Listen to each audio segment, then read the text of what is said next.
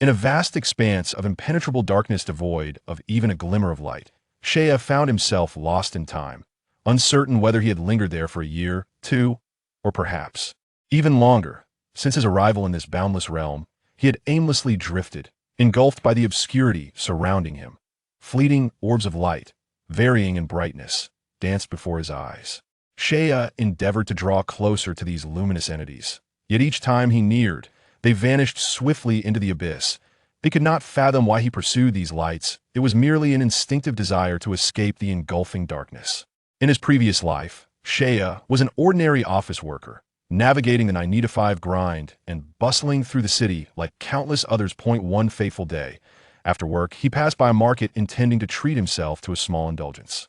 At that moment, a pane of tempered glass fell from above, striking him squarely and rendering him unconscious. Upon awakening, he found himself in this unfamiliar and shadowy realm. An avid reader of novels, Shea was no stranger to the myriad trials faced by protagonists, so when he realized he had unexpectedly landed in this vast darkness, a flicker of excitement surged within him. Could it be that fortune had smiled upon him, transporting him to the legendary age of chaos? Surely, he thought, this was the moment to encounter Pangu, to secure his favor, and to slay deities and Buddhas alike. However, as time passed, Shea learned the bitter truth about his circumstances. This was not the fabled era replete with treasures and wonders. Rather, it was a dismal prison of hopelessness, and he was irrevocably ensnared within its confines. Despair washed over him as he pondered how he might ever escape. Time to calculate, he mused. A new light should soon emerge. I must muster all my strength this time. I can surely break free. Shea rallied himself, his gaze fixed intently on the darkness ahead. Suddenly, a radiant light pierced through the void, gradually expanding into an enormous orb of brilliance. Shea was certain he had never encountered such a vast and luminous entity before. What a magnificent light!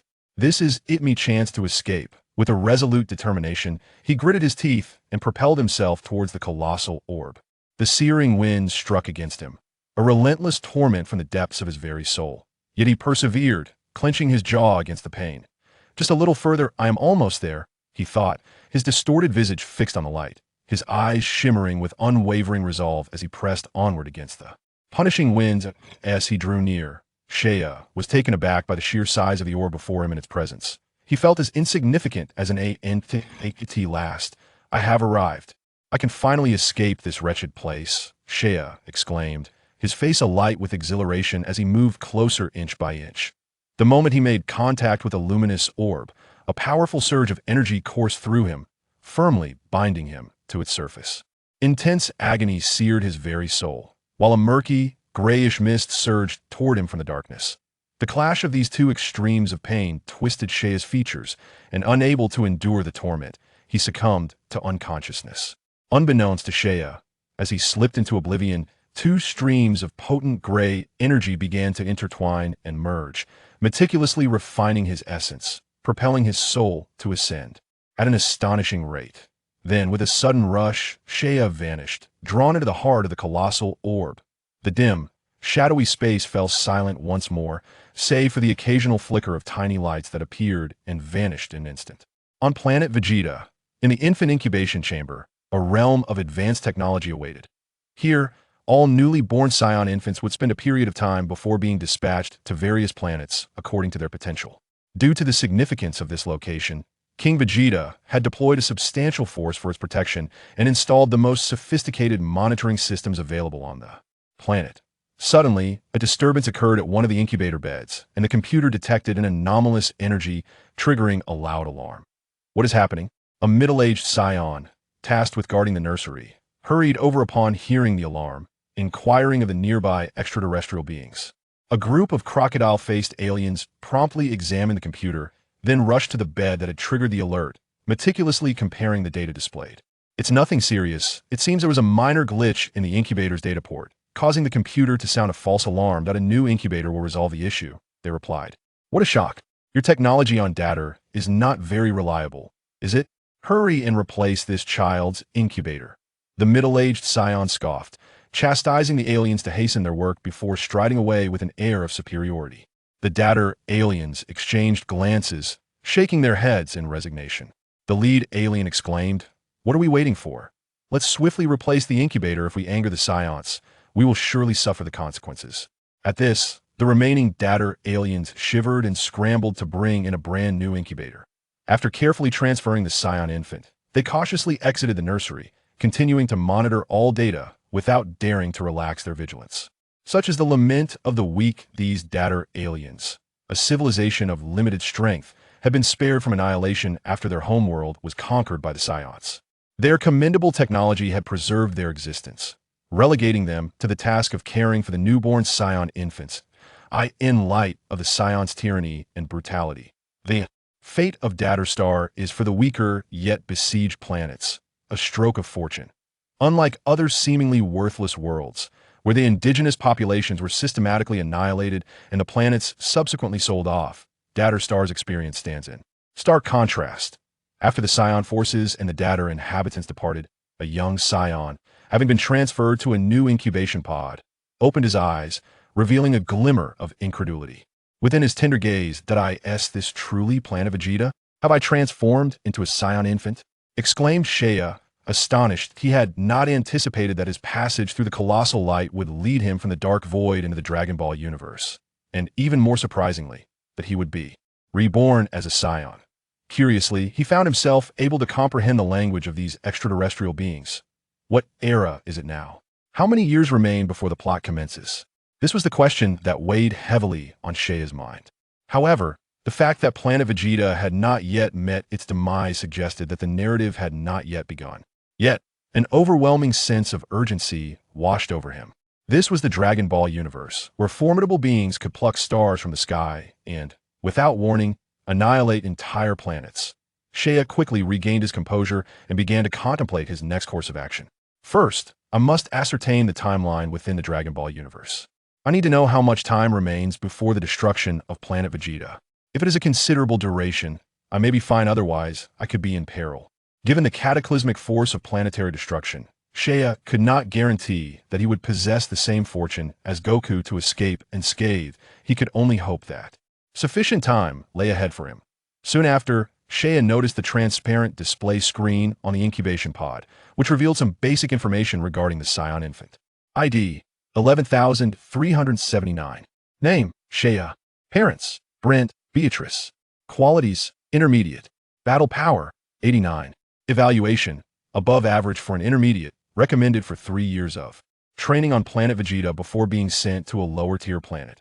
For the following month, Seiya remained quietly within the infant incubation pod, steadily growing under its care. Despite the Saiyans' inherent aloofness, they exhibited exceptional nurturing for newborns. These incubation pods utilized the latest technology from Star, featuring mattresses as soft as silk and a gentle, nurturing environment. The pods would periodically supply the infants with specially processed, high-dosage nutrient solutions, ensuring their rapid and healthy development. A month later, Seiya gazed at the transparent monitor before him, which indicated that his battle power had reached 95, an increase of 6 points since the previous month. While this increment may seem modest, it was commendable for a newborn Saiyan infant. Seiya recognized that his aptitude placed him among the elite of intermediate warriors, although he could not rival those advanced warriors whose battle power exceeded 100 at birth. He was nonetheless quite exceptional among all newly born infants that on Planet Vegeta, approximately 10,000 Saiyan infants are born each year, among whom only a minuscule fraction, fewer than 100, are classified as elite warriors. The overwhelming majority consists of low-level warriors, with a small contingent of intermediate warriors. Upon completion of their training period, these low-level warriors are dispatched to undertake missions on less significant planets, while intermediate warriors remain on planet Vegeta to undergo 3 years of rigorous training before being assigned to their tasks. As for the elite warriors, they hail from noble Saiyan families and are treated as precious treasures. They receive the finest training and care available on Planet Vegeta until they evolve into the most exceptional warriors of their kind. It is a harsh reality, but this is the Saiyan approach to nurturing their next generation. Once the training period concludes, the stark hierarchy among Saiyans becomes glaringly evident. Elite warriors are afforded the best care, while low-level warriors are sent out to struggle for survival, only returning to Planet Vegeta once they have amassed sufficient strength. The Saiyans practice a brutally unforgiving survival of the fittest. They are a race of natural warriors, requiring strength to secure their place on planet Vegeta. During this month, Seiya also encountered his parents, a quintessential Saiyan couple whose deeply ingrained belief in the survival of the fittest was apparent. After a brief meeting with Seiya, they swiftly departed to fulfill their duties. Seiya simply watched, and once his parents had left, he quietly closed his eyes. To his surprise, he found himself in the presence of Bardock. At this time, Bardock was still quite young. Appearing to be under 20 years of age, he had come to visit a comrade's newly born child. Bardock's youth indicated that there was still a considerable amount of time before Freeza would obliterate planet Vegetat, at least over a decade. This span would be ample for him to grow and eventually leave the planet. This realization filled Seiya with elation that there are at least several more years before the destruction of planet Vegeta. This time is sufficient for me to develop into a formidable warrior. Seiya's youthful face broke into a gleeful smile, his eyes shimmering with confidence. Next, I will undergo 3 years of training on planet Vegeta, after which I will be dispatched to remote planets for missions. Perhaps I can seize this opportunity to stealthily journey to Earth. Seiya contemplated, only to shake his head and dismiss the immediate plan to go to Earth. It was still too early for that. He intended to wait a few more years until he had grown a bit stronger. Moreover, every Saiyan spacecraft is equipped with a tracking system, and he feared that venturing to Earth now would draw Frieza's attention prematurely, increasing the risk of exposing Earth. Having arrived in the Dragon Ball universe and fortuitously become a Saiyan, Seiya had no intention of settling into obscurity or leading a mundane existence that would culminate in his demise at the hands of Frieza alongside planet Vegeta. He aspired to become a powerful warrior, one who wields mastery over his own destiny. Frieza, the androids, and Majin Buu shall serve as mere stepping stones on his path to greatness. They are obstacles that must be cast aside as he aspires to surpass the original narrative, becoming mightier than both Son Goku and Vegeta. At present, Seiya must meticulously contemplate how to ensure his growth remains steady and uninterrupted. Among the Saiyans, those born with a battle power below 30 are classified as lower-tier warriors, while those with a power between 30 and 100 are deemed mid-tier warriors. Only those who exceed a battle power of 100 are considered high-tier warriors. The circumstances of a Saiyan's birth significantly dictate their future potential. Lower-tier warriors typically attain battle powers below 2,000 upon maturation. Mid-tier warriors range from 2,000 to 5,000, and only high-tier warriors can reach or surpass the 5,000 mark. Thus, high-tier warriors hold a particularly esteemed status among the Saiyan race, representing the pinnacle of their combat prowess.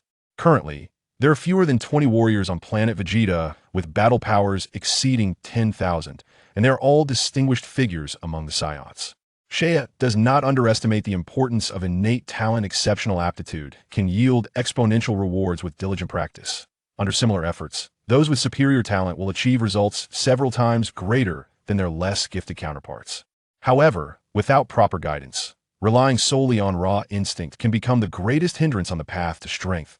Those endowed with greater potential will inevitably triumph over those who possess less. Nevertheless, he acknowledges that talent is not the sole criterion for measuring an individual's future achievements, particularly among the Saiyans. Numerous examples abound.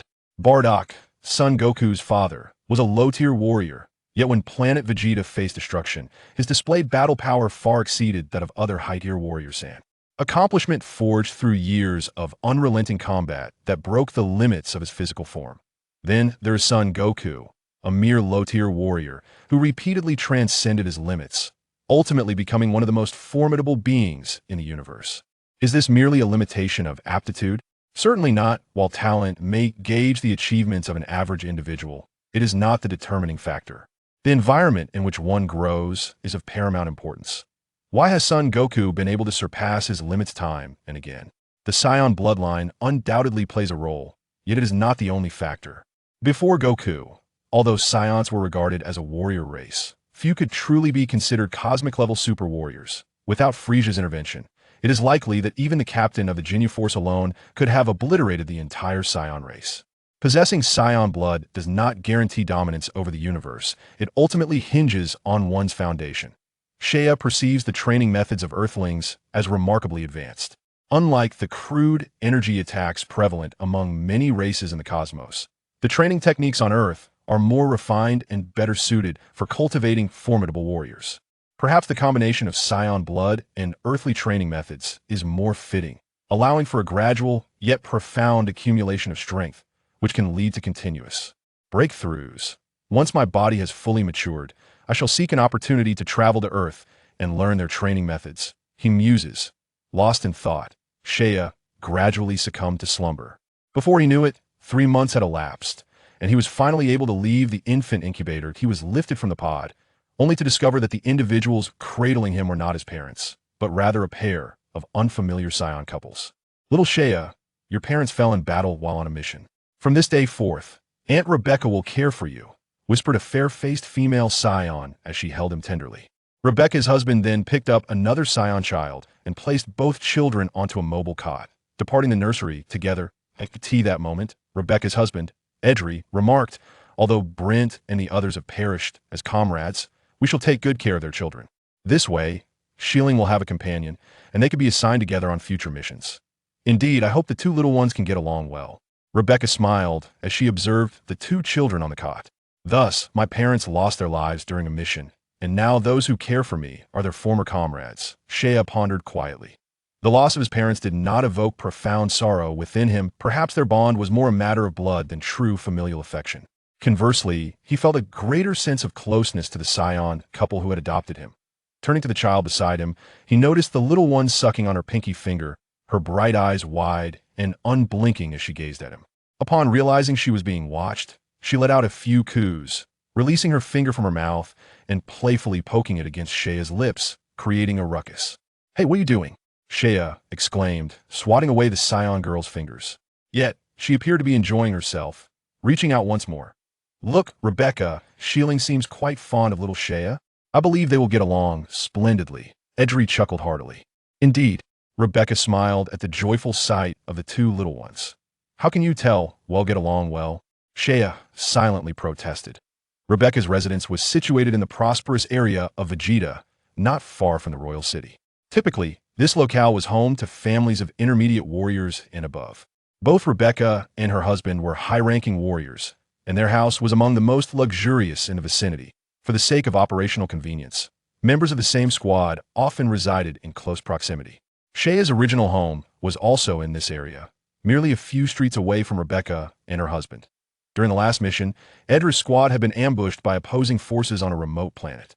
After a fierce battle, the squad suffered devastating losses, with 7 members killed and 4 severely injured, resulting in the near annihilation of the unit. Among the fallen were Shea's parents. Thus, Edra's squad existed in name only.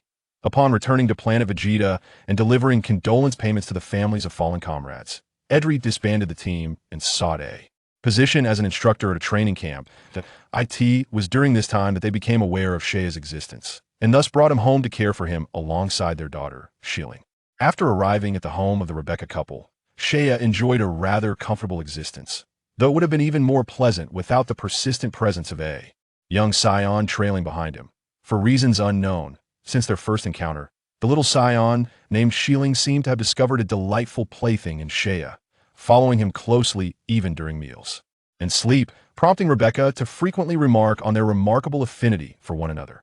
Not long after, the time came for Shea and Shieling to partake in training. Under Edra's arrangements, the 2 entered the training camp. Apart from elite Saiyans, who possessed exclusive training grounds, all intermediate warriors were required to share a single training area. As both Shea and Shieling were classified as intermediate warriors, they were assigned to the same camp. This training camp housed a total of 100 Saiyan children, all of intermediate caliber, with combat power generally ranging between 60 and 70. Few children approached the combat power of 100, like Shea. These young warriors would train under the guidance of adult Saiyans, and life in the camp was exceptionally rigorous. After a period of training, Shea immediately perceived the stark difference between Saiyan training methods and those of Earthlings. This is the training regimen of a warrior race? Were it not for the Saiyans' robust physique, such methods would yield little to no results, Shea lamented, shaking his head in resignation. During this time, his combat power had not increased significantly, but his resilience to physical punishment had certainly improved. As a warrior race, Saiyans possessed their own unique growth methods. While this training might not be fundamentally flawed, it differed vastly from Shea's initial expectations. He perceived this approach as a sheer waste of time and began to regret his decision. Was it truly the case that all training methods in the universe were so bluntly straightforward, No wonder they lacked the ability to harness energy. Regrettably, this grueling existence was to continue for 3 years, a seemingly interminable stretch for someone like Shea, who was eager to grow stronger.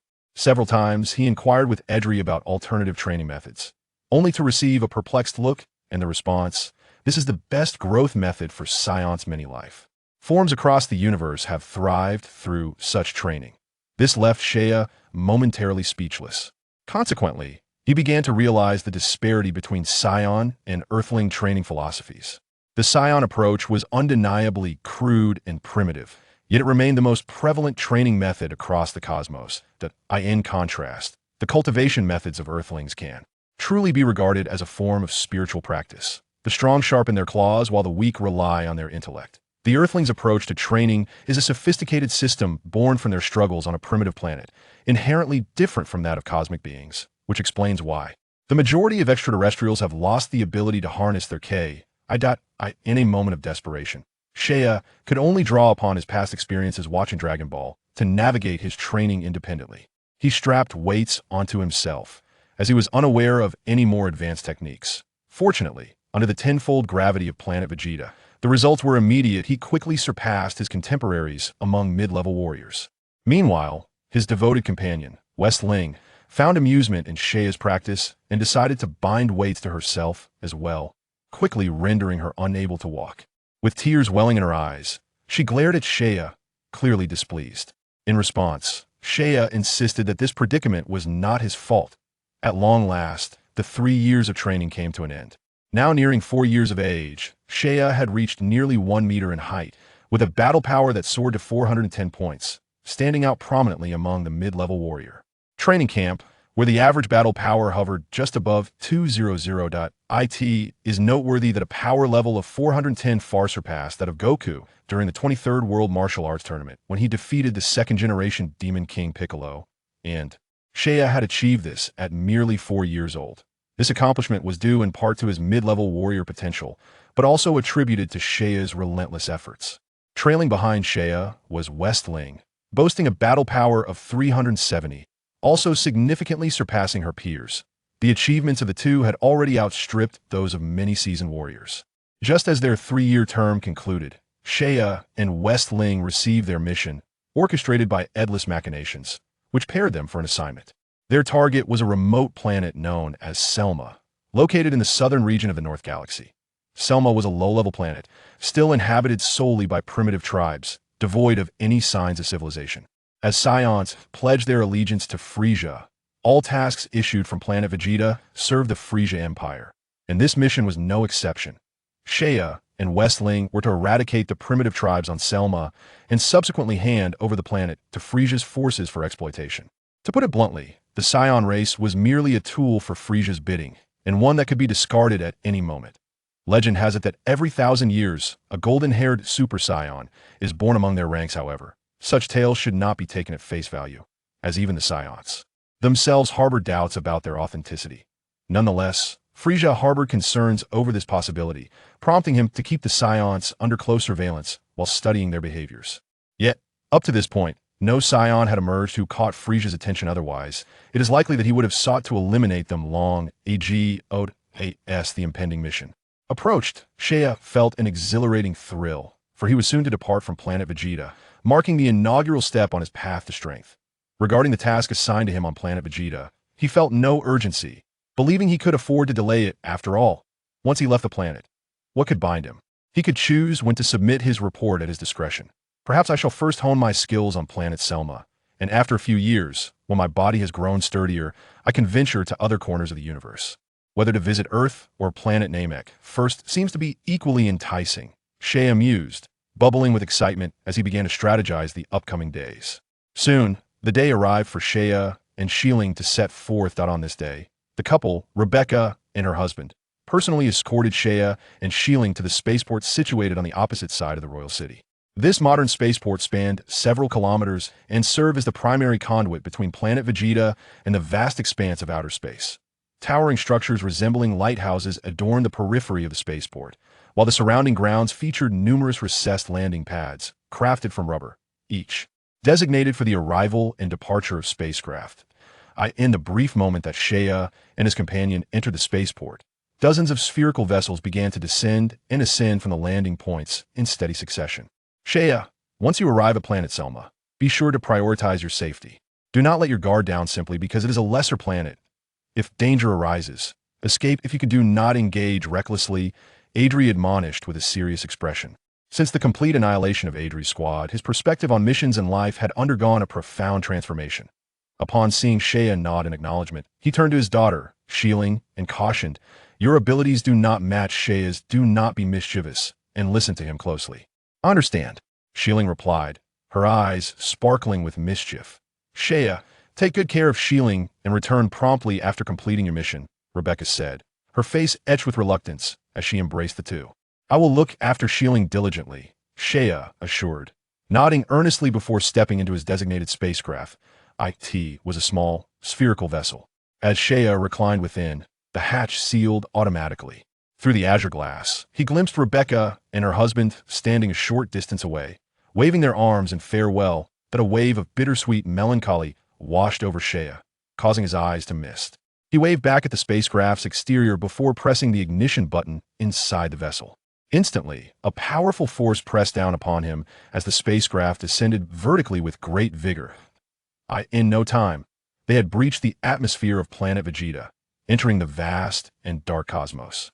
The remarkable speed of the spherical spacecraft left behind a long, luminous trail of white light in its wake. Through the transparent glass of the spacecraft, Shea beheld the dark crimson planet of Vegeta swiftly receding into the distance, soon transforming into a mere speck of light before vanishing altogether.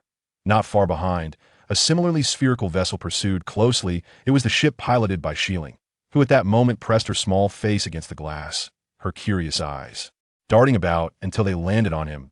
"It seems the little girl is feeling a bit anxious," Shea mused with a smile, sending a message to Shieling through the ship's communicator before entering sleep mode. The distance from Selma Star to Vegeta was considerable, requiring 7 months of travel for comparison. Earth was merely a month away from Namek. Selma Star was classified as a low-level planet within the cosmic hierarchy, where planets with the highest combat power below 1,000 were deemed low-level, those between 1,000 and 10,000 were mid-level, and those exceeding 10,000 were high-level. Thus, the life forms on Selma Star were presumed to possess combat abilities below 1,000. Given Shea and Xilin's current powers of 410 and 370, respectively, they faced little risk as long as they exercised caution. It was estimated that within a few years, Shea's combat prowess would far surpass that of the strongest beings on Selma Star. In the vast, boundless cosmos, countless stars twinkled like diamonds scattered across the inky sky, resembling an immense tapestry unfurling before the eye. In the night, 2 bright beams of light streaked swiftly past, only to disappear in an instant. These were 2 pearlescent spherical spacecraft. Before long, 7 months had elapsed since Shea and his companions departed from Vegeta, and the destination of Selma Star loomed ever closer. With a beep, the spacecraft automatically disengaged from sleep mode, and Shea gradually awakened from slumber. What greeted his eyes was a magnificent azure-hued planet. "Is that Selma Star?" Shea pondered in astonishment, noting how its elegant beauty starkly contrasted with the dark red hue of Vegeta. Selma Star existed within a binary star system, boasting 2 suns that illuminated the sky for the majority of the day. This unique celestial positioning bestowed Selma Star with an extraordinary landscape. The atmosphere of Selma Star was azure, with oceans covering less than 40% of its surface. The remainder was dominated by land. Except for the icy regions at the poles, the rest of the planet flourished with lush vegetation, rendering it a stunningly green world. On that day, an unexpected roar shattered the tranquility of Selma Star's sky.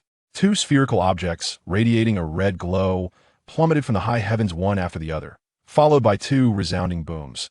The violent impact sent clouds of debris and dust soaring, quickly obscuring the view.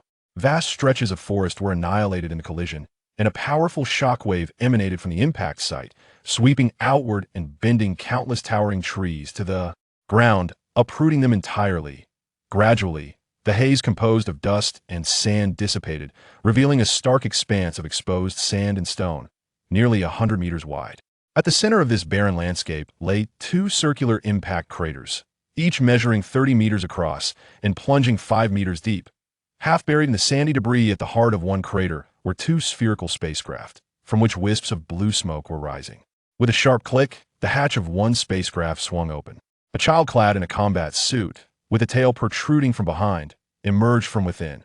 Gently brushing off the dust clinging to his attire, Shea cleared his throat a couple of times before advancing to the other spacecraft. He tapped on the partition of the ship only to discover that Xilin's vessel had landed inverted, with the hatch trapped beneath. Consequently, he flipped the craft over to expose the entrance. With a definitive clack, the hatch opened, and Xiling also emerged from her ship. "Brother Shea, is this our destination?" she inquired, covering her lips as she waved away the lingering dust, her brow furrowed in displeasure. "Indeed, this is Selma's star, and our mission is to eradicate the indigenous species here.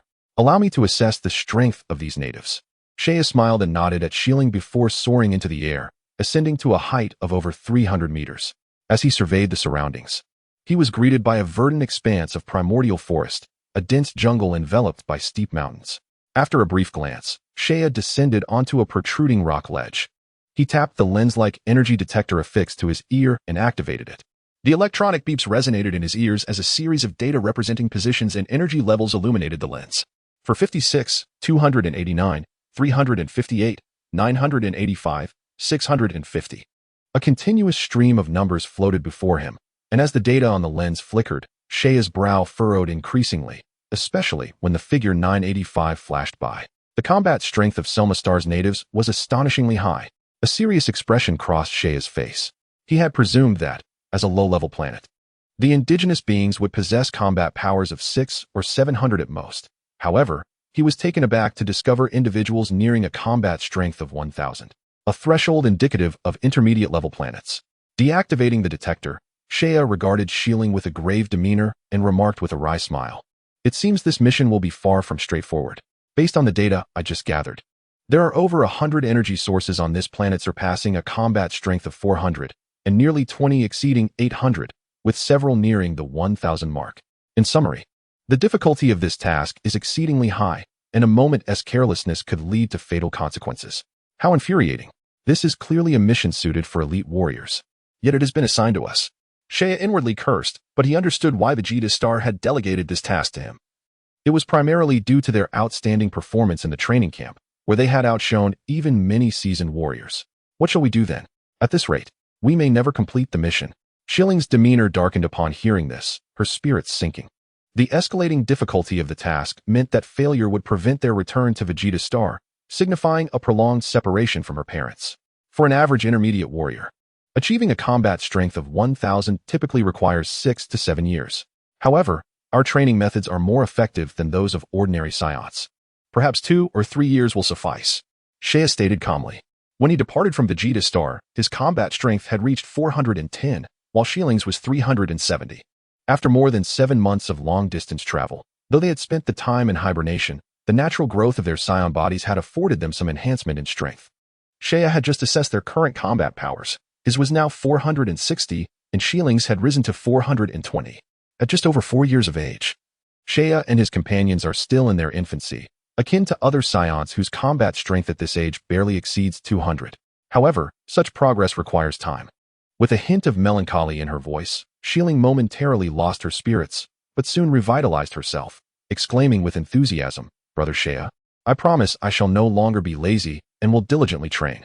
Shea, observing Xiling's spirited demeanor, nodded with a smile, realizing that pressure indeed breeds motivation.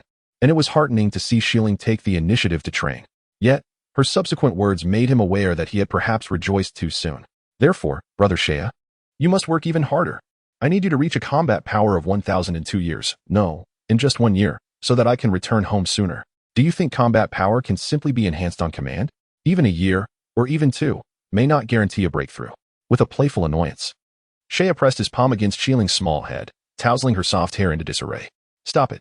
Don't mess up my hair," Xiling exclaimed, her face transforming into a fierce expression of discontent. Shea glanced around and said, "All right, let's set aside our tasks for now. We might be here for quite a while. So let us first move the spacecraft to a secure location and then address our needs for food and shelter. To be honest, my stomach is already growling. Yes, I'm already starving." The mention of food instantly brightened Xiling's eyes, dispelling all her worries. Shea, shaking his head in exasperation, joined Shieling in searching the nearby mountains and eventually discovered a tranquil canyon beside a towering cliff, not far from a pool of water.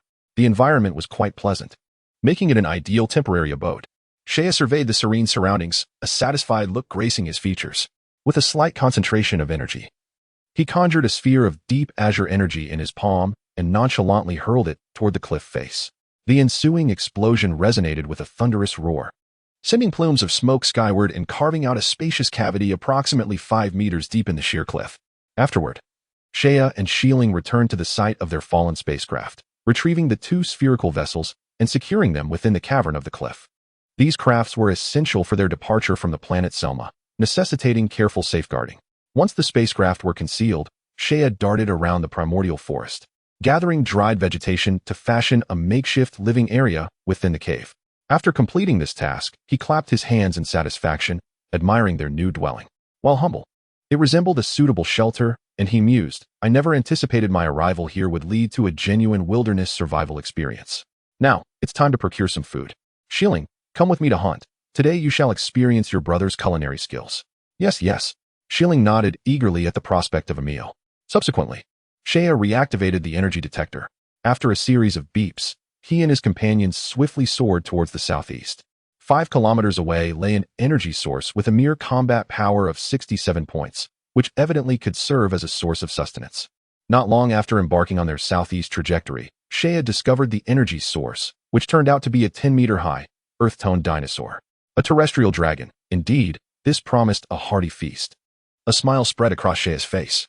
The Earth Dragon, upon spotting Shea and his companions in midair, let out a tremendous roar, resembling that of a predator catching sight of its prey. As the dominant creature in the vicinity, the Earth Dragon's colossal roar disturbed the surroundings, startling a multitude of birds into flight. Chapter 6. The Fury. The Earth Dragon had been thoroughly provoked. Its towering, menacing head rose high above the treetops, its colossal form eclipsing the forest. With a thunderous roar, it bared its gaping maw, revealing an array of sharp fangs. Seeking death, a glint of cold light flickered in Shea's eyes as azure energy surged in his hand, forming a sphere of energy the size of a fist. Allow me. Just as Shea prepared to strike, Shieling eagerly leaped in front of the Earth Dragon, her diminutive stature presenting a stark contrast to the dragon's immense bulk. Observing Shieling's eager demeanor, Shea nodded and dissipated the energy sphere, stepping aside with keen interest, saying, I leave it to you. Be swift. Understood. Shieling beamed, tilting her head back to gaze at the Earth Dragon, which dwarfed her by countless times. A bloodthirsty smile graced her youthful face as she exclaimed, Let us see you obediently become my meal. Her innocent voice carried an eerie chill. No sooner had she spoken than a barrage of blinding energy blasts rained down from the sky, relentlessly bombarding the Earth Dragon. Boom. Upon impact, the energy blasts erupted with deafening explosions, accompanied by the dragon's anguished howls and the ground shaking violently. The smoke from the blasts obscured all vision. When the haze finally cleared, the landscape within hundreds of square meters had been utterly transformed, marred by fissures and strewn with debris and earth. The poor Earth Dragon, subjected to Shieling's direct onslaught, lay battered and bruised, smoke wafting from its body, wounds charred by the intense heat. All you had to do was kill that Earth Dragon. Why create such a commotion? Look at how you've ruined the meat. Shea scolded Shieling, gripping her head firmly, his tone laced with concern only for the quality of the meat, displaying no sympathy for the dragon's demise. This reflected the Saiyan nature of survival of the fittest. Even while retaining memories of a past life, Shea was influenced by his Saiyan heritage to a significant extent. Shieling wriggled free, unperturbed, and retorted, all right, brother Shea. You should hurry and handle the food. You and your insatiable appetite. Shea playfully tapped her head, eliciting an indignant glare from Shieling before focusing on the dragon's carcass. With a hiss, several razor-thin energy slashes cleaved the Earth Dragon into multiple segments. Shea selected some prime cuts of meat and carried them back to their temporary dwelling in the canyon. After rinsing the meat in the pond, he set up a fire, securing the meat on branches above the flames to roast. The blood-red flesh gradually turned a golden brown under the scorching heat, translucent fat dripping down the wooden frame, filling the canyon with an enticing aroma of roasted meat. Shieling's eyes widened as she fixated on the sizzling meat, her throat occasionally swallowing in anticipation. Her lovely eyes darting toward Shea with a pleading expression akin to a hungry kitten. All right, it's ready to eat. Shea rolled his eyes, waving his hand in resignation. With a command from Shea, Shieling's figure transformed into a shadow, darting towards the barbecue. where she seized a piece of meat larger than her own body and began to devour it with fervor. Delicious, delicious. It has been ages since I tasted such exquisite food, she exclaimed, her face smeared with grease, her mouth stuffed with meat, her words barely intelligible. In no time, several pieces of grilled meat vanished into their stomachs, a testament to the formidable digestive prowess of the Saiyans, as the food was digested almost instantaneously. After the meal, Xiling, with her slightly protruding belly, lay contentedly on the grass, utterly unwilling to move. Seiya chuckled and shook his head, approaching to lift Xiling and carry her to a nearby pond, where he proceeded to undress her combat suit, preparing to give her a bath. However, the mischievous child remained true to her nature. Even a Saiyan could be playful. While Seiya was washing her, Xiling displayed her usual playful antics, turning a simple bath into an hour-long endeavor. Seiya couldn't help but ponder how they would manage in the days to come. As twilight descended, Seiya and Xiling lay on the hay inside the cave, and soon the soft sound of the little girl's breathing filled the air. Looking down, Seiya noticed Xiling grasping his arm, her little nose twitching gently as she had already fallen asleep. Observing her satisfied expression, Seiya chuckled inwardly. This little foodie was quite easy to please. She was adorable as a child, and would become even more so as she grew up. Does this count as nurturing a loli? He mused silently. The night passed in silence. The next day, the dawn's light gradually unfurled, heralding yet another vibrant morning. Due to the Selma planet's position within a dual star system, its nights were a mere 3 hours long, insufficient for the biological rest needed, especially for children. Thus, 5 hours after sunrise, Seiya led the drowsy Xiling to the pond to commence their activities for the day. After a simple breakfast, Seiya secured the cave's entrance and activated the energy detector, revealing a multitude of energy sources flashing before him. He scanned for a target and turned to Xiling. Let us begin our hunt with the targets of lower combat power. During battle, we must strive to avoid those with higher energy levels. Brother Seiya, there is an energy source with a combat power of 243 moving over 100 kilometers to the northwest, with no other energy sources nearby, Xiling informed him. Then we shall choose that one, Seiya replied, having also detected the target. During the battle, do not rush to eliminate the opponent, and refrain from using the energy detector to observe them. Why? Xiling asked, puzzled. The universe is home to many life forms that possess a myriad of peculiar abilities, some of which cannot be detected by the energy detector. If they conceal their combat power, the detector will be ineffective. Hence, I wish to seize this opportunity to hone our combat skills and enhance our energy perception. It will prove invaluable for our future endeavors in the cosmos. Xiling tilted her head, still appearing perplexed. After all, she was merely a child of just over 4 years old. The matters spoken of by Seiya were far too intricate for her comprehension. You only need to obey, Seiya said with utmost seriousness, his sharp gaze fixed intently on the horizon. For him, Selma Star represented a rare arena for testing his mettle. Here, countless formidable prey awaited. Yet they were not overwhelmingly stronger than himself, making it an ideal locale for his training. He was consciously honing both his and Xiling's combat skills. For the battles here were genuine life-and-death struggles, demanding bloodshed, unlike the carefully safeguarded training at Vegeta Star's camp. Simultaneously, he sought to enhance his sensitivity to energy. Although he could not attain the acute perception of ki that Earthlings possessed, he hoped to establish a solid foundation. At this moment, Seiya wished for his energy growth to decelerate slightly, allowing him to gradually grasp the essence of ki. However, this was clearly unlikely, as both he and Xiling were intermediate warriors, destined to reach combat power levels between 2,000 and 3,000 upon maturity. This was in stark contrast to Earth's circumstances. On Earth, martial artists like Master Roshi needed to persistently train for 50 to 60 years to cultivate ki, as the energy within them was scarce and generated at a slow pace, resulting in a deeper understanding of ki. Every nuance of energy was meticulously examined by them, truly a case of losing something in the East, but gaining something in the West. In stark contrast, Saiyans and the vast majority of beings in the universe, endowed with innate strength and rapid growth, often overlooked many substantive aspects, merely utilizing ki as a form of energy. Their methods of attack and application were exceedingly rudimentary. What Seiya needed to focus on now was establishing a solid foundation, enabling him to better learn the application of ki in the future. Chapter 7. Growth. Having set their sights on the target, Seiya and Xiling soared into the air, transforming into two radiant beams as they sped towards the northwest. Soon, they arrived at an expansive forested plain. Unlike the previously encircled primordial forests of towering mountains, this woodland was far more orderly, with rows of verdant trunks arranged in a harmonious manner, as if meticulously crafted. There, Shea scanned the surroundings and spotted their quarry beneath a grand tree. It was a saber-toothed tiger, its menacing fangs glistening, and its size was tenfold that of an ordinary specimen. Beneath its sleek black fur lay explosive muscles, and at that moment it lay dormant in the shade, surrounded by a mound of bones. As Shea and Shieling soared overhead, the saber-toothed tiger abruptly awakened, its muscles tensing in an instant. Its fierce gaze swept the area before locking onto Shea and Shieling, an aura of chilling malice enveloping the surroundings. With a ferocious roar, the saber-toothed tiger unleashed a flash of cold light, its powerful claws erupting with sudden force, causing its form to vanish in an instant, leaving only a faint afterimage. The rustling sounds echoed through the forest as the creature darted swiftly among the trees. Suddenly, a shadowy figure materialized behind Shea, its sharp claws slicing through the air with a haunting grace. With a decisive motion, Shea swung his arm, delivering a punch without looking back. The saber-toothed tiger emitted a mournful cry as it was sent flying. Upon landing, it immediately sprang back up, its pupils constricting sharply, and a more savage glint flickered in its golden eyes. Roaring, the saber-toothed tiger reared its head, expelling a crimson shockwave from its maw. Shea remained unperturbed, yet Shieling had already taken action. With her small hand slightly curved into a palm, she met the approaching shockwave head-on. With a resounding crash, the wave dissipated into a swirl of red energy. "Ouch, that hurts," Shieling exclaimed, belatedly touching her reddened palm, realizing her entire arm had gone numb. "Brother, I want to drink tiger soup." "As you wish," Shea shrugged. With a gaze filled with lethal intent, Shieling fixed her eyes upon the culprit of this turmoil.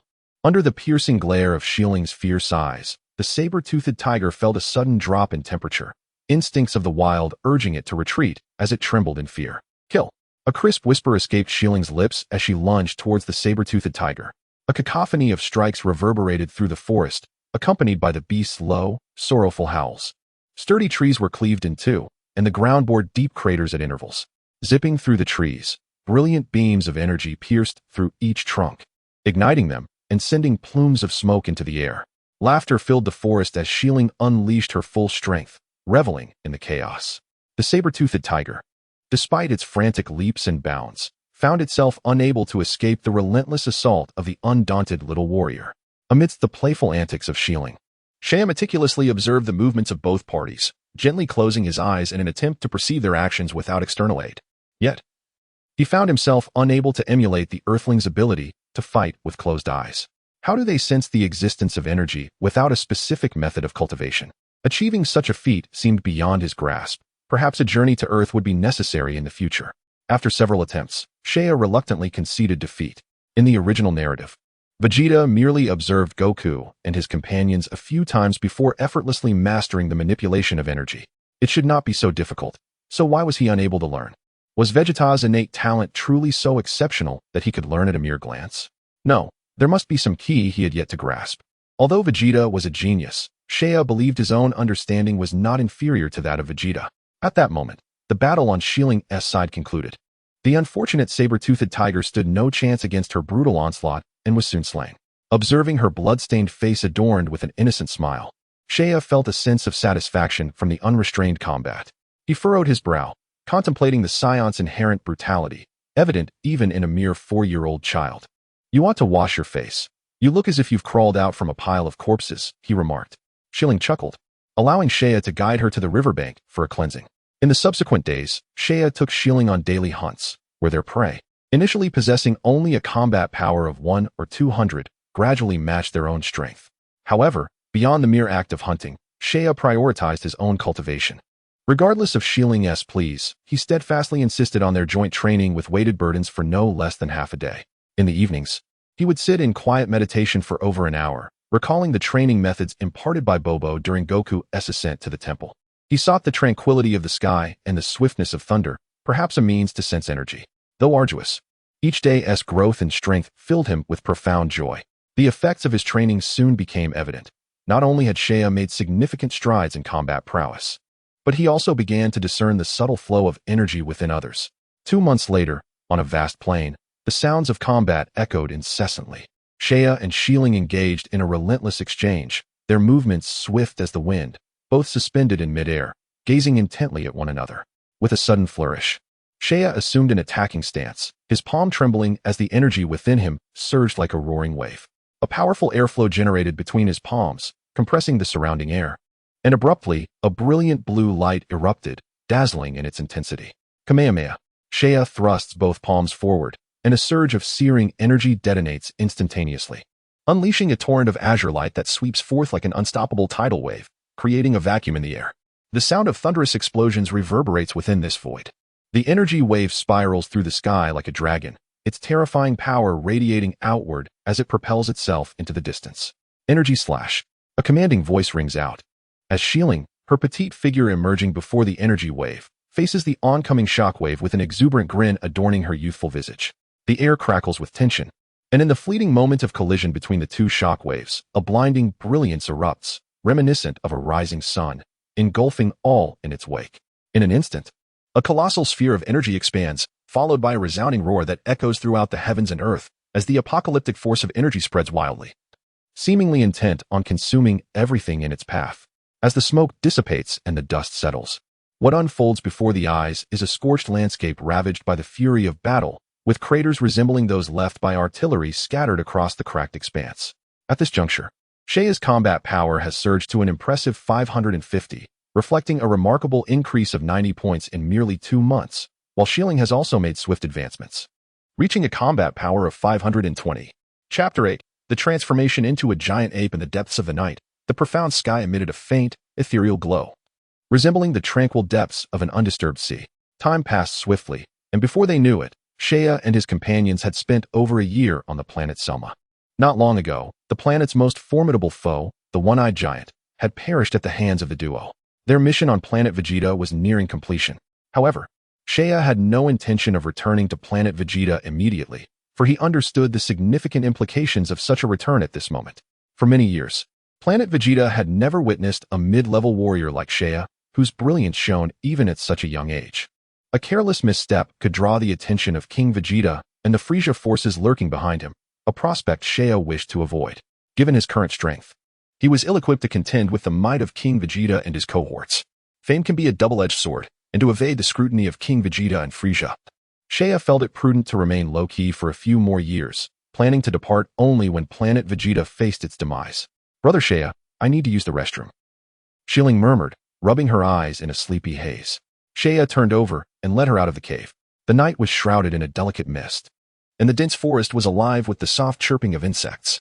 In the distance, a full moon rose, casting its luminous glow like a beacon high in the sky. "What a beautiful moon!" Shieling exclaimed, gazing in awe at the bright orb on the horizon, but her words trailed off, and she became suddenly still. "Shieling?" Sensing something amiss, Seiya softly called her name, but she remained unresponsive, staring blankly into the distance.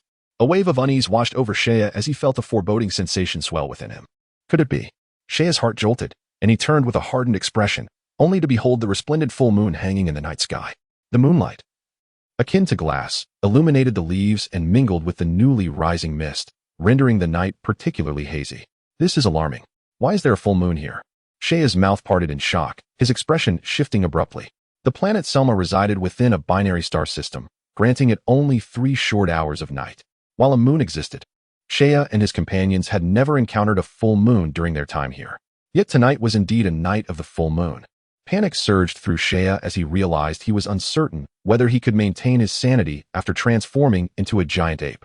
Based on the original manga he had read in his previous life, only elite warriors and a select few mid-level warriors could retain their rationality in such a transformation. Thump, thump. His heart raced, and his blood seemed to boil in an instant. Seiya's eyes filled with crimson veins, and his body began to tremble uncontrollably. Turning to Shieling, he noticed brown fur sprouting from her body. "No, I cannot lose my composure at this moment." Seiya gritted his teeth, fiercely striving to suppress the primal instincts surging within him. Yet the raw nature of the Saiyan was far too potent. He could no longer contain it. At a critical moment, Seiya decisively seized the tail behind him. A flash of blue arc light flickered past, and a segment of brown tail fell to the ground. He chose to sever the tail, trailing behind him. Fortunately, he acted swiftly, narrowly avoiding the loss of his sanity, for a Saiyan's tail indeed represents the greatest uncertainty. He gasped heavily, a sharp pain radiating from his backside, yet he managed to avert transforming into a giant ape. He could scarcely fathom the horrific consequences that would ensue if both he and Shieling succumbed to their primal rage and transformed into mindless giants. The transformation into a giant ape could amplify a Saiyans' strength nearly tenfold, yet it also harbored immense peril, aside from a select few elite warriors and royal Saiyans. Most lower and mid-tier warriors would lose their reason upon transforming, becoming mere instruments of destruction, revealing the Saiyans' inherent madness. With a roar, a thunderous explosion erupted. In the distance, a colossal mushroom cloud ascended, its orange hue distorting the light around it. The tremendous sound of the explosion jolted him back to reality. As he beheld a gigantic ape over 20 meters tall, roaring with wild abandon, brandishing a massive tree and swinging it erratically. Energy erupted from its mouth. And with another resounding boom, yet another mushroom cloud billowed forth. Indeed, it had lost all rationality. Seiya could not help but sigh at the scene unfolding before him. A brilliant light rose on the horizon, akin to a blazing sun crashing down upon the earth. The ground trembled violently, followed by the shockwave of the explosion, bending the trees in the forest and shattering rocks into gravel. The horrific spectacle resembled the onset of an apocalypse, as his blurred vision rendered the distinction between heaven and earth indistinguishable. A tempest swept toward him, and Seiya braced his hands against his forehead, his black hair whipping wildly in the wind. As he attempted to sense the situation, he discovered that Xiuling's battle power had surged to over 10 times its normal level. Utilizing his scouter, a shocking number rapidly materialized on the display: 9,370 battle power. Seiya was astounded, murmuring to himself. Xiuling had attained such formidable strength after transforming into a giant ape. It was beyond his capacity to contend with. Over the past year, under Seiya's vigilant guidance, both of their powers had advanced remarkably, each surpassing the 900 threshold. Yet now, faced with Xiuling's battle power of 9,370 post-transformation, Seiya could only manage a wry smile. The disparity of tenfold, against an adversary nearing a battle power of 10,000, left him feeling utterly helpless. Suddenly, the giant ape spotted him, unleashing a wave of energy from its mouth. Disaster struck, he had been singled out. Seiya's expression darkened as he swiftly maneuvered his body, the searing heat scorching his face, narrowly evading the attack. Boom! The energy wave collided with a mountainside, resulting in a tremendous explosion that sent another mushroom cloud soaring into the sky. The small canyon reverberated, and debris cascaded to the ground. Witnessing Seiya evade its assault, the giant ape was incensed, leaping in place while brandishing the tree, then charging toward Seiya with renewed ferocity. "Ah, Xiuling, dear sister, how indulgently I have treated you," Seiya cursed under his breath, acutely aware of the catastrophic destruction that would ensue from a battle within the valley, potentially damaging the aircraft concealed within the cave. Thus, he began to maneuver around the colossal ape, attempting to lure it toward the sprawling forest beyond. Boom, boom. The resounding explosions echoed behind him, the searing gusts of heat scorching the atmosphere, igniting the entire forest into a raging inferno. With every ounce of strength, Seiya finally succeeded in guiding the giant ape to a vast and untouched woodland. Thud! A flicker of fury ignited in the ape's savage gaze as it stomped down with tremendous force, causing the ground beneath to shatter explosively. The earth seemed to bear the weight of hundreds of tons plummeting from the heavens, creating a massive indentation, while the surrounding terrain was marred by extensive fissures. The chaotic rubble erupted violently, with smaller stones disintegrating into ash, forming a vast crater in their wake. In a moment of carelessness, Seiya was struck in the chest by a flying rock. With a splutter, blood erupted from his mouth, the searing pain radiating through his upper body, rendering his movements sluggish. Witnessing his prey in a weakened state, the giant ape unleashed a deafening roar, sending shockwaves that dispersed the clouds and rippled outward. With a crack, the ape swung its arm, its vicious claws hurtling toward Seiya with unstoppable momentum, reaching him in the blink of an eye and sending him sprawling through the air. Cough! Seiya collided with a jagged rock, creating a deep crater upon impact. Despite his grave injuries, his gaze remained fiercely fixed on the colossal beast, contemplating how to seize an opportunity for a counterattack. Haha, defeating me so easily is no simple task. Seiya laughed maniacally, coughing up blood. He realized that his only hope lay in severing Xiuling's tail, yet approaching her was no trivial endeavor. Chapter 9. The Blue World in a Distant Expanse. Seiya and the colossal ape exchanged glances, as a gentle breeze stirred up dust and carried with it withered branches and leaves that danced in the air. Suddenly, the soft wind transformed into a tempest, enveloping the silent battlefield in a foreboding atmosphere reminiscent of the apocalypse. Seiya gazed intently into the distance, a chilling glimmer flickering in his bright eyes. His mind raced, seeking any opportunity to approach the giant beast, as he discreetly summoned the energy within him, ready to unleash a fierce counterattack at the slightest chance. The air surged violently, akin to a tidal wave, tousling his black hair. Leaves were shredded into fragments under the force, a faint sound echoing in the chaos. In an instant, Saiyan sprang into action. His movements were as swift as lightning. Launching a relentless assault on the giant ape, his ethereal afterimages scattered in every direction. The air was filled with the resounding thuds of fists and feet, a blurred figure swirling like a tempest to strike. The giant ape let out a roar, a mixture of agony and rage. As the energy from its indiscriminate attack surged forth once more. Faced with the nearly frenzied onslaught, Saiyan's expression shifted, yet he quickly regained his composure. A whirlwind of energy spiraled upwards from his feet, propelling his diminutive form skyward, the wind howling fiercely in his ears. Suspended in midair, Saiyan spread his fingers wide, forming them into claws, and gently positioned his palms before his chest.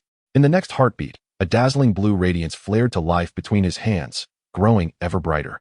Akin to a beacon of vitality in the darkness.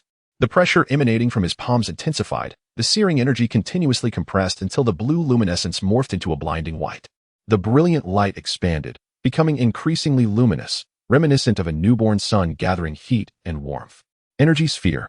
With a decisive utterance, Saiyan thrust his palms forward, and the radiant white energy shot forth like an arrow, creating a sharp crackling sound as it sliced through the air.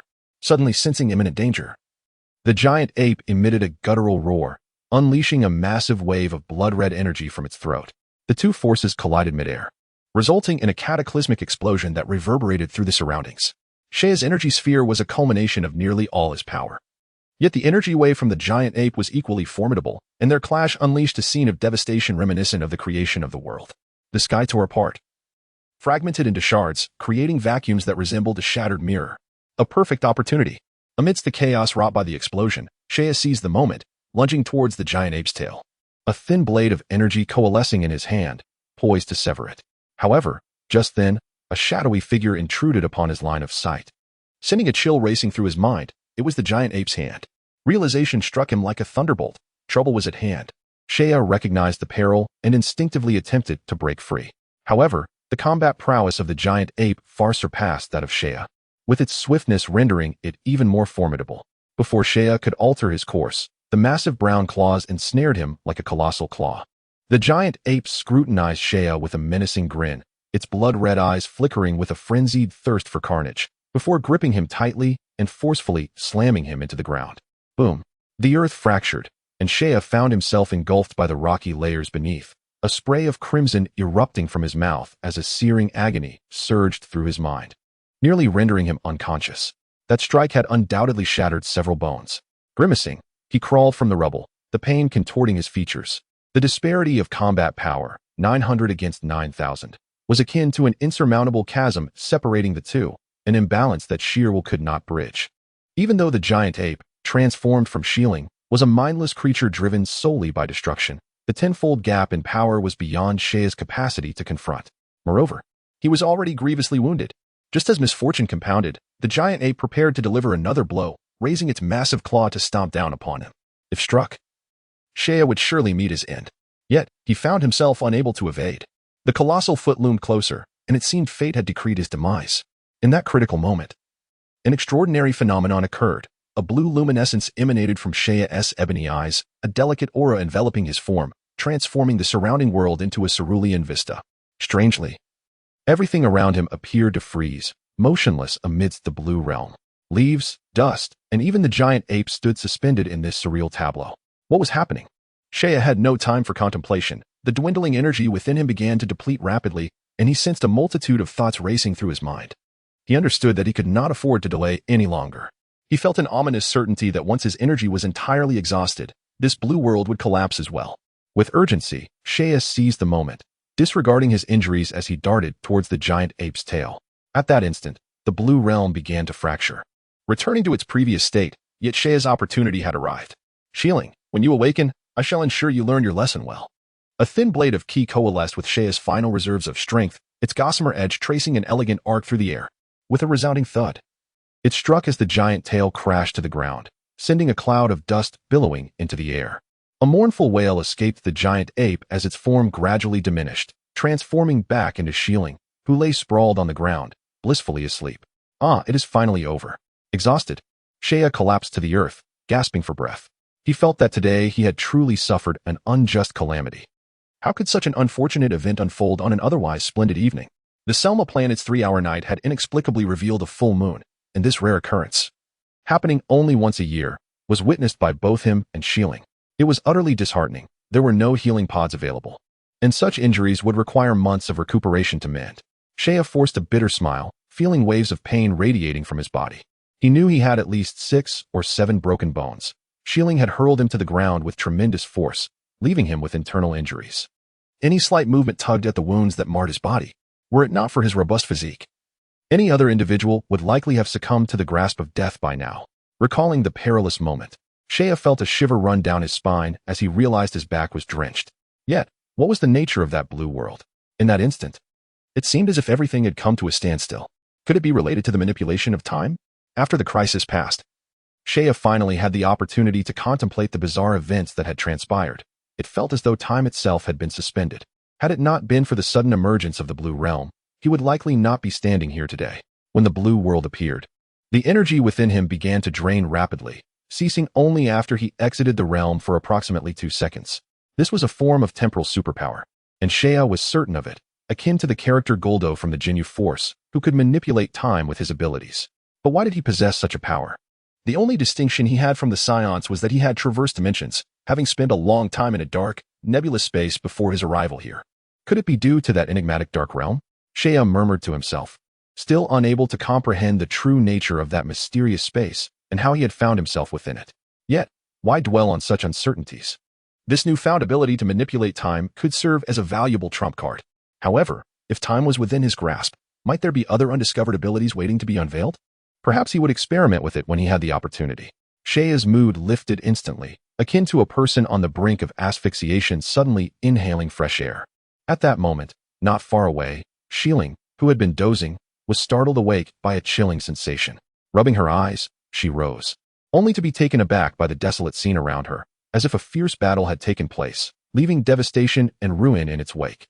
Chapter 10. Healing in an instant, all drowsiness vanished from Shieling as she beheld Shea, covered in wounds, collapsed upon the cracked ground. With a gasp, she rushed over. "Brother, what has happened to you? Who has done this to you?" Her face was etched with worry, and she hesitated to touch him, her hands floundering in uncertainty. "Cough, cough. Do not fret, I am fine. Shieling, please assist me back to the cave," Shea reassured her, feeling warmth in his heart at her concern, gently patting her arm with one hand. Upon hearing this, Shieling obediently nodded and cautiously helped him rise, slowly guiding him toward the cave they had inhabited. Upon returning to the valley, they found it utterly transformed. The once serene landscape lay in ruins. The forest and pond had vanished, and fallen rocks littered the ground, creating gaping chasms. Cracks snaked across the earth, resembling black dragons in a fierce struggle, intertwining and coiling around one another. Reaching the cave entrance, they discovered it blocked by a pile of collapsed stones. With Shieling clearing the obstruction, Shea ventured inside to assess the situation. To his relief, although some debris lay scattered, the innermost area where the spacecraft was stored showed no signs of collapse. After inspecting the 2 spherical vessels, he confirmed their operational status, allowing him to relax. Thank goodness the spacecraft is intact. Otherwise, we would be stranded here. In that moment, he profoundly understood the constraints imposed by the absence of a spacecraft, envying the instant transmission ability of Sun Wukong from the original tale. If only he possessed such a power, many limitations would dissolve. The Dragon Ball universe is vast, with the Northern King overseeing an already immense northern galaxy, not to mention the entirety of the Milky Way and even larger galaxies beyond. Relying solely on spacecraft for transportation would lead to a significant hindrance in travel time. It seemed that the superpower he currently possessed was related to time. Time and space are often intertwined. If this ability was acquired during his interdimensional travels, could there also be latent spatial capabilities within him? This was a mystery he resolved to explore further. It would be wonderful if it were true.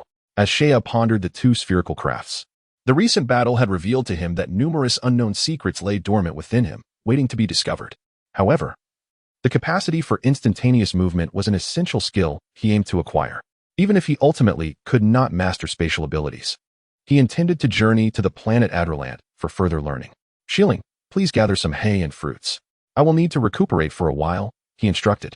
At his request, Shieling dutifully set off to prepare the hay and food. Once everything was arranged, and Shea was propped against the rocky wall, she could no longer contain her curiosity. "Brother, what exactly happened? Why has our home changed so drastically? Who has done this to you?" As they journeyed along, Shilling was filled with an abundance of questions. However, due to her obligation to care for Shea, she refrained from voicing them until she could no longer contain her curiosity. She was perplexed by the transformation of the once lush primordial forest, now resembling a site of devastation, as if it had endured a cataclysmic assault. Who had inflicted such grievous harm upon her brother? Was there a hidden master on this Selma planet that she was unaware of? In response to Shilling's inquiries, Shea could only manage a bitter smile and shake his head, silently reprimanding himself for the circumstances that had unfolded. After a brief silence, Shea resolved to reveal the truth to Shilling, ensuring she would be prepared for any future occurrences akin to today's calamity. To name the true culprit, it was all due to the full moon, Shea exclaimed as he bit into a piece of fruit. Shilling tilted her head, her eyes wide with confusion. What did the full moon have to do with this? We Saiyans possess an innate transformation ability upon witnessing the light reflected from the moon during the full moon. It triggers a mutation in our cells, allowing us to transform into a great ape. In this state, a Saiyans combat prowess is magnified tenfold. Shilling's eyes widened in astonishment. Her mouth agape as she gasped, "Doesn't this mean Saiyans are invincible?" Shea shook his head. It's not that simple. Leaving aside the maximum combat power a Saiyan can attain in their great ape form, there exists a significant vulnerability that limits most Saiyans. What vulnerability? Shilling inquired. While Saiyans are a warrior race, aside from elite warriors and a select few mid-tier fighters, the majority possess average potential. Thus, when transformed into a great ape, they are often overwhelmed by primal instincts, leading to a loss of reason. Unfortunately, today coincided with the full moon. Observing her brother's serious demeanor, Shilling quickly surmised a possibility. Covering her mouth in disbelief, "So, my brother was injured by the great ape form of me?" "Indeed, with a combat power of 9,370, it nearly exhausted me." Shea confirmed with a nod. Unable to restrain herself, Shilling burst into tears. "Oh no, brother. I'm so sorry. It's all my fault." Shea gently stroked the glossy black hair of the little one, offering comfort. "Do not be upset. See, I am fine. Moreover, I have severed your tail, so even if you gaze upon the full moon, you will not transform." "Really? You don't blame me?" Shilling asked cautiously. "Of course not. For you are my beloved sister," Shea reassured her softly. However, while a Saiyan's tail enables the transformation into a great ape, granting immense combat power, it also poses a significant risk for ordinary Saiyans. If possible, it is better to remove it. "Understood." Shilling nodded vigorously, though it was a pity. She trusted her brother's judgment.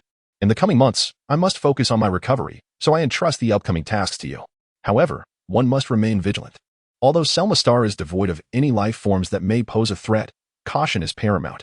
This world is still home to numerous beings, akin to the Saiyans, capable of transformation. These entities may appear to possess modest combat prowess, yet upon transforming, they become exceedingly formidable." Shea advised with a serious countenance.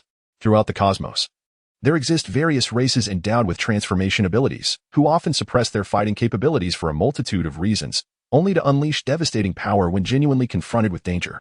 Individuals like Freeza and his subordinate, Shambo, epitomize such extraterrestrial beings, particularly Freeza, whose capacity for 3 transformations renders him an entity of terrifying renown. Selma Star, inherently a substandard low-level planet, raises Shea's concern that it may conceal unknown threats. "Rest assured, I shall exercise caution," Shilling proclaimed, puffing out her chest with unwavering confidence. Shea nodded approvingly and proceeded to enjoy some fruit with a sense of ease. Currently, Shilling's combat strength is among the highest on this planet, and as long as she remains prudent, she should encounter no significant peril. In the forthcoming period, Shea intends to focus on recuperating from his injuries while simultaneously reflecting on his combat experiences for valuable insights. Chapter 11. 2 Superpowers as time flows and swiftly passes. For months have elapsed in the blink of an eye. The force of time possesses the remarkable ability to transform all things. It turns the vast seas into fertile fields, mountains into marshes, and revitalizes desolate valleys with lush greenery once more. Although not as dense as the original forest, the scene is nonetheless vibrant with life. Throughout these 4 months, thanks to the Saiyans' indomitable vitality and robust recuperative abilities, Shea has completely healed from his injuries. His fractured bones have mended, and his physique has grown even more formidable. Following a harrowing battle 4 months prior, where he hovered on the brink of death, Shea's strength has surged immensely. In this brief span, his combat power has skyrocketed to a staggering 1,700, an astonishing feat for a Saiyan yet to reach the age of 6. However, the most significant development for Shea during these 4 months has not been the enhancement of his combat prowess, but rather the cultivation of a new type of superpower. Through persistent exploration, Seiya has discerned that he possesses two distinct superpowers. The first, previously discovered, is the ability to suspend time. When activated, he can halt time within a specified area for a duration of 3 seconds. The larger the area and the more formidable the opponent, the greater the energy expenditure. In his prime state, Seiya estimates that he can freeze targets with a combat power below 10,000 for 3 seconds, after which he would exhaust all his energy. This ability will serve as his most crucial trump card, one he will not employ lightly until the moment is critical. The second superpower, as he had anticipated, is indeed spatial manipulation. After extensive development during this time, he has achieved the capability of instantaneous movement within a 10-kilometer radius.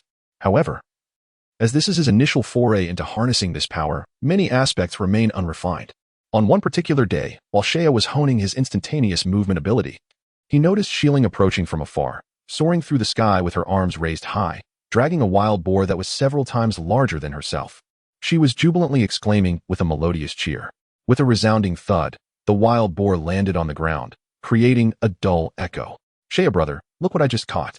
I'm going to feast on roasted pig today," Xiling exclaimed as she trotted over and seized Seiya's arm. All right, you win. But you must train diligently afterward. If you fail to meet your goals, I shall not prepare any delicacies for you," he replied, upon hearing that her beloved treats might be withheld. Xiling puffed out her cheeks, her eyes reflecting her discontent. "Got it." Seiya chuckled indulgently and expertly began to prepare the wild boar, skillfully eviscerating it, removing the entrails and skin, then cleaning it and securing it on a spit. With a swift motion, he unleashed a ki blast from his fingertips, igniting the firewood in the hearth.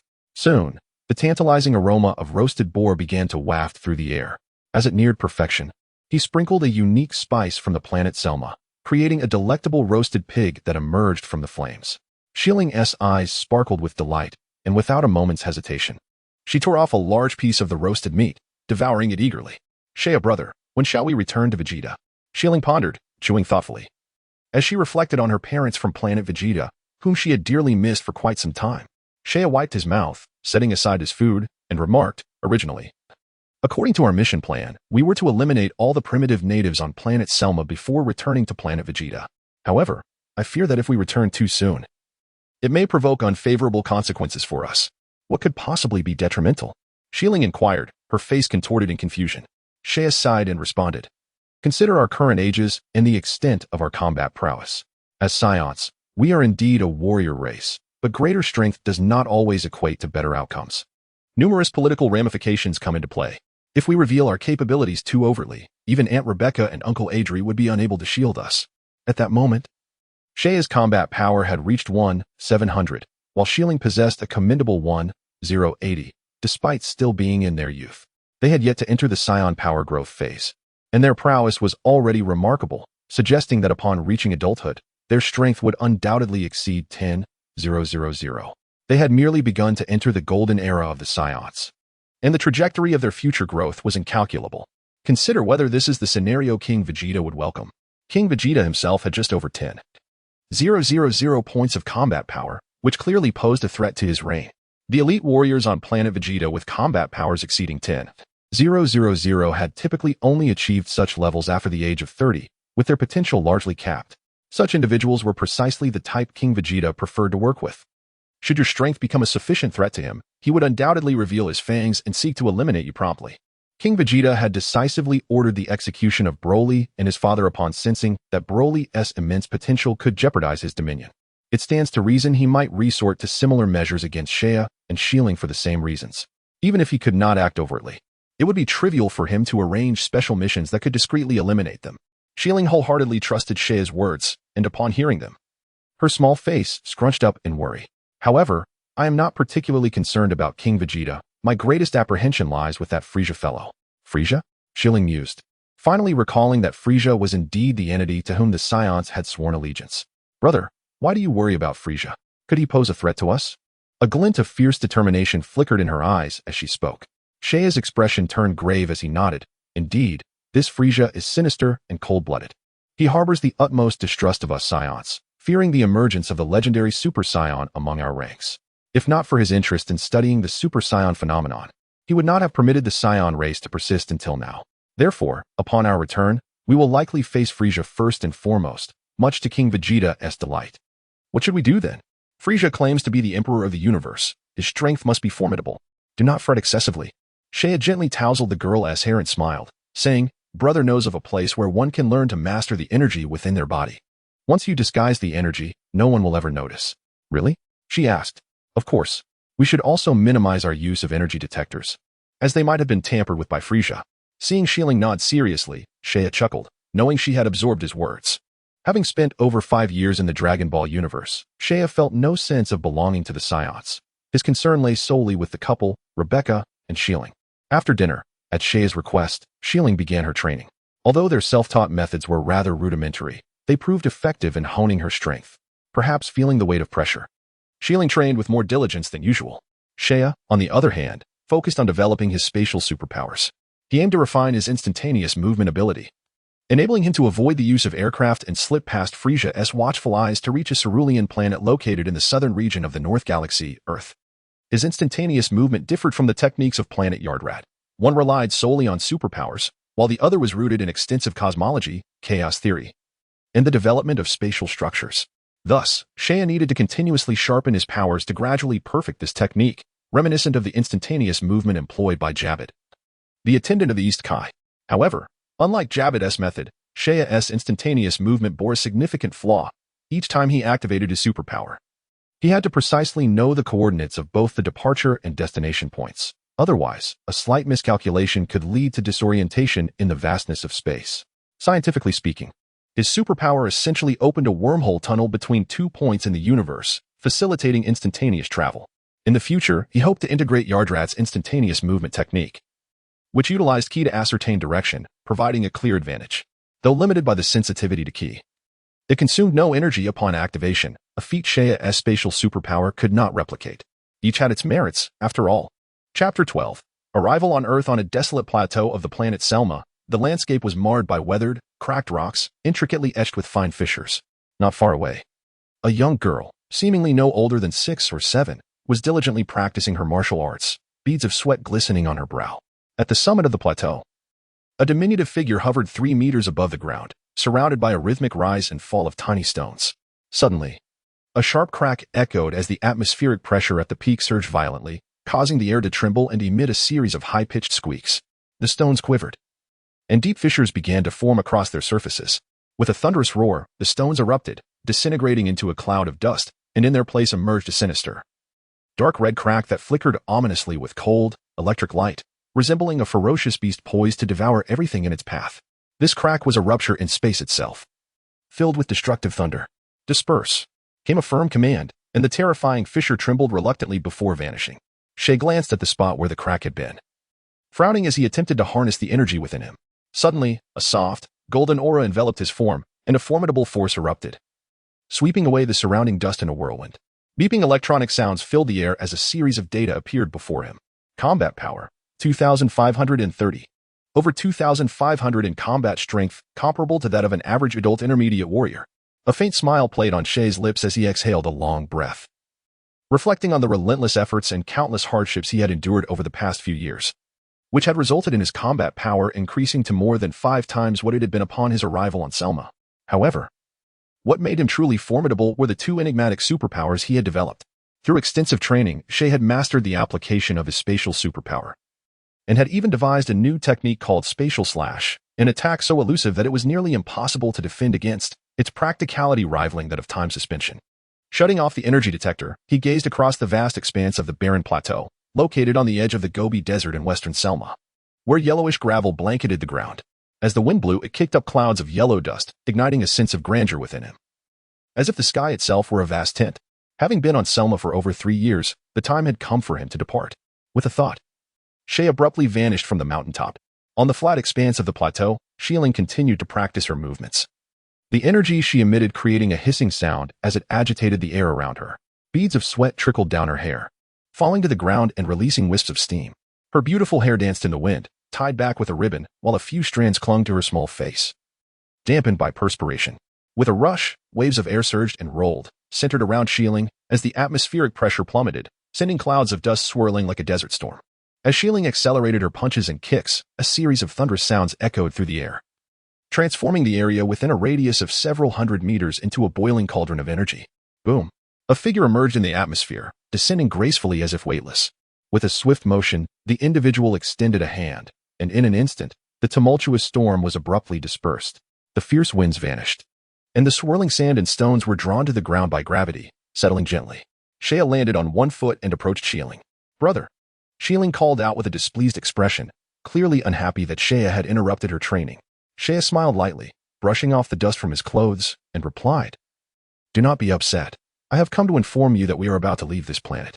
Upon hearing this, Shieling's expression softened somewhat, and she eagerly inquired, "Brother Shea, have you mastered your superpower? Do we not need to take a spaceship?"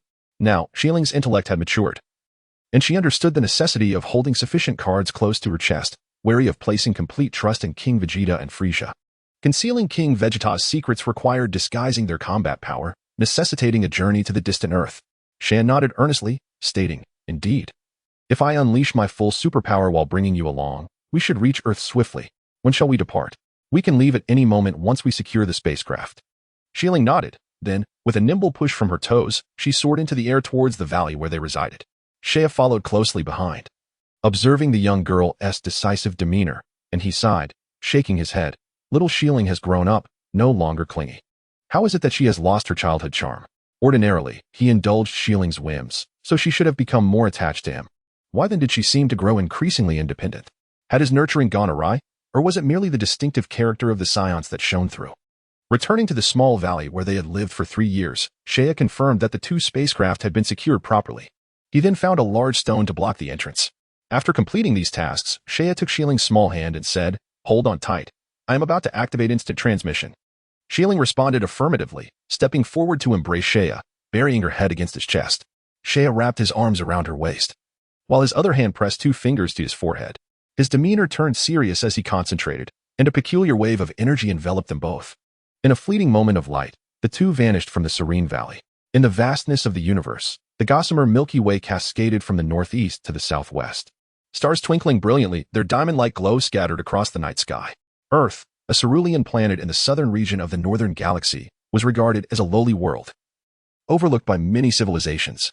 Despite the fact that humans wielding firearms possessed only a meager combat strength, this seemingly insignificant planet harbored profound martial arts. At this moment, in a hilly area of the northern hemisphere, a brilliant light flickered in the air like a star. After the light faded, 2 figures suddenly appeared midair, and without warning, they plummeted directly downward. Wow! As Shea descended to the ground, he collapsed onto the earth, opening his mouth to greedily inhale the vital energy that permeated the air. Alas! What a miscalculation! He had nearly lost his direction in the vastness of space, and he resolved to be more prudent in the future. Though he had managed to pinpoint Earth's coordinates from the spacecraft, he had severely underestimated the complexity of interstellar travel. Had it not been for a stroke of luck, they might have become adrift in the cosmos. Throughout his journey, Shea had traversed several planets, finally arriving at his destination. This grand-scale, instantaneous movement was immensely taxing. Despite transitioning from one planet to another, the entire ordeal had nearly depleted him of all his energy, leaving him on the brink of failure before even commencing his mission. Henceforth, Shea would need to deliberate carefully before activating his teleportation again. Shieling murmured softly, then began to survey their surroundings, her delicate brows furrowing. Is this truly the Earth that Shea speaks of? The gravity here is merely a tenth of that on Vegeta, and even inferior to Selma. Could it really possess wondrous martial arts practices? After resting for a while and regaining his strength, Shea stood up and replied, "Do not underestimate the Earth. Although it is merely a low-level planet, its martial philosophies are far from simplistic. If we manage to fully comprehend them, not only would we be able to contend with King Vegeta, but Freeza himself would be easily vanquished." Shilling's eyes sparkled with intrigue. She had never witnessed her brother Shea express such admiration for a planet before. It seemed this world indeed held something of great value. Shea cast a glance around and declared, "Let us first find a place inhabited by others to acquire suitable attire, and then seek out a location for our training." Chapter 13. The sanctuary of Kylan. The sky was a vast expanse of azure, adorned with wisps of clouds, while a gentle breeze caressed the skin. The cerulean heavens, pristine as a mirror, allowed rays of sunlight to filter through the leaves, casting speckled highlights upon the forest floor. In the depths of the lush, emerald jungle, a rustling sound echoed as slender creatures, startled, scurried deeper into the thicket. Several kilometers away, beyond a range of snow-capped mountains, lay a small human settlement. Though merely a short distance from the forest, the town was isolated by towering peaks, with few daring to traverse the snowy heights save for the occasional hunter. The townsfolk led tranquil and serene lives, untouched by the outside world. As the warm sun shone down, the ice and snow began to gradually melt. At that moment, from the opposite side of the mountains, two straight beams of light streaked across the sky, heralding the arrival of Saiyan and Shieling into the realm of human activity. Upon landing, Saiyan beheld a familiar sight, tractors clattering in the fields, farmers toiling with their hoes. This scene evoked a wave of nostalgia, as if he were gazing into a past life, stirring within him a myriad of emotions. Though the world had transformed, humanity continued its age-old rhythm of laboring at dawn and resting at dusk. Yet, such a life seemed increasingly distant from him. With a gentle smile, Saiyan shook his head, declaring, "This lifestyle is not my pursuit." Having experienced the mundanity of life and the helplessness of weakness, Saiyan's conviction grew ever clearer. He would seize his destiny, refusing to succumb to the world's despair. The path of the strong was fraught with challenges, yet he would persevere. Gazing into the distance, his resolve solidified.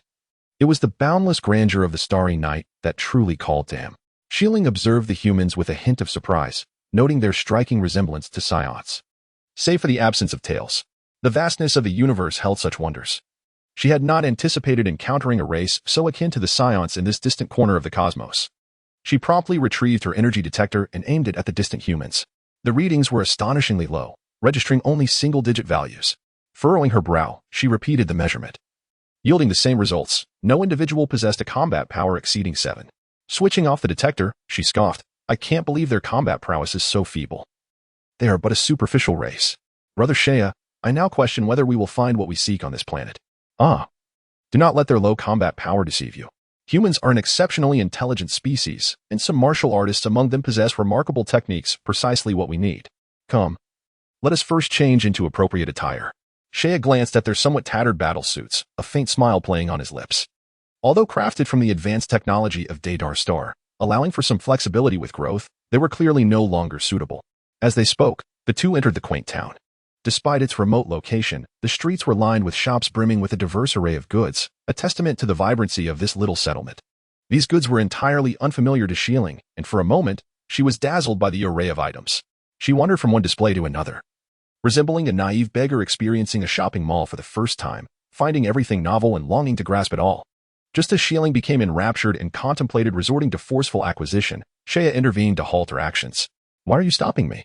Shieling exclaimed, her displeasure evident. Saiyan grasped her arm and replied, "If you desire something, procure it with money. Do not entertain thoughts of thievery." "But I do not possess money," she protested. "No matter. Leave it to me. However, you must learn how to navigate civilized society," Saiyan remarked with a sidelong glance. As a warrior race, the Saiyans were innately brutal and ruthless, adhering to the law of the jungle. Yet, Saiyan wished to shield Shieling from adopting the malevolence reminiscent of Freeza. Pointless slaughter and coercive plunder were not in alignment with his principles nor the essence of survival in the universe. Since Shieling had chosen to accompany him, he felt a responsibility to guide her rightly. Subsequently, Saiyan employed instant transmission to venture into the primordial forest, where he hunted rare beasts and exchanged their pelts for currency on Earth, using this money to purchase their daily necessities. In this era, the Universal Capsule Corporation had yet to flourish. Thus, it was impractical to store their acquisitions in compact capsules. Consequently, Saiyan and Shieling procured only a modest number of items, sufficient to replace their entire attire and tidy their hair. Remarkably, after their transformation, the duo bore a striking resemblance to children embarking on their first year of primary school, if not for the brown tails trailing behind them. Saiyan donned a white short-sleeved shirt paired with a black jacket and casual trousers, while Shieling sported a unisex t-shirt beneath a gray outer layer, complemented by petite jeans. Her dark hair was tied back in a ponytail, adding a touch of feminine grace. How troublesome. We could have simply taken what we wanted. Yet here we are making it so complicated, Shieling pouted, her impatience palpable. Tugging at her sleeve, she continued, "Why must we dress like this? These garments lack durability and will tear easily in battle." Saiyan responded with a bright smile, despite Shieling's apparent dissatisfaction. He knew her heart brimmed with joy, she was simply reluctant to admit it. Glancing at the sky to ascertain their direction, he declared, "Enough complaining. Our next destination lies in the Northern Hemisphere, at the birthplace of Earth's martial arts, Korin's sacred land. There stands the Korin Tower, and our objective is atop it." All right. With that, the two ascended into the air, transforming into brilliant streaks of light as they soared toward Korin's sacred land. Saiyan's journey to this revered place was not solely to learn the methods of energy manipulation from the cat sage, but also to acquire the healing miracle known as the Senzu Bean. Initially, the Senzu Bean seemed to hold little value, merely staving off hunger. Yet, in later stages, It became a life-saving treasure capable of swiftly restoring vitality and instantaneously healing any injury. Regrettably, by the later stages of Dragon Ball, the production of Senzu beans had drastically diminished, with scant reserves remaining. Goku and his companions would almost split one bean into halves, sharing it between two. However, at this moment, the Senzu beans had yet to be ravaged by the likes of Yachirobe, and there should still be a considerable stock remaining. The sacred land of Korin lies on the vast plains on the opposite side of the earth. As a sanctified domain, the Korin Tower has long been guarded by the indigenous peoples. In ancient times, the sacred land of Korin was the cradle of martial arts on earth, and for centuries, warriors have flocked to challenge the Korin Tower. Despite the stagnation of martial arts on earth over the past few hundred years and the catastrophic event that transpired 3 centuries ago, the spirit of advancement among Earth's martial artists has never waned. Every few years, seekers would arrive, eager to confront the challenges posed by the Korin Tower. Today, the Korin Tower welcomes 2 new visitors. After a fleeting display of light, the smooth horizon comes into view. Seiya and his companions soar above the sacred land of Korin. Gazing at the slender tower that rises majestically into the sky, disappearing into layers of clouds. Is the Korin Tower truly this tall? Xieling's face reflects astonishment. Seiya, equally amazed, observes the legendary structure. He had never believed the tales that one could not reach the summit of the Korin Tower without climbing it barehanded. Yet as he gazes at the seemingly endless tower vanishing into the heavens, he cannot help but admire the achievements of Earth's ancient ancestors. Such an endeavor could only be accomplished by the divine. Chapter 14. On the temple, Xia and Xialing made only a brief stop beneath the Kylin Tower before accelerating towards its pinnacle. At the summit of Kylin Tower, within a globular structure, the cat sage stood beside a large water basin, his expression grave as he leaned on a staff. The basin reflected the rapid ascent of Xia and his companion, their speed stirring up whirlwinds that dispersed the clouds surrounding the tower, bringing them ever closer to the apex. Oh dear, from where did these monsters emerge? They are about to reach the top with such haste. The Dark Lord Big from 3 centuries ago pales in comparison. Beads of sweat began to form on the cat sage's forehead as he paced back and forth, anxiety filling his heart. The arrival of such formidable beings on Earth could either herald great fortune or disaster. Xia and Xialing were oblivious to the aura they radiated. And by the time they arrived on Earth, both the cat sage and the higher celestial beings had already sensed their presence. Faced with such overwhelming power, the cat sage and the divine beings felt not only astonishment but also a sense of helplessness they had never encountered, let alone heard of. Such terrifying energy, it was suffocating. They could only hope that these visitors would not pose a threat to Earth. Given Xia and Xialing's battle prowess of 2,530 in 1980, it was unfathomable for the cat sage and the celestial beings, whose power barely exceeded 260, to comprehend the magnitude of their strength. The impact was akin to the very heavens and earth collapsing. Suddenly, the cat sage jolted, withdrawing his gaze from the basin to see 2 youthful figures floating outside the tower's summit. Astonished at their swift passage through the trials of Kylin Tower, he trembled slightly and steeled himself to approach Xia and Xialing. At this moment, Xia was also assessing the portly white cat before him.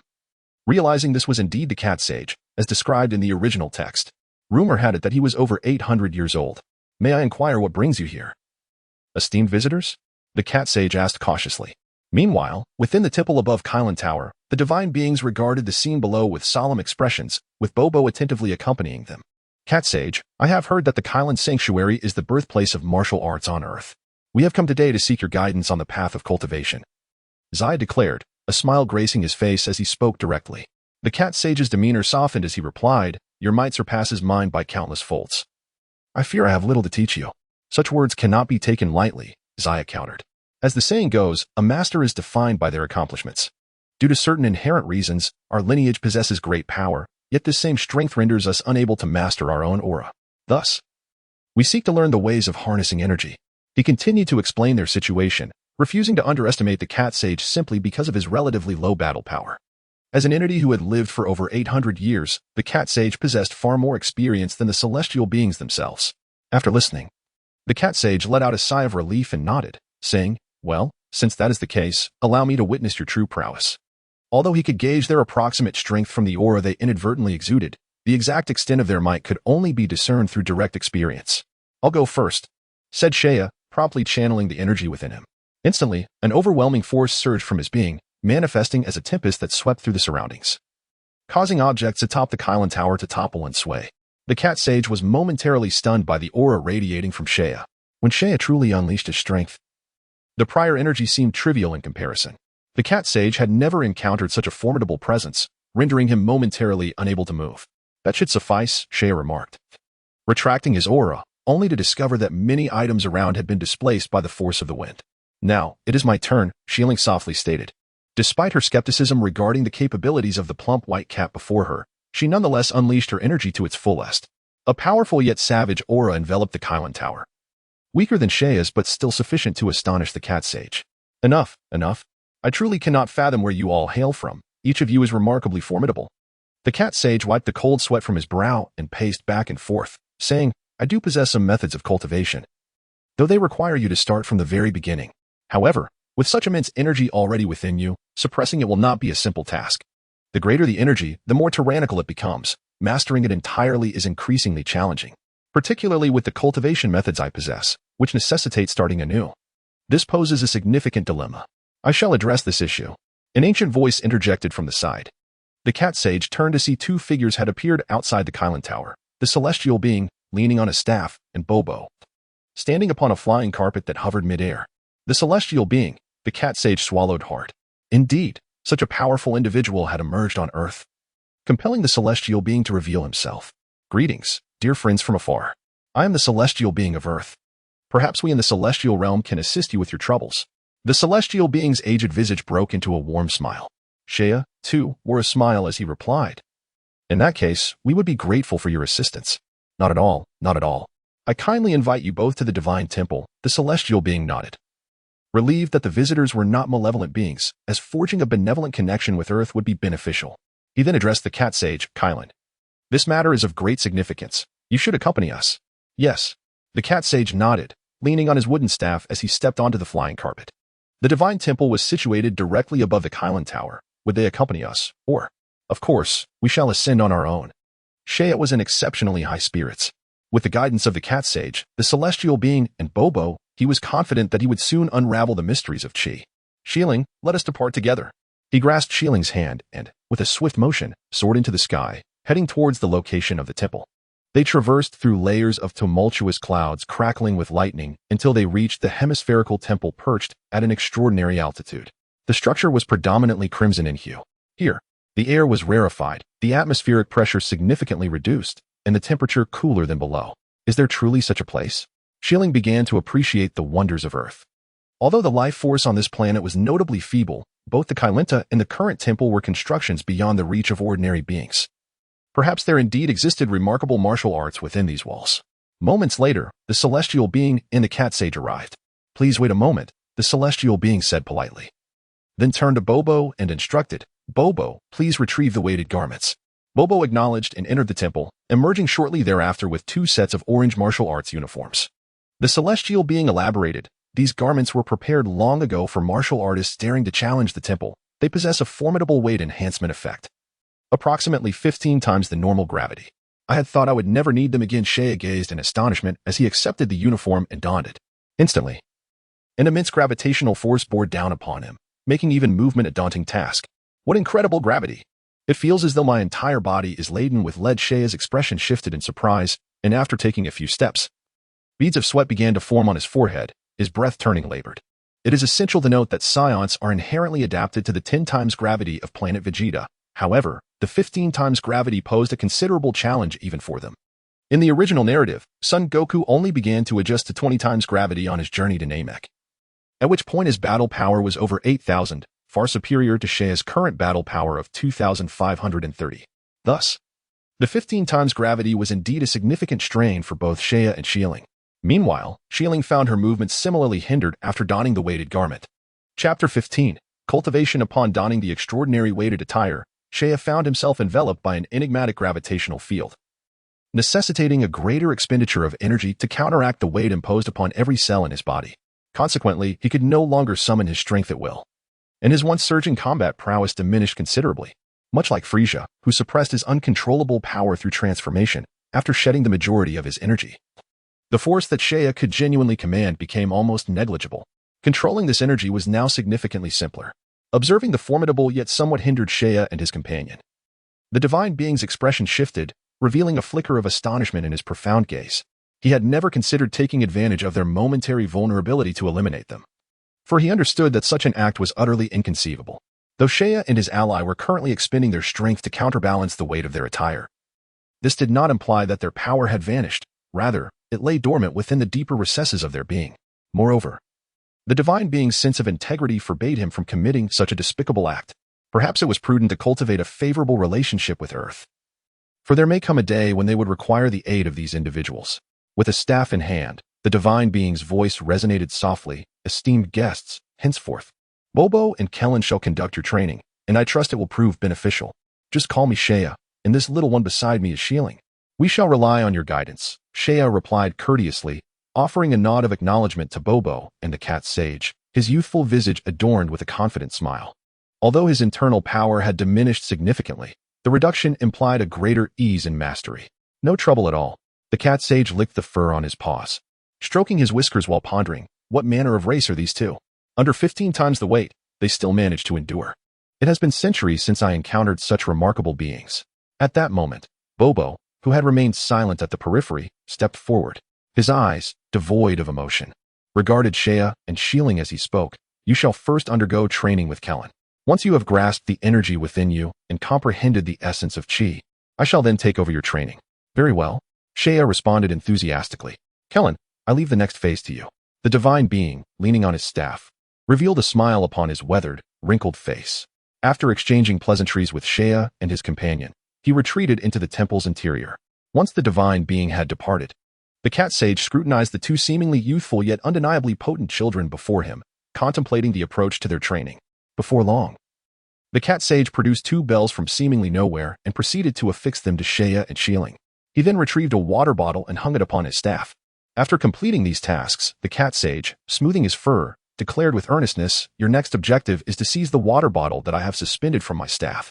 You may employ any means necessary, whether during my slumber or moments of distraction. As long as you manage to procure the bottle from me, you shall have succeeded. However, I have but one request. You must keep these two bells tied during your actions and ensure that they emit not a single sound. Otherwise, it will be deemed a failure. After hearing this, Shea nodded. This training method closely resembles that employed by the cat sage in the original tale when training Sun Wukong. Yet in comparison to Sun Wukong, the cat sage has adopted a far more stringent approach. The mere presence of the bells has escalated the difficulty of the training manifold. To carry out actions without causing the bells to chime, one must achieve a state of serene tranquility akin to the calmness of the sky, a feat of considerable challenge. Through such training, one can subtly grasp the essence of Qi. In truth, Shea has previously trained using this method, yet he remains unaware of what aspect eludes him. Any movement he makes seems to jangle the bells, leaving him perpetually at a loss. It appears he requires the guidance of someone well-versed in Qi. Indeed, Qi is a form of energy, a latent power residing within a living being, yet the vast majority of individuals fail to discern its essence, wielding it in a crude and unrefined manner. The cat sage's training method, though seemingly simple, encompasses profound principles, highlighting the superiority of Earthlings over extraterrestrials. This is precisely what Shea seeks to acquire during his time on Earth. Kylan Sage, let us commence. Shea signaled to the cat sage and, alongside Shieling, began the pursuit of the water bottle. Although the cat sage's training appeared straightforward, the reality of its execution revealed significant challenges. With each attempt, Shea either missed entirely or caused the bells to ring, necessitating meticulous control over their movements. Coupled with the thin air at the temple's lofty heights and the considerable weight they bore, both soon found themselves breathless from exertion. After a brief respite to regain their strength, they resumed their efforts to seize the water bottle dangling from the cat sage's staff. Yet, time and again, they faltered. On several occasions, they were mere moments away from grasping the bottle, only for the cat sage to sway and thwart their efforts. Days passed, and 6 or 7 had gone by. Life in the temple proved exceedingly monotonous. Nevertheless, both Shea and Shieling possessed an extraordinary capacity for enduring solitude, remaining unperturbed by the tedium. During these days, they resembled sponges, absorbing the martial wisdom imparted by the cat sage, reshaping their understanding and control of power, gradually transitioning from instinctual, coarse manipulation to a refined and intricate approach. On the 9th day, Shea and Shieling continued their quest for the water bottle, yet, in contrast to their initial attempts, they had made significant strides in keeping the bells silent. The cat sage observed this transformation with astonishment, confronted by the duo's extraordinary progress. Even a martial artist of his caliber felt thoroughly humbled. The cat sage was acutely aware that this training method far exceeded previous challenges. Historically, anyone who ascended Kylan Tower would undergo the water bottle training, typically requiring 2 to 3 years for conventional challengers to succeed. However, on this foundation, the additional constraint of preventing the bell from ringing is unprecedented, as it is typically a trial imposed by the celestial realm upon challengers to the temple. This is unacceptable. One must learn to regulate one's breath. A disruption in breath leads to a misalignment in rhythm, thus exposing one's actions to vulnerabilities. The cat sage swayed the water bottle in hand, narrowing his feline eyes into a line. For instance, in this manner. The cat sage suddenly launched an attack towards Shea and the others, his soft paws striking them with a series of crisp sounds, sending two figures flying several meters before they skidded along the ground. To master the art of breath control, one must first cultivate a tranquil heart. The air in the celestial realm is exceedingly thin. Any extraneous movements will impose additional strain on the body, thereby affecting one's breath. When you attain a state of serene stillness, akin to the tranquility of the sky, you will be able to command every movement of your body. The cat sage ambled over with his corpulent form, dragging his cane. Remarkably, the water bottle atop it did not sway at all, not a single drop spilled. Shea stood there in contemplation for a moment, and then a glimmer of inspiration flashed in his eyes. Ignoring the beads of sweat trickling down his face, he exclaimed. Once more, Shea initiated the assault, moving like the swift wind, striking with the force of lightning. An orange blur zipped through the air, reaching the cat sage in the blink of an eye, then shifting position to target the cane. The cat sage's gaze sharpened. His eyes narrowed as he prepared to evade. Suddenly, the expression of the cat sage shifted, his white fur bristling slightly. At a mere step away from the cat sage, Shea astonishingly altered his stance once more, leaving behind a lingering afterimage suspended in midair, while his figure eerily appeared behind the cat sage, a slender hand lunging towards the target. At that critical moment, the cane contracted downward, causing Shea's hand to grasp at nothing but air, followed by a resounding thud as the cat sage's rotund body rebounded slightly, one foot aimed at Shea with a swift kick. Shea was uncontrollably flung away. After repelling Shea, the cat sage patted his chest, exhaling deeply, casting a glance at the still swaying water bottle, beads of cold sweat trickling down his back. Oh dear. That was quite sudden. Had he not reacted swiftly, the bottle would have been seized. The cat sage's gaze towards Shea became rather inscrutable. What a formidable little imp. He nearly succeeded. When the celestial deity ascended the temple, it took him decades to wrest the bell from Bobo. These two are certainly not to be trifled with. Meanwhile, Shieling observed Shea's every movement with keen interest. Just as it appeared Shea was on the verge of success, he faltered at the last moment, stirring a sense of regret within her, while simultaneously reflecting deeply on the words spoken by the cat sage earlier. The more she pondered, the more profound she found those words to be, far exceeding the teachings imparted by Vegeta. Earth is indeed a remarkable place. A gleam of joy radiated from Shilling's bright eyes. Perhaps accompanying Shea to Earth truly was a wise decision. Chapter 16. The weak Earth time slips away like fine sand, unnoticed and unbidden. In the blink of an eye, it has been half a month since Shea and Shilling began their training under the guidance of the cat sage. Under the sage's tutelage, both Shea and Shilling have experienced rapid growth, diligently addressing their foundational shortcomings, grasping the essence of chi, and learning to harness the energy within themselves.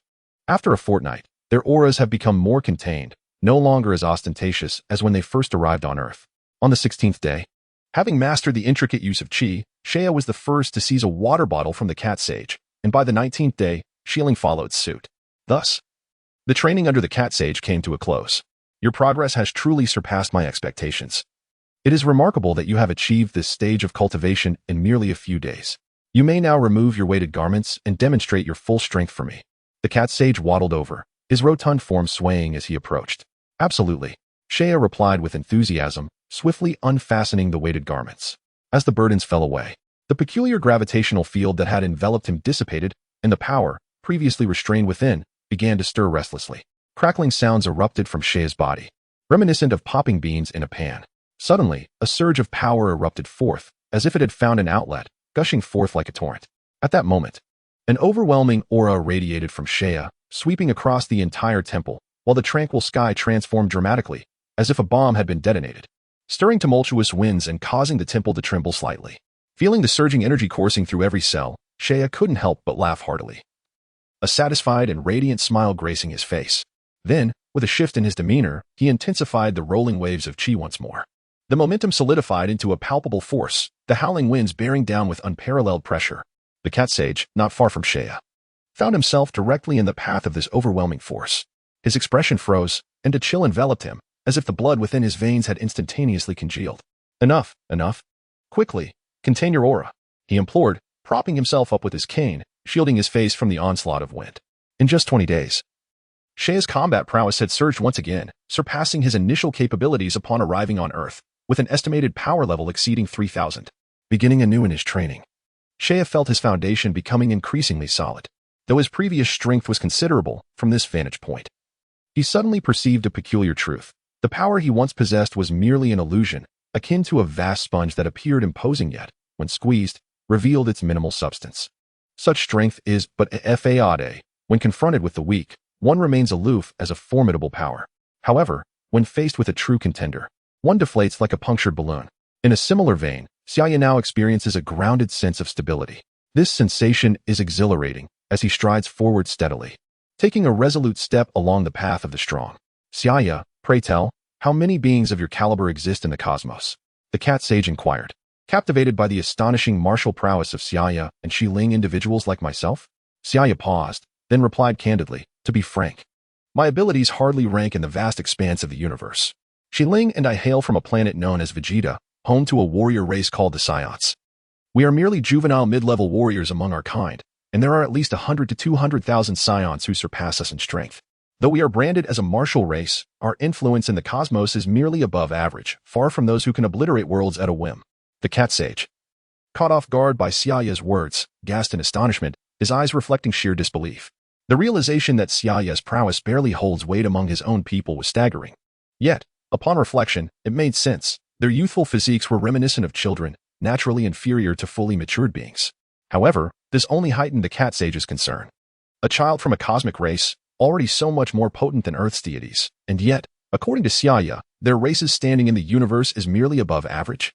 How many formidable civilizations must exist within this vast universe? In that moment, the enormity and power of the cosmos rendered the cat sage speechless, casting a profound shadow upon his heart. If the inhabitants of the universe are indeed as Saiyan described, then Earth is perilously vulnerable. Sensing the cat sage's unease, Saiyan reassured him, yet, you need not fret excessively. Earth is simply a forgotten low-level planet, and typically, extraterrestrial beings do not venture here. The cat sage, upon hearing this, wore an expression of resignation. Earth was deemed a low-level planet, and the fact that it was overlooked was, ironically, a small blessing. How utterly ironic. Chapter 17, The Time Chamber. Well, I am aware of all these matters. You should seek out Bobo, who will subsequently guide you in your training. I must tell you, do not be deceived by Bobo's seemingly dull exterior. His prowess far surpasses mine. The cat sage, somewhat disheartened, waved his hand weakly.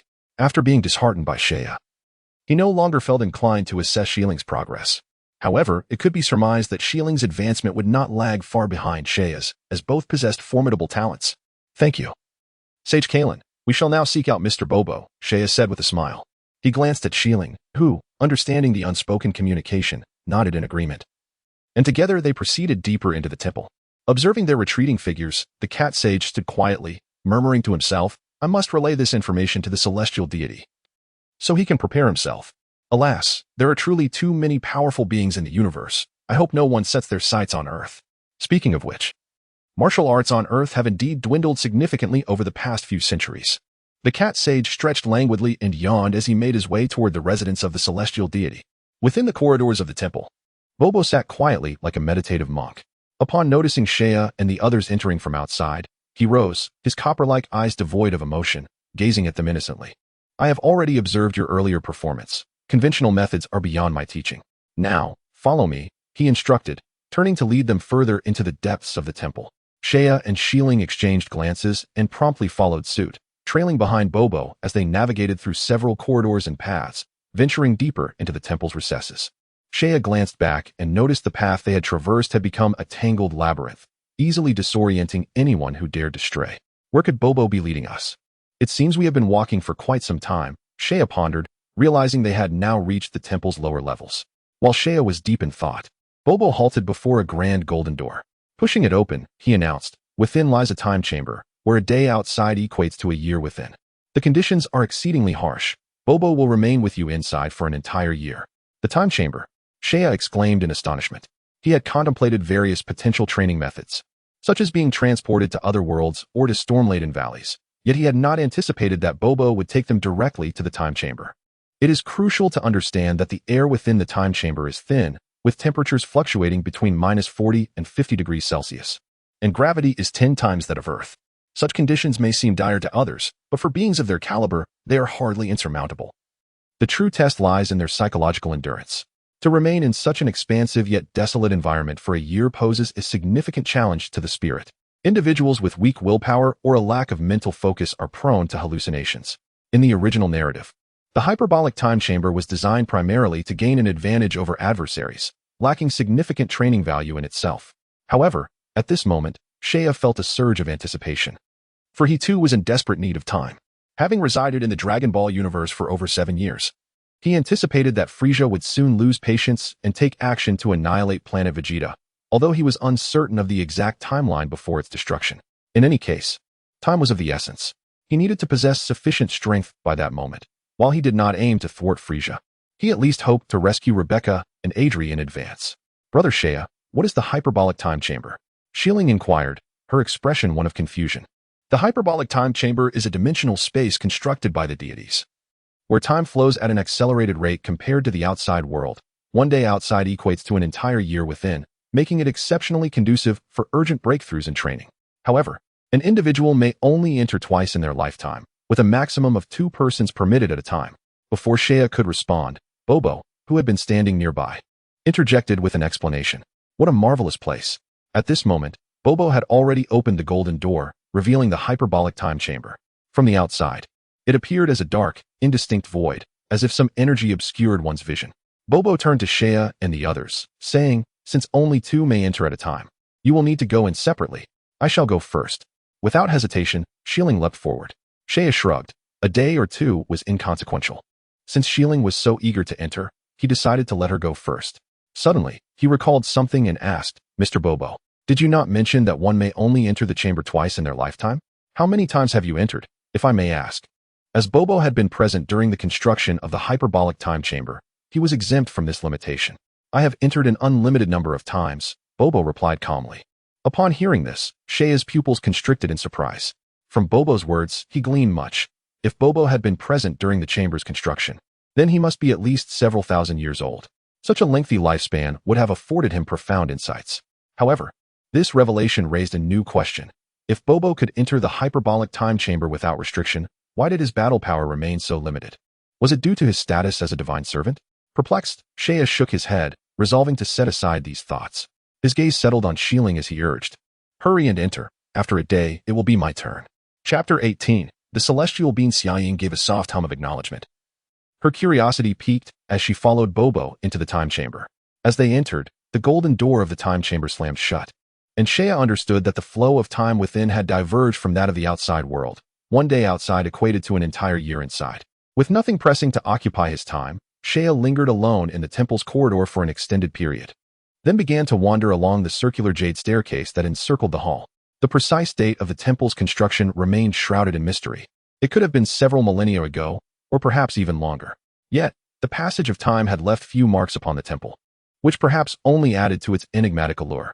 Along the walls of the spiraling corridor, half-meter-high golden patterns were embedded, their intricate reliefs vividly depicting scenes reminiscent of Incan murals, illustrating the ancient interactions between humanity and nature, including scenes of slash-and-burn agriculture and hunting. Seiya noticed that at intervals along the labyrinthine corridor, resplendent doors adorned with gold were distributed, each leading to various chambers, some merely filled with miscellaneous objects, while others, like the time chamber, were extraordinary spaces enhanced by magic. After a lengthy exploration through the convoluted pathways, he finally returned to the entrance of the temple. At that moment, the celestial deity approached, leaning on a staff. Seiya, there you are? Chiron has already informed me of your circumstances. I never imagined there were so many formidable beings in the universe. In comparison, Earth seems exceedingly feeble. The lines of weariness were evident on the celestial deity's aged face. After learning from the cat sage about the might of other life forms in the cosmos, a persistent fear of the strong preying upon the weak lingered in his heart, dreading the possibility of an extraterrestrial invasion that could lead to untold devastation on Earth. Seeing the celestial deity broach the subject, Seiya chose to be forthright, stating plainly, indeed, the overall strength of Earth is undeniably low. It is perhaps one of the most primitive planets in the universe. However, do not underestimate yourselves. While the individual prowess of Earthlings may not be high, you possess certain advantages that are difficult for beings from other planets to attain. Your martial philosophies are significantly more advanced than those of the extraterrestrials. If you capitalize on your strengths, I believe Earthlings need not be inferior to the beings of the cosmos. Sheia's words were not merely intended to comfort the celestial deity. In truth, the weakness of Earthlings was not destined to endure eternally. When the Dragon Ball warriors fully emerged, pure-blooded Earthlings like Krillin would surpass the majority of beings in the universe by leaps and bounds, though such a transformation required the right circumstances. The celestial deity was momentarily taken aback. He had not anticipated Sheia's optimistic view of martial arts on Earth. Nevertheless, he lamented the dearth of true warriors on the planet. In recent centuries, the ranks of martial artists had dwindled, with few worthy of cultivation. Alas, he sighed, the turtle and crane schools are renowned throughout the realm. Yet a generational gap has emerged among the younger martial artists, a troubling phenomenon for a planet that may soon face an invasion from extraterrestrials. Since comprehending the plight of Earth, the celestial deity began to ponder how to enhance the strength of its inhabitants. By the way, I have heard that you possess many wondrous spells, and I require your assistance. Sheia suddenly exclaimed with a smile. I do have some knowledge of magic, but I am curious about the nature of your request, the deity responded, harboring no doubts regarding Sheia's appeal for help. The universe is governed by the principle of survival of the fittest, a jungle law that bestows upon the strong an abundance of innate privileges. For instance, the weak serve the strong, a notion that seems entirely natural and logical to many, including both the strong and the weak. Turning around, Sheia's brown furry tail slipped from his waist and swayed in midair. After severing it during the full moon on Selma, it had regrown over the course of several months. This is the tale of my Saiyan heritage. I hope to leverage your divine powers to prevent its regrowth. The deity had never encountered a human with a tail and observed it intently, contemplating that this tail might indeed be a characteristic of the Saiyan race. Suddenly, an image of an enraged, roaring giant ape materialized in the recesses of his mind. A wave of ferocious and malevolent energy surged forth, relentlessly assaulting his psyche. The deity's eyes widened in terror as he quickly averted his gaze. Wiping the cold sweat from his brow, he murmured with trepidation, "What a terrifying mental onslaught. What is that giant ape? That ominous aura nearly shattered my consciousness. First, sever the tail, and then I shall cast a spell to ensure it does not regrow," he instructed. Very well. Sheia nodded, summoning a key blade with great precision. With a swift stroke, he severed his tail, blood oozing from the wound. The deity, impressed by Sheia's decisiveness, prepared to unleash his magic. Extending his arm from beneath his white robe, he positioned 2 fingers together, reciting an incantation. A glimmering light flickered several times before darting towards Sheia's wound. With a soft sound, the magic enveloped Sheia's form, a warm sensation soothing his flesh. A radiant green glow pulsed rhythmically, gradually dimming until it vanished entirely, leaving the wound on his lower back healed. After moving about, Sheia immediately sensed a difference. To his astonishment, he discovered that the absence of his Saiyan tail had indeed enhanced his control somewhat. Thank you, celestial deity. Should any troubles arise on Earth in the future, merely inform me, and I shall lend my aid. Sheia's spirits soared as he generously made this vow, knowing that the likelihood of fulfilling it would depend on his presence on Earth at the time. Nevertheless, he was confident that before the onset of Dragon Ball Z, Earth would not face any significant crises, and by the time Dragon Ball Z unfolded, Goku and his companions would have matured. However, the deity was unaware of these circumstances. With Sheia's promise in mind, a smile crept across his face. I shall be relying on your assistance in the future. In silence, the two engaged in a delightful transaction, whereby Sheia alleviated the potential instability posed by his tail, while the celestial being secured a promise of assistance should Earth find itself in peril. Thus, both parties fulfilled their respective needs. After exchanging pleasantries for a while, Sheia posed numerous inquiries regarding his training, to which the celestial being responded with great care. Although the celestial being did not possess the strength of Bobo, his vast knowledge of martial arts far surpassed Sheia's, proving to be immensely beneficial. Enlightened by the celestial being's guidance, Sheia experienced a profound clarity, as many of his previous uncertainties vanished. Having spent the better part of the day in this enlightening exchange, and recognizing that there remained ample time before Shieling and company emerged from the hyperbolic time chamber, Sheia contemplated briefly before departing the temple and soaring directly towards the summit of the Korin Tower below. His purpose in visiting the Korin Tower was to procure the healing artifact known as the Senza Bean from the Cat Sage. Previously preoccupied with his training, he had neglected to request the Senza Beans, yet they were an essential component of his current endeavor. The combination of a Saiyans physiology and the healing properties of the Senza Beans was an eagerly awaited prospect. Atop the Korin Tower, shaped like a flattened sphere, the Cat Sage reclined leisurely on a bench, seemingly at ease, until he sensed an imposing aura approaching. Upon opening his eyes, he discovered that Sheia had appeared before him without his notice. The Cat Sage, instinctively stifling a yawn, rose from the bench, rubbing his eyes, and inquired casually, Shea, what brings you down here instead of training above? After spending several days together, the cat sage felt he had come to understand Shea's nature, allowing for a more relaxed demeanor in their conversation. Without preamble, Shea asked directly, Corinne Sage, I have heard that you possess something known as the Senza Bean. Might I trouble you for a few? The mention of the Senza Bean caused the cat sage to slightly widen his squinted eyes, nodding nonchalantly, indeed. I do have such a thing. One Senza Bean can sustain you for 10 days without the need for food. If you desire them, I can certainly spare some. Wait a moment while I search for them. I recall they are kept nearby. With that, the cat sage began rummaging through various items. And after unearthing a plethora of odds and ends, he ultimately retrieved 5 sealed ceramic jars, each adorned with the red characters spelling Senza Bean.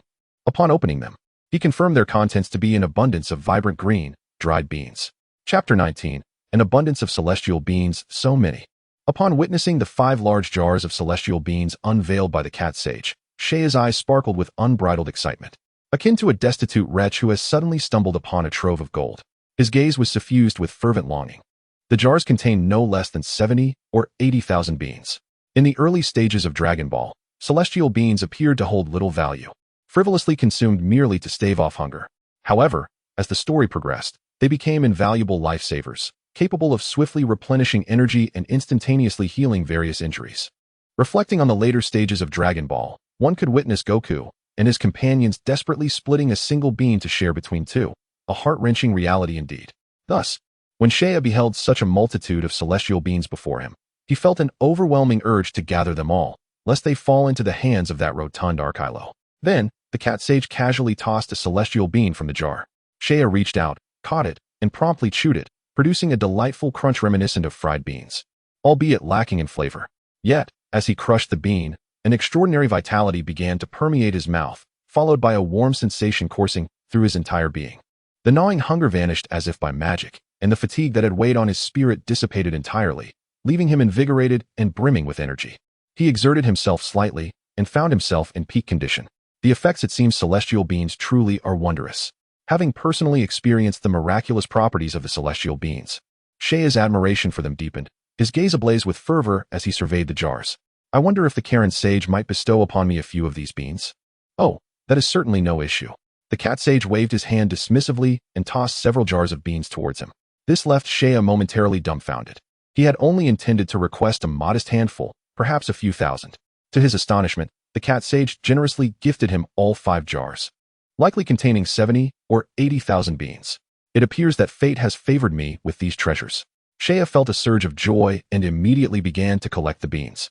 With a swift motion, he created a rift in space, as smooth as a sheet of parchment, which split open with a dark red hue. Shea carefully placed the 5 jars of celestial beans into the dimensional space. This was a new technique he had developed during his training in the temple.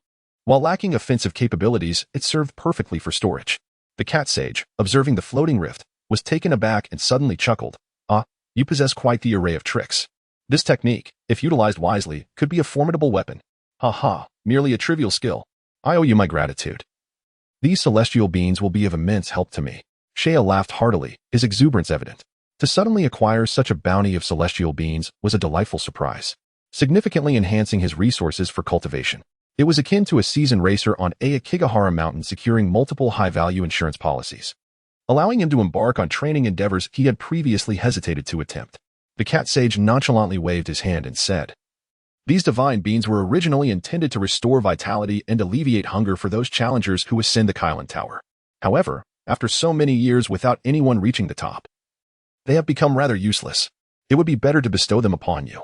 Thus, you are indeed squandering a treasure, Shea chuckled, his curiosity piqued. I wonder about the yield of these divine beans. With such an abundance of divine beans in his possession, Shea's mind began to wander toward acquiring even more. The cat sage, seemingly anticipating his thoughts, shook his head and replied, Cultivating divine beans requires the use of divine water for irrigation. I have cultivated a small plot atop Kylan Tower, yet the yield is merely a little over 100 beans per year. In recent years, the output has dwindled even further. The beans you hold are the result of several centuries of accumulation. I see. Shea nodded with a hint of regret. However, upon recalling that he already possessed tens of thousands of divine beans, his spirits lifted. After a moment's contemplation, he kindly suggested, Kylan Sage, these divine beans are truly remarkable. Their benefits extend beyond mere hunger alleviation and vitality restoration. I believe their medicinal properties are of utmost significance. I recommend that you consider expanding your cultivation. It may prove invaluable in the future. The cat sage stroked his beard and nodded thoughtfully. Shea's words had indeed alerted him. Previously, on Earth, the lack of formidable adversaries had rendered the importance of divine beings less apparent. Yet, just because they were not needed before does not imply they shall remain unnecessary. Especially with Earth now exposed to the cosmos, drawing the attention of countless powerful beings. As a sacred healing remedy, divine beings are undoubtedly essential. Understood. I shall attempt to expand the cultivation of divine beings. However, the cultivation process demands divine water for irrigation, which is not easily condensed. Thus, the extent to which the yield may increase remains uncertain. Why not give it a try? Shea beamed, his face alight with enthusiasm. If the cat sage were willing to enlarge the cultivation area, the yield would likely see some enhancement. Moreover, once the cat sage recognized the significance of the divine beings, it is likely that, in the future, even if Yachirobe desired them, the cat sage would no longer be so reckless as to allow him to squander them. As depicted in the original tale, Shea's recent acquisition of such an abundance of divine beings was indeed a fortunate stroke, stemming from the cat sage's initial lack of awareness regarding their true value. Such treasures are not easily given away. After bidding farewell to the cat sage, Shea departed from Kylan Tower and returned to the temple. Upon his return, he suddenly smacked his forehead, realizing that he had forgotten to inquire about the super divine water. That substance could unlock one's potential. Missing out on it would be a grave oversight. Yet, he soon shook his head, dismissing the thought. After all, super divine water appeared to be anything but safe. For an ordinary person, it is akin to poison. Its potential activating properties are exceedingly overwhelming. In the original tale, Sun Wukong barely survived, relying solely on his Saiyan bloodline to endure. Char, with a hint of skepticism, pondered whether it was indeed the consumption of the divine water, coupled with the excessive strain from repeated use of the Kaioken technique, that led to Goku's premature cardiac deterioration, resulting in viral heart disease. Truly, as a warrior race, how could the Saiyans, with their powerful physiological cores, encounter such afflictions? Individuals of extraordinary combat prowess are typically impervious to common pathogens. Their immune systems are remarkably robust. The moment a pathogen enters their bodies, it is swiftly devoured by immune cells within their bodily fluids. Yet, the fact that Goku has succumbed to viral heart disease suggests that there may be underlying vulnerabilities within his physiology. Although this remains purely conjecture, Char felt it prudent to exercise caution. Succumbing to momentary convenience could pose future risks. In the vast cosmos, there exist myriad methods to unlock potential. Perhaps a visit to Namek in the future to consult the Grand Elder for potential enhancement might be wise, as it bears no adverse effects. Could it be that the divine water was, in fact, the sacred liquid utilized by the cat sage to nurture the magical beings? Char found himself alone in the temple, lost in a labyrinth of thoughts. Chapter 20. 1 year later, and Shilling had yet to emerge from the room of spirit and time, while Shea sat cross-legged, suspended in midair, endeavoring to grasp the clarity of the sky and the swiftness of lightning within his mind. Legends spoke of the temple being situated beyond the confines of the Earth's atmosphere, within a unique subspace. This region, imbued with divine power, could not be approached without genuine prowess. In the vast, boundless void, a solitary hemispherical structure, resplendent in crimson and reminiscent of Incan culture, floated alone. Due to its lofty position, the area was largely devoid of clouds, and the air was extraordinarily thin. At the center of the temple stood a magnificent row of opulent edifices, flanked by several lines of plants that appeared somewhat modest in comparison to the grandeur of the buildings, leading to a spacious plaza. At this moment, Shea floated in the air, his eyes closed, a serene expression gracing his face, devoid of any turbulence. There was no wind.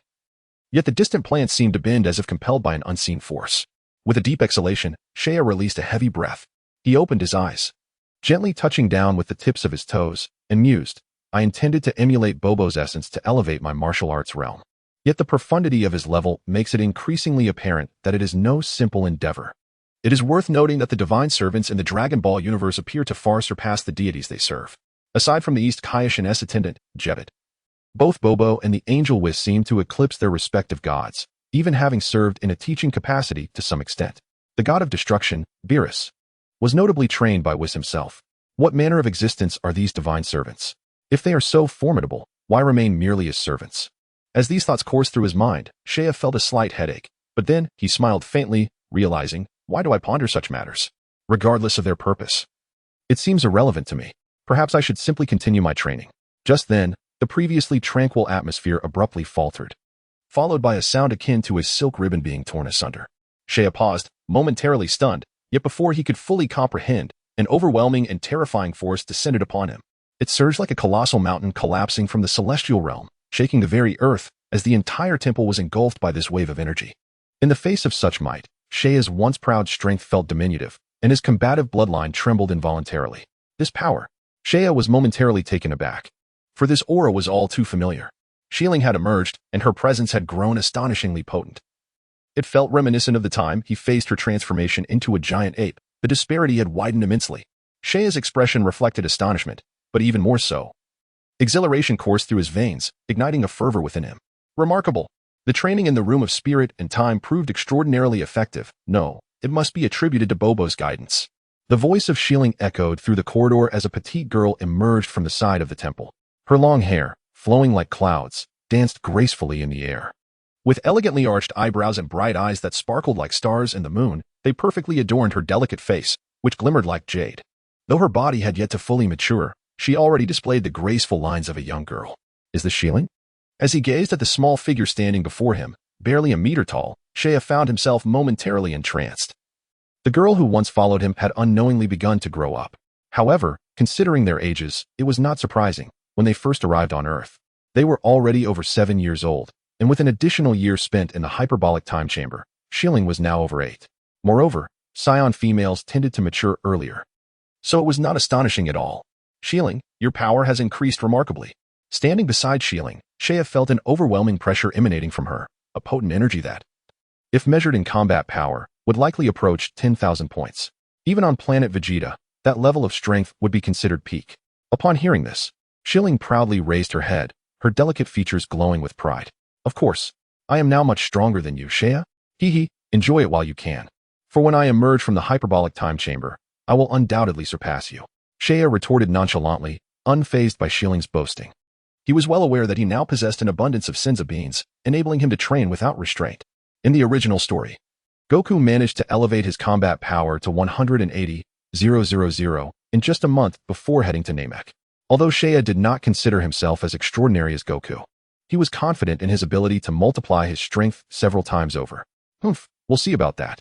Upon realizing her progress had not garnered the praise she sought, Shieling haughtily turned her face away with a cold huff. You're becoming less adorable by the day. The charming little Shieling I once knew seems to have vanished. Shea teased, tugging at a strand of her hair and whispering in her ear. His playful gesture ignited her annoyance, and she retorted loudly, What do you mean less adorable? You'll have to surpass me first. Shieling's Saiyan tendencies were becoming increasingly pronounced, yet she was still much more pleasant than other Saiyans. Shea chuckled inwardly, realizing that the influence of the past few years had indeed borne fruit. Shieling, I just received some wonderful items from Master Roshi. Here, take this, but use it sparingly. With that, Shea produced a small pouch tied with a string, containing dozens of Senzu beans. What is this? Shieling inquired as she opened it, discovering the dried beans inside. These are Senzu beans. Regardless of the severity of your injuries, as long as you are not dead, one bean can restore you to your prime state. And you won't need to eat for 10 days. Really? Shieling's eyes sparkled with excitement as she snatched the pouch from him, gleefully stashing it in her pocket before asking with curiosity, If you've given me all these Senzu beans, do you have any left? Upon acquiring the celestial beans, she found herself in a state of hesitation. The very name celestial beans suggests their extraordinary value. They could prove to be life-saving in critical moments. If she were to keep them all for herself, would that not leave none for Shea? Should she not consider returning some? Observing Shieling's indecision and the evident pain in her expression, Shea chuckled reassuringly. Fear not, I have already reserved some for myself. Take good care of those I have entrusted to you, for they are exceptionally precious. How could they not be precious? He had merely 7,000 or 8,000 of them himself. Nodding vigorously, Shieling appeared deeply moved. Shea smiled, relishing the moment, choosing not to disclose the true quantity of celestial beans he possessed. For if Shieling were to learn of the vast number he had hidden away, the young lady would surely turn against him, demanding the return of her emotions. Enough. Save your words for when I emerge from the time chamber. Then we shall see how you maintain your bravado before me. Pa. Shieling frowned playfully, sticking out her tongue before gazing at Shea's departing figure, her little face revealing a hint of anticipation. Chapter 21, A Significant Breakthrough. Mr. Bobo, it is my turn to enter now. At the entrance of the hyperbolic time chamber, Shea spoke to the somewhat comical figure of Bobo stationed at the door, simultaneously retrieving several magical beans from his spatial inventory for his own preparation. Well, since you are ready, please follow me inside. However, I must clarify one point. I will only guide you. The actual training requires your own exploration. Bobo suddenly reminded as Shea approached the threshold. I understand that the master leads one to the door, but the journey of cultivation is a personal endeavor. Shea replied with a casual smile. As they conversed, the two entered the grand entrance of the hyperbolic time chamber. With a resounding thud, the door closed, completely severing the two realms. Possessing the extraordinary abilities of time and space, Shea was particularly attuned to the fluctuations of time and space. At the very moment the door to the chamber closed, he keenly sensed a faint aura of temporal energy. The reason it is called the hyperbolic time chamber, rather than simply the time chamber, likely pertains to its connection with the human psyche. The original architects of the chamber perhaps drew inspiration from the phenomenon of differing temporal velocities experienced by individuals at a psychological level, combined with the application of temporal energy, culminating in the creation of this unique chamber. Could it be that ancient deities possessed mastery over the domain of time and space? Shea pondered quietly. Of course, the spatial structure of the hyperbolic time chamber is not without its flaws, although it is stipulated that an individual may enter only twice in a lifetime. This rule applies to the majority. For those formidable beings capable of breaching the barriers of time and space, such limitations are utterly inconsequential. For beings as powerful as Super Saiyan 3 or Majin Buu, the regulations of the chamber appear feeble, as their might is sufficient to transcend spatial constraints. This is the essence of overwhelming strength overcoming myriad laws. But is there a realm of space that even a Super Saiyan 3 cannot penetrate? Shea's imagination sparked. He held firm confidence in his own temporal abilities, believing that with continued research, he would eventually develop an impeccable temporal prison, ideally suited for confining or sealing adversaries. However, contemplating this was premature. Shea shook his head and dismissed the thought. As they ventured deeper, traversing a narrow corridor, an expansive, white void revealed itself before them. This was a vast, oppressive space, characterized by intense heat, low air pressure, and tenfold gravity. They found themselves within a two-story palace, a sanctuary for practitioners to dine and rest. Yet, even this seemingly grand edifice appeared diminutive against the backdrop of the boundless expanse. In the hyperbolic time chamber, sustenance consists of plain water and dry flour, stored within the pantry. Bobo reminded Shea about the food provisions, prompting a sudden recollection within him. In this ethereal training chamber, the most arduous trial is not the stark contrast of day and night or the profound solitude, but rather the torment of hunger. Within this space, sustenance is limited to mere water and dry flour. As a Saiyan, how could one endure days devoid of fish or meat? It is no wonder that when Sun Wukong first entered this chamber, he could only withstand it for a few months before succumbing to despair. Had it not been for the impending threat of the androids to Earth, he would have never returned. Food is indeed of utmost importance. Perhaps the deity who constructed this training room, lacking the means to preserve provisions, could only offer a scant supply of water and flour. Is this what they refer to as rations? As the days unfolded, Shea commenced his training under the guidance of Bobo. At this moment, the vast plaza was awash in white, with two figures standing at its center. I have gleaned insights from Shi Ling regarding your previous training methods. Though rudimentary, they proved somewhat effective. I trust Kalen has instructed you to maintain rhythm during combat, minimizing unnecessary movements. Shea nodded. Kalen believed they had grasped the essentials well. Now, continue to acclimate to this environment while I elaborate on the spirit of martial arts. Bobo, as ever, displayed a stoic demeanor, yet Shea could sense his benevolence. With a slight nod, he observed as Bobo elucidated his understanding of energy and mental state, reminiscent of a martial arts master. Truly, Bobo must be an exceptional philosopher. This was Shea's impression after absorbing his wisdom. Bobo's guidance was remarkably comprehensive, addressing each of Shea's shortcomings with meticulous attention. Given the extreme temperature fluctuations, thin air, and gravity tenfold that of the outside world, donning weighted clothing significantly impacted Shea's performance. Movements he once deemed flawless now revealed inevitable flaws. Here, and here, each was a hindrance. His strikes lacked precision, and he needed to refine his application of energy. The mind must be tranquil, the body steady, while movement flows effortlessly. Observing Shea's actions, Bobo occasionally provided pointers, and Shea, understanding intuitively, continually adjusted his movements, striving to achieve a state of weightlessness and mental clarity. In truth, Shea was already a commendable martial artist, merely lacking guidance for his future path. With Bobo's mentorship, he swiftly absorbed the knowledge to remedy his deficiencies. Time flew by. Each day, Shea grew stronger, and soon a year had elapsed within the chamber. Clad in his orange-red weighted attire, he floated with legs straightened, arms crossed before his chest. head bowed in deep contemplation, beads of sweat trickling down his forehead. Surrounding him, translucent waves of energy radiated outward, resembling a mirage, subtly distorting the entire space. Boom! A sudden eruption of white energy surged forth, a fierce cold wind sweeping up the surrounding dust, creating a swirling tempest of power. Suddenly, deep crimson rifts in space appeared, extending outward in all directions. These ominous fissures resembled bloodthirsty serpents, brazenly flicking their tongues, the ghastly dark red hue sending chills down one's spine. Not far away, Bobo stood transfixed, gazing at the scene. The moment the rifts manifested, a fleeting shadow of horror passed through his otherwise calm eyes. Taking a deep breath, Seiya opened his heart to embrace the newly acquired power, contentedly retracting his aura. As his presence diminished, the myriad of ominous rifts began to fade, gradually healing under the restoration of space, swiftly returning to its original state. The vast, empty expanse of space regained its tranquility after Seiya withdrew his force. The previous spectacle resembled a fleeting illusion, arriving swiftly and departing just as quickly, leaving no discernible mark within the temporal sanctuary. The origins of this ethereal realm are lost to time. Apart from the dual-layered palaces designated for habitation, it remains desolate, shrouded in a blanket of whiteness, with harsh living conditions. Although it cannot be compared to the extreme environments of the cosmos, it serves as an excellent place for cultivation, particularly during critical moments when every moment of training counts. In the center of the vast, arid square, Seiya stood motionless, eyes closed, acclimating to his own power. With each breath, he engaged in a simple yet natural rhythm, akin to a tender sprout poised to break through the soil, flourishing with just a hint of sunlight and a touch of dew.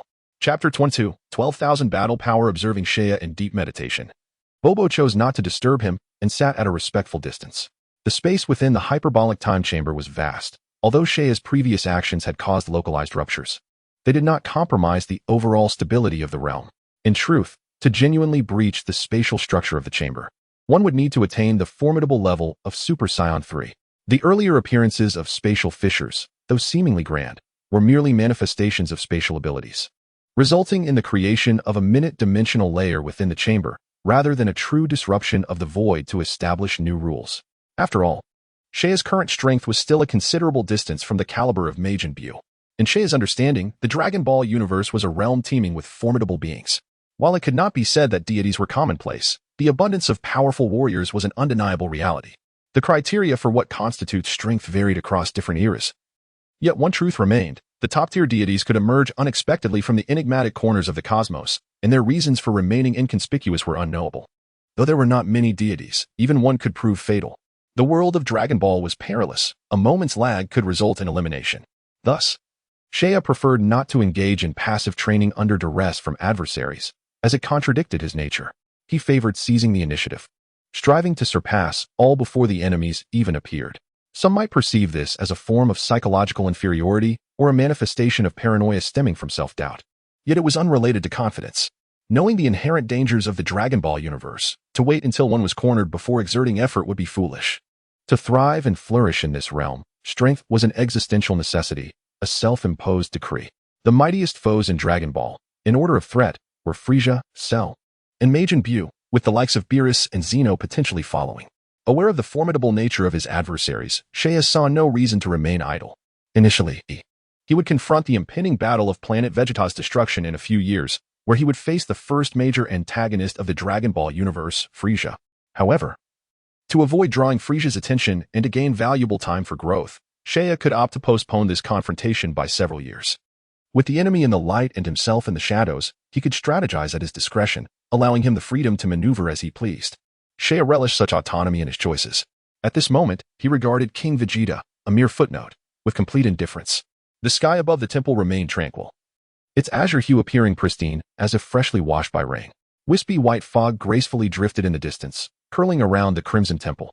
On the plaza, paved with white stone slabs, 2 rows of coconut trees stood solitary on either side of the temple. Not far away, a petite girl tirelessly brandished her fists and feet, her swift movements slicing through the air with a series of resonant, buzzing explosions. The leaves rustled, and a whirlwind suddenly swept down, overwhelming the trees on either side. Abruptly, Xiling's expression shifted, her delicate brows arched slightly, and her silky black hair danced in the wind. This energy, it must be Xia, Xiling murmured, a hint of delight creeping into her features. Sure enough, when she turned her gaze toward the entrance of the temple, she spotted an orange figure materializing there. Zaya approached her with a warm smile, but as he drew closer, Xiling furrowed her brow, realizing that once again, he had surpassed her in height. You're drenched in sweat. Your hair is all matted, Zaya chuckled, gently caressing her cheek, his hand resting naturally on her shoulder as he leaned in for a half embrace.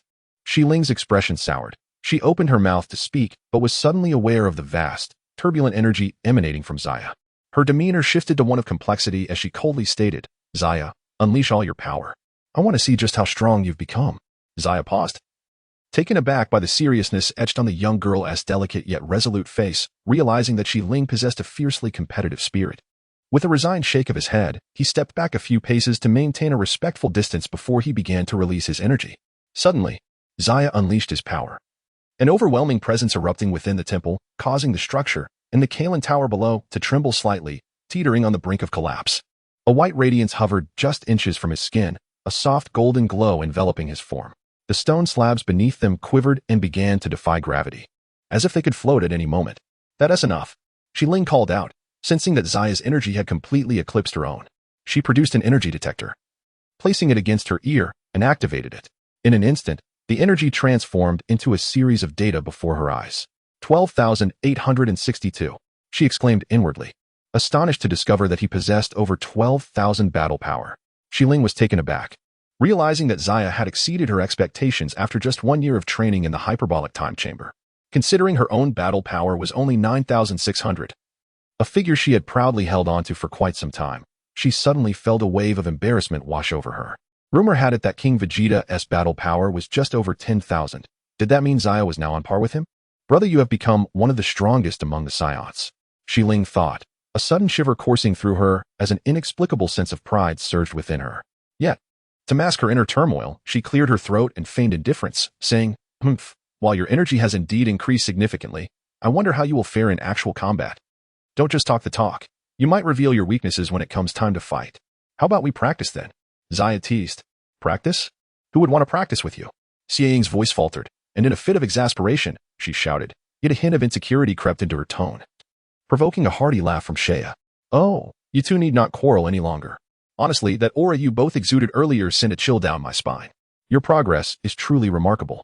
The celestial being approached, leaning on a staff, a gentle smile gracing his features as he observed Shea and Xiang.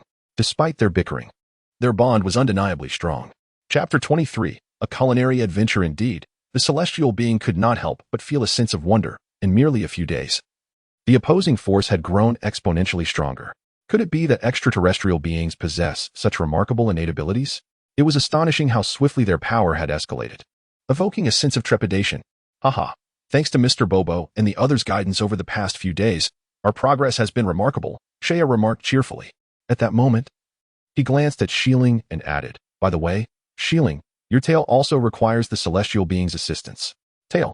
Upon hearing Shea mention it, Xiling shifted her gaze behind her, only to be astonished to find that her tail had vanished without her noticing. Shea elucidated, the celestial being's magic is truly wondrous.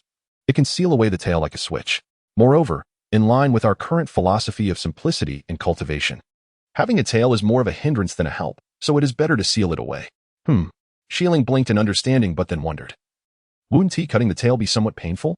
Shea chuckled, grasping her fluffy tail, and with a swift motion, he severed it. Xiling winced slightly at the process and shot him a reproachful glare over her shoulder. Subsequently, the celestial being, mirroring the sealing process he had performed on Shea, cast his magic to seal Xiling's Saiyan tail as well. The celestial being was more than willing to assist, as it was merely a trivial task for him.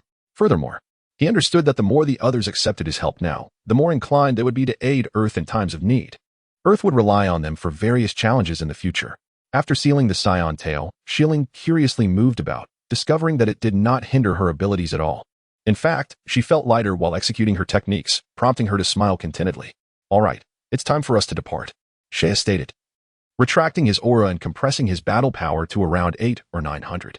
He bid farewell to the celestial being and Mr. Bobo, then took Xiling's hand as they leaped down from the temple. As they pierced through the dense mist below, upon reaching the Korin Tower, they greeted the cat sage. Shea and Xiling continued their descent along the slender tower, soon revealing the sprawling expanse of the Korin sacred land before their eyes. Where shall we go now? Aren't we returning to planet Selma? Xiling inquired, furrowing her brow as she gazed at the endless, lush forest. Shea, with his dark eyes fixed on the horizon, exhibited an unusual glimmer in his distant gaze. He shook his head. No, life requires a balance of work and rest. Solely focusing on cultivation does not yield deeper insights. We have practiced independently for many years. It is time to experience communal life among humanity. It may even aid in the enhancement of our ki.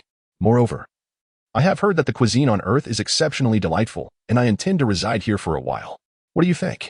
Absolutely, given Sheia's enthusiasm. Schilling had no objections. After all, they had spent many years on planet Selma without engaging with civilization. It would be a wonderful opportunity to immerse themselves in earthly life and, of course, to indulge in delicious food. In truth, the latter is of paramount importance. However, prior to that, they must secure some financial resources for their sustenance. Fortunately, Sheia is aware of a location that conceals a vast treasure of gold and silver, a hidden pirate treasury that Sun Wukong once explored alongside General Blue of the Red Ribbon Army during their confrontation. Though many years have elapsed since that narrative, it is likely that the treasures have accumulated by now. Without hesitation, he grasped Shilling's hand and activated his teleportation ability, causing them to vanish from the holy land of Kylan. With his enhanced powers, Sheia found his spatial abilities more refined. Teleportation became increasingly effortless. Conversely, his temporal powers, although awakened first, had stagnated without any significant advancement, perhaps due to their inherently enigmatic nature. In the northern hemisphere of Earth, amidst a vast expanse of azure ocean, Sheia and Shilling materialized in midair. Is this truly where the treasure lies? Shilling inquired skeptically, gazing at the surging waves of the magnificent ocean before them. Indeed, I observed it clearly from the temple. It must be in this vicinity, Sheia replied nonchalantly, drawing upon his memories to commence the search. After gliding over the ocean for several laps, he discerned the approximate location. He then plunged downward, diving into the depths of the sea with a splash, quickly locating the entrance to the treasure trove based on his recollections. Upon entering the pirates' subterranean vault, they encountered various rudimentary traps still set by the pirates. After deftly evading these obstacles, they effortlessly reached the subterranean chamber brimming with gold and silver treasures. Indeed, several gleaming chests lay stacked within, the spoils of the pirates' rampant plunder. Observing the bountiful riches before him, Sheia grinned and waved his hand, causing a rift in the air that consumed all the gold and silver treasures. Once the task was complete, he clapped his hands and declared, "Let us proceed to the city to exchange these riches for currency. Brother will treat you to exquisite delicacies. I assure you, no one in this universe appreciates fine cuisine more than the people of Earth. Their food is simply delectable. What are we waiting for? Let us go." Shilling urged, clearly captivated by the allure of gourmet food. Thus began a legendary tale within the culinary circles of Earth, recounting how a pair of young lovers had ravenously swept through numerous eateries until the chefs, utterly exhausted, were compelled to escort them out, leading many restaurants to refrain from offering buffet promotions for years to come. Meanwhile, the two progenitors of this phenomenon sat contentedly, indulging in a mountain of food, the clattering of chopsticks and the clinking of plates creating a symphony of sounds. Their table was already piled high with stacks of empty dishes. "Boss, another serving of roasted pig, please. Bring me another plate of noodles with mixed sauce. I also desire a roasted leg of lamb." Sheia extended his tray and called out loudly, causing the restaurant owner to tremble and step forward with cold sweat, saying, "Dear guests, we truly have run out of ingredients. Perhaps you might consider dining at another establishment. Is it already gone?" Sheia's expression darkened as he observed the owner, drenched in perspiration, and waved his hand dismissively, saying, "Enough, enough. How can you operate a business without having your supplies prepared?" Yes. The owner nodded vigorously, wiping his brow, internally lamenting, "What you two have consumed could sustain us for a week." After settling the bill, Sheia and Shilling exited the establishment, leaving the owner to finally collapse onto the floor. A nearby waiter rushed over to assist, but the owner brushed off the help, irate. "What are you still doing? Hurry and clean up. Close the shop. I need a week. No, a month without opening. I hope these two little deities leave soon." Sheia and his companions had lingered in this city for over 10 days, exhausting every restaurant, and each time they appeared, the staff wore expressions of despair. It wasn't that they were unwilling to earn money. Rather, accommodating such demanding guests was utterly exhausting. Moreover, when they arrived, other patrons could not be served, jeopardizing the business's sustainability in the long run. Shilling, "See, I told you so. The food on Earth is the most delectable." "Indeed." The girl nodded vigorously, relishing the recent indulgences, declaring, "Sheia, can't you store food in your dimensional space? Why not try preserving it?" Her reminder struck Sheia. Indeed, his spatial abilities could be utilized for food storage. "Then let us hurry to procure supplies. Once we leave Earth, we shan't find such exquisite dishes again." Thus, they busied themselves with the procurement of food, and it became evident that Shea's spatial powers could indeed preserve food. Within that space, time seemed to stand still, and nothing would spoil, no matter how long it was stored. This revelation only intensified their craving for sustenance, leading to a steady depletion of their finances. Ultimately, after 2 months, all the riches acquired from pirate treasures were expended on food, filling Shea's private space with enough provisions to satisfy their appetites for 3 to 4 years. It is worth noting that the appetite of Saiyans is substantial. To imagine the sheer volume of food required to sustain them for such an extended period is truly staggering. Chapter 24. Wu Taidu. Once upon a time, on a picturesque island, majestic mountains towered at its heart, surrounded by numerous low hills, each a layer of undulating beauty. This island is a modern city, where the ocean breeze carries the unique, humid essence of the sea, nourishing the urban landscape. The cerulean waters blend seamlessly with the sky, creating a shimmering tableau of water and heavens. Here, one can behold the azure sea and sky while listening to the soothing sound of waves crashing against the shore. On a quaint stone path adorned with blooming peach blossoms, the vibrant petals resembled the smiles of youthful maidens, filling the air with a subtle fragrance. As she walked along this tranquil and beautiful path, Shi Ling's face radiated joy. She exclaimed to her companion, "Look at the breathtaking scenery here. Shall we make this our home? After our missions, we could stay here for a while." Her affection for this place stemmed largely from the allure of Earth's culinary delights and the captivating vistas before her. "Well then, let us settle down," Xie shrugged, conceding to her delight. Ever since Shi Ling had matured, she had become increasingly independent, even addressing him by name instead of calling him brother after their time in the Spirit Time House. Ah, how children grow up, becoming ever more self-sufficient, Xie mused. Standing atop the mountain and gazing down upon the entire island, he was struck by a sense of familiarity, as if he had seen this place before. However, it was his first visit to Earth, and any familiarity must have stemmed from the original story. Shea sought out a bookshop and purchased a guide to the island city, finally uncovering the relevant details of this enchanting locale. Could this be the very island where Sun Wukong trained under Master Roshi? Shea was astonished. Though referred to as an island, it was, in fact, a peninsula connected to the mainland in certain areas. The original narrative featured only a few notable islands. The first was Roshi's Kame House, followed by the small island where Sun Wukong and Krillin cultivated their skills under Roshi's tutelage. The third and fourth were Papaya Island, the site of the 22nd World Martial Arts Tournament, and Southeast Island, the venue for the 23rd tournament. There was also the Southern City Island introduced later during the Android Saga. If this was the island where Sun Wukong and his companions would eventually hone their abilities, it meant that Kame House must be nearby. What a remarkable coincidence. A smile unwittingly graced Shea's lips. He had stumbled upon the vicinity of Roshi's residence. However, he had no intention of disturbing the master. His purpose for visiting Earth had been largely fulfilled. He had acquired ample sense of beans and cultivation methods, rendering a meeting with Roshi unnecessary. Moreover, given Roshi's frail strength, he doubted it would offer him any substantial benefit, so he resolved to leave him undisturbed. Thus, to satisfy Shi Ling's desires, Shea marked out a parcel of land on a hillside of the island and constructed a simple wooden cottage using timber. As the sun rose, casting its radiant light, the day began anew.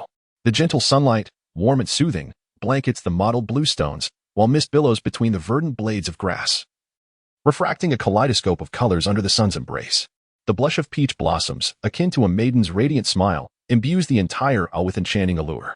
A lush Emerald Hill rises before us, its undulating path of blue stones winding gracefully down its slopes. A crystal-clear stream seeps from the rocks of the mountain, nourishing the water grasses along its banks, ultimately converging into a babbling brook. Ah, after so many years away from Earth, I am astonished by the remarkable advancements in technology that have transpired.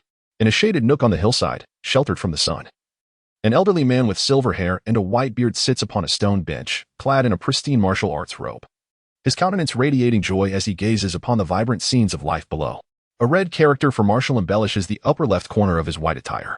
Yet, what is peculiar is the golden halo that hovers above his head, an emblem of the deceased, indicating that this elder is, in fact, a spirit from the netherworld. The underworld is a realm of profound mystery, linking heaven and hell, while a mythical serpentine pathway connects it to the higher dimensional realm of the King of Worlds. Souls who arrive in the underworld, regardless of their former prominence, must undergo judgment by the King of Hell. Those deemed virtuous may ascend to heaven, while the wicked are cast into hell. Neutral souls are immediately reincarnated. Only those who have achieved great deeds or possess noble character bear the halo, signifying their eligibility for ascension to heaven. This silver-haired elder's identity is extraordinary. He is the esteemed martial arts master, Wu Taidu, who, 3 centuries ago, vanquished the formidable Demon King Piccolo, and safeguarded the world. He is also the mentor of Master Roshi and Master Crane. After sealing the Demon King, Wutaida perished from exhaustion, and with his merits, he could have ascended to heaven, yet he chose to linger in the underworld. Today marks Wutaida's return to the mortal realm, after which he shall reincarnate. Upon his return, Wutaida did not seek out his two disciples, Master Roshi and Master Crane. Instead, he wandered silently through various cities, eventually arriving at this coastal isle. Observing the flourishing peace of the world 3 centuries later filled Wutaida with joy, especially upon learning that both of his disciples have established their own schools and become renowned figures in martial arts, which brought him immense satisfaction. At that moment, 2 figures on the opposite side of the mountain path caught his attention, a young boy and girl. From them, Wutaida sensed an invigorating aura that stirred his spirit. "My young friends, may I inquire to which school you belong? How is it that at such a tender age, you wield such formidable power?" As the sound reached him, Saiyan turned in surprise, only to behold the silver-haired elder smiling at them.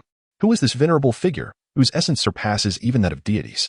Sensing the profound power emanating from the elder, Saiyan was momentarily taken aback. This energy approached a staggering combat power of 6,000. Who would have thought that such a master still roamed the earth?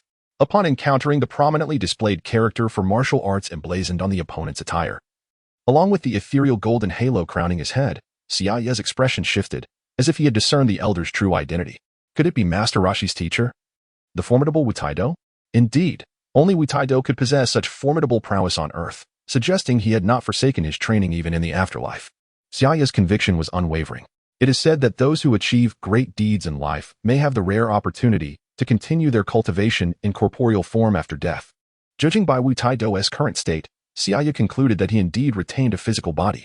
Attaining a battle power of 6,000 after 3 centuries of cultivation in the celestial realm is certainly within reason. The elderly gentleman is none other than Wutaida? Now it was Wutaida's turn to be astonished. He had not anticipated that someone in the present day would still recognize his name. With a hint of surprise, he inquired, "My young friend, how is it that you know my name?" Chapter 25. The return. Saiyan offered no response, merely chuckling heartily while pointing toward the heavens, leaving it to the other party to ponder whether he referred to the celestial realm or the vast expanse of outer space. Indeed, Wutaida, perceiving the implication, nodded in understanding, mistakenly believing that Saiyan and his companion hailed from the divine realm. If they were indeed emissaries from the temple, it would not be surprising that they knew his name, having likely learned it from the gods themselves. Observing the youthful countenance of the two before him, Wutaida could not help but marvel. It was astonishing that such prodigies still practiced within the temple in this era. It seemed the martial arts of Earth had yet to decline. Wutaida was well aware that the legendary deity residing above the Kylan Tower was an enigmatic figure. 3 centuries prior, in his quest to vanquish the Demon King Piccolo, he had ascended the Kylan Tower and heard the cat sage mention the existence of even higher deities dwelling within the temple above. At that time, Wutaida had firmly believed that the celestial being was exceptionally powerful, completely unaware that he had already surpassed that deity by a considerable margin. Noticing Wutaida's misunderstanding regarding his origins, Saiyan merely smiled and refrained from clarifying. After exchanging a few words with Wutaida, they bid each other farewell. Both were profoundly skilled martial artists, having gauged each other's abilities through their shared aura. Given his overwhelming strength, Saiyan found little astonishment in Wutaida's prowess and felt no inclination to engage in combat. Conversely, Wutaida had experienced countless battles, both grand and minor, and had no desire to fight again, especially on what he knew to be his final day. Discovering the existence of such a formidable opponent on Earth sufficed for him. As Wutaida departed, Shieling retrieved some snacks from her backpack, munching while remarking that old man is truly peculiar. Not only is his aura far stronger than that of an earthling, but he also possesses a strange halo above his head. Saiyan cast her a sidelong glance, explaining, "That is because he is not a living person. He is a figure from 3 centuries ago, merely returning to the mortal realm today, and we happened to encounter him." "Wait, are you suggesting that old man came from the underworld?" Shieling exclaimed, her mouth agape in astonishment, momentarily forgetting her snacks. "Is there any doubt? That elder is Wutaida, a grand martial artist who saved Earth 300 years ago. Consider how many years he must have spent cultivating in the underworld. How could he possibly be weak?" Saiyan smiled at Shieling, then proceeded to explain the concept of souls entering the underworld for judgment after death, particularly the standards of ascendance to paradise for the virtuous and descent to hell for the wicked. After death, it seems the journey is far from over. Souls must face the judgment of King Yama. What then becomes of us Saiyans? Chances are, we would likely descend to hell. Saiyan shrugged, adding, Saiyans served Freeza, committing acts of plunder and destruction without remorse. According to the rules of the underworld, such individuals are destined for damnation. After listening, Shilling couldn't help but widen her eyes in astonishment. However, considering the Saiyans' actions, if they were indeed to judge souls, it was likely that everyone would end up in hell. Therefore, to avoid such a fate in the future, one must either maintain a balance between good and evil, subsequently reincarnating, or ensure they never die, thus rendering judgment irrelevant. Shea humorously remarked, "Then it seems we must refrain from committing too many misdeeds." Shilling pondered this notion briefly. For her future, it seemed wise to minimize unnecessary killings, though the thought of restraint made her feel restless. As for Shea's jest regarding eternal life, she chose to dismiss it lightly. Yet, she was perplexed by Shea's apparent omniscience, considering he was merely a child like herself. Regarding Shilling's curiosity, Shea refrained from elaborating too much. His origins from another world were not something to be disclosed, particularly before he had amassed sufficient power. So, he skillfully diverted the topic. By the way, we have been on Earth for over 6 months now, and we have accomplished everything we set out to do. It is time to return to planet Vegeta. Are we going back? Shilling exclaimed with excitement. Having left planet Vegeta for so long, she was eager to return. As soon as the topic shifted, Shilling's attention was immediately captivated, and Shea secretly breathed a sigh of relief, realizing he could no longer appear as though he knew everything. That would raise too many suspicions. Indeed, it is time to return. However, once we arrive at planet Vegeta, remember to conceal your battle power to avoid drawing attention, Shea advised. Shilling nodded. She was no longer the naive girl she once was. After spending so much time with Shea, she had come to understand the adage that the tallest tree attracts the wind. Yet, leaving Earth brought her a tinge of reluctance. Especially for the delectable variety of food it offered, other matters were of little concern to her. She leaned slightly closer to Shea, resting a hand on his shoulder. Shea responded by placing a hand on her slender waist, the sensation of her youthful form radiating warmth and a subtle fragrance that lingered in the air. He held his breath and focused, activating his spatial abilities.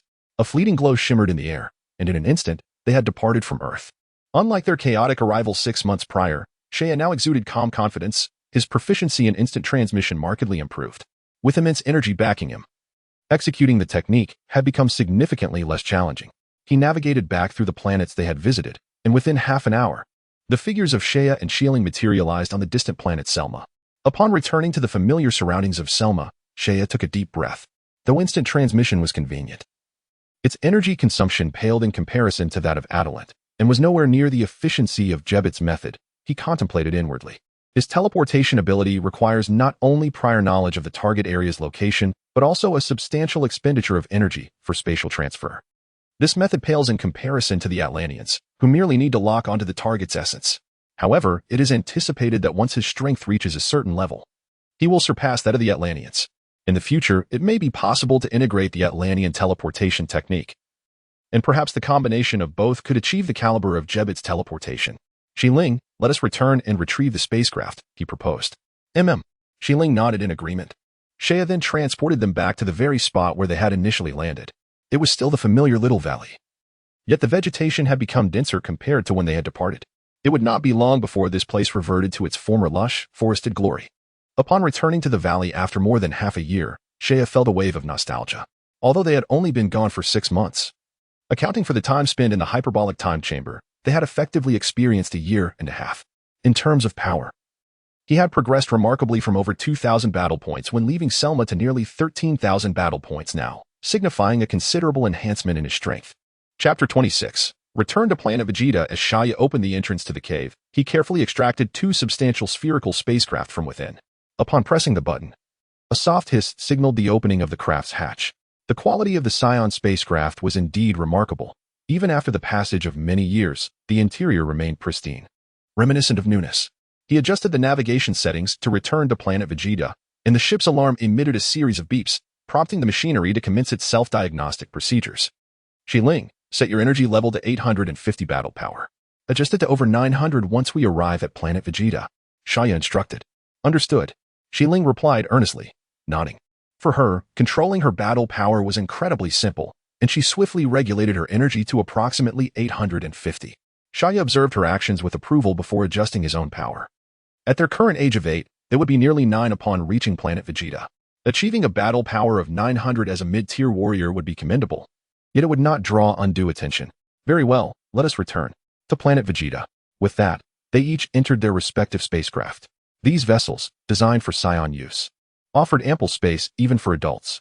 Pressing the button, the hatch of the spacecraft closed slowly, and the craft trembled momentarily as a tremendous force propelled it downward, swiftly breaking free from the atmosphere of Selma Star.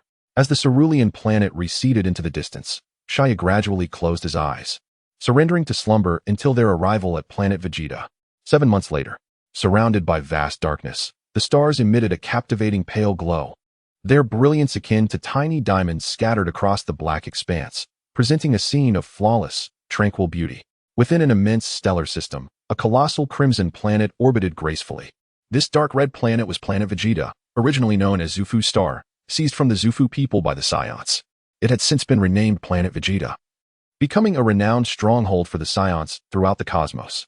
The spaceport on planet Vegeta remained bustling, with spherical spacecraft continuously taking off and landing. Suddenly, 2 more vessels pierced through the crimson atmosphere, descending rapidly towards the spaceport. Under the guidance of the ground control personnel, the crafts landed precisely at their designated points. As the hatches opened, 2 figures emerged. After several years, Shia and Xiling had returned to planet Vegeta. The spaceport was teeming with activity, crowded with Saiyans returning from missions and those awaiting their assignments. Interspersed among them were numerous peculiar extraterrestrials with long noses and large eyes. Most of these extraterrestrial beings have been captured and enslaved, much like the Dadarian race, while others are subordinates dispatched by Freeza from his home planet to assist the Saiyans in their daily governance. After all, the technological prowess of the Saiyans is rather limited. Apart from their combat skills, they possess minimal advanced technology. They resemble barbarians confronted by the creations of a more sophisticated civilization, and many high-tech devices require specialized aliens for their operation. Of course, it remains uncertain how many of these extraterrestrials Freeza has sent to monitor the Saiyans. Shia, I have just contacted my parents via the communicator. They are waiting for us at home. At the spaceport's platform, Xiling pressed the button on her energy detector, her cheeks flushed with excitement. This device not only detects the energy intensity contained within living beings but also serves as a communicator. All right, let's head back immediately. Shia glanced at her with a smile, aware of her eagerness to reunite with her parents. In truth, he too felt a surge of anticipation. It had been over 5 years since they left planet Vegeta, although a year and a half was spent traversing the stars. It was indeed more than 5 years since they had last seen Aunt Rebecca and Uncle Edry. Thus, the two made their way across the platform and ventured outside the spaceport. Xiling's home is situated in the prosperous district of planet Vegeta, a part of the upper-class residential area, not far from the royal city. However, the journey from the spaceport to Xiling's residence would take some time. To conceal their combat prowess, Shea and Xiling could not fly at full strength nor utilize instantaneous movement for travel. They traversed much of the city at a normal flying speed before landing in a bustling residential neighborhood. As they navigated the verdant pathways lined with lush greenery and fragrant blossoms, cherished childhood memories flickered through their minds until they arrived at a standalone 2-story house, Xiling's home. Compared to the nearby residences, Xiling's house was considerably larger. Thud, thud, thud. They knocked on the door several times. Click. The electronic panel chimed with a cheerful sound, and the door swung open. A figure darted out, enveloping Shea in a tight embrace before he could fully register the moment. Oh my. Xiling, Shea, you are finally back. Let me see you, exclaimed Rebecca, her words tumbling forth with warmth. Oh, how much you've grown. I've missed you both so dearly. Though seemingly at a loss for words, her arms conveyed her emotions with clarity. As a warrior race, Saiyan women possess strength that rivals that of their male counterparts. And when driven by emotion, they can be fiercely formidable. Particularly for Rebecca, a high-ranking warrior and former member of Edry's squad, her formidable strength should never be underestimated.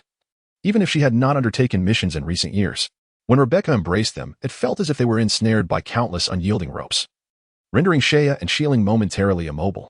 Indeed, given their current prowess, it would be effortless for them to break free from the constraints of nature. However, they have no intention of doing so.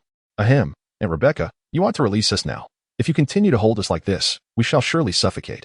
Shea rolled his eyes, expressing a hint of exasperation. Yes, mother, do let us go. Oh, right, look at me. Come, let us discuss this inside. Rebecca. Realizing her oversight, sheepishly relinquished her hold and hurriedly ushered them indoors. Once inside, she began to inquire with genuine concern about the children's lives over the past few years. While Xiling selectively highlighted key points in her narrative, whenever she reached a crucial moment, Xiling would embellish her tale with animated gestures. Though Shea found these movements somewhat clumsy and amusing, Rebecca frequently gasped in astonishment at her daughter's recounting. Despite the somewhat lackluster and uninspired nature of her daughter's descriptions, she remained an attentive listener. Chapter 27. Vegeta has been born. Seiya sat nearby, listening intently. His expression calm and a subtle smile adorning his face. The account provided by Xialing was deliberately abridged. She refrained from mentioning anything about their training on Earth. This was a prearranged decision, as they had been away from planet Vegeta for many years and were quite out of touch with the current circumstances. They planned to reveal the situation on planet Vegeta once they had a clearer understanding of it. Mother, you wouldn't believe it, but there is a moon on Selma. That night, a magnificent full moon traversed the clouds, and as soon as I stepped outside, I beheld the moon and then transformed into a great ape. Oh dear. Did you lose your senses? Heh, indeed I did. Xialing replied innocently, spreading her hands before her. Fortunately, Seiya acted swiftly, severing his own tail before he cut mine off as well, though he was still gravely injured in the process. According to Seiya, my battle power had increased tenfold at that moment. Xialing chuckled, recounting the events of that day. Had it not been for Seiya's decisive action, the outcome would have been dire, Rebecca remarked, holding Xialing close and playfully pinching her cheeks, causing Xialing to squirm in protest. Xialing, it must have been quite arduous for you to fight after transforming. Rebecca released Xialing and inquired with genuine concern. Seiya nodded, recalling the ordeal with a shiver. Yes, that battle was the most grueling I faced upon my arrival at Selma. Had I not seized a fleeting opportunity at the last moment, the consequences would have been unimaginable. Even so, I was left incapacitated for several months. Rebecca nodded in agreement. The transformation of Saiyans into great apes was indeed a double-edged sword. While advantageous in combat, it posed a significant risk of collateral damage to one's allies. Hence, during assaults on advanced planets, elite warriors typically led the charge, transforming into great apes to engage the enemy. In such critical moments, lower and mid-tier warriors had to withdraw, lest they become mere fodder. By the way, where is Uncle Edley? Didn't he say he would be home? Seiya inquired, puzzled by Edley's absence after such a lengthy return. Oh, there are a few matters at the training corps. He will be back shortly, Rebecca replied. Seiya understood, recalling that since the dissolution of Edley's squad, he had taken on the role of an instructor at the training camp, primarily tasked with training young, high-potential warriors. He frequently accompanied these children on simple missions, ensuring their safety. This also highlighted the distinction in how Saiyans treated mid-tier and elite warriors, unlike Seiya and his companions, who had been dispatched on missions after merely 3 years of training. They did not enjoy such privileges. After engaging in further conversation, Rebecca began to prepare dinner. Just as Edley returned from his duties, upon reuniting with his long-absent daughter and nephew, a smile illuminated Edley's somewhat sun-kissed visage as he approached them warmly, remarking, "Ah, my dear little ones, it has been far too long. Indeed, you have both grown robust. Saiya, you are increasingly resembling your father." "Daddy," exclaimed Xialing joyfully. "Uncle Edley, splendid, splendid. Ha ha ha, how delightful it is to have you back, safe and sound." Edley's laughter resonated as he bellowed with exuberance. He was acutely aware that the mission on the Selma planet was fraught with peril, and he had anticipated that the children would take considerably longer to complete their task. Yet, to his astonishment, they had returned in just over 5 years. Their safe return indicated they had triumphed over significant trials, which filled Edley with immense joy. The initial trials for Saiyans are of paramount importance, directly influencing their future development. Step by step, one must advance, he mused, recalling how he had excelled in his own trials and subsequently ascended to the role of captain of Edley's team. He affectionately patted Saiya and Xialing on their shoulders, then retrieved a simple energy detector from his pocket, placing it to his ear. "Let me assess your battle power," he said with a beaming smile as he activated the device. Beep, beep, the data rapidly materialized. 962, 987. Edley paused momentarily, then erupted into hearty laughter. "Remarkable. Your battle power is impressively high. This level of strength rivals that of advanced warriors. Quite commendable. Who knows? Perhaps our family will produce 2 extraordinary individuals in the future." Although he had surmised that Saiya and Xiling's battle power would be substantial upon their safe return to planet Vegeta, the actual readings from the detector still filled him with surprise. After all, his daughter and nephew were not yet 9 years old, and here they were, boasting battle power nearing 1,000. Their futures appeared boundless, destined to become exceptional warriors.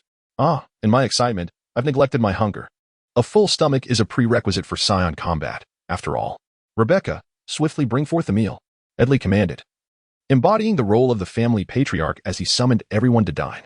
The Saiyan dining table was a battleground of fierce competition. During dinner, the 4 Saiyans engaged in a fervent struggle for food, resulting in a dramatic contest. The clattering of plates echoed as they collided, and an entire spread of food vanished at an astonishing pace. The scene was nothing short of breathtaking, with the speed of their contest creating fleeting afterimages. Were any martial artists from Earth to witness this spectacle, they would surely recognize it as a form of training. The sheer quantity of food consumed by a Saiyan family in a single day is staggering. Without a dedicated food supply system, Planet Vegeta would soon descend into chaos due to scarcity. Thus, there are designated cosmic beings responsible for ensuring the food supply. After dinner, in the Grand Hall, a family of 4 sat together on the sofa in the hall.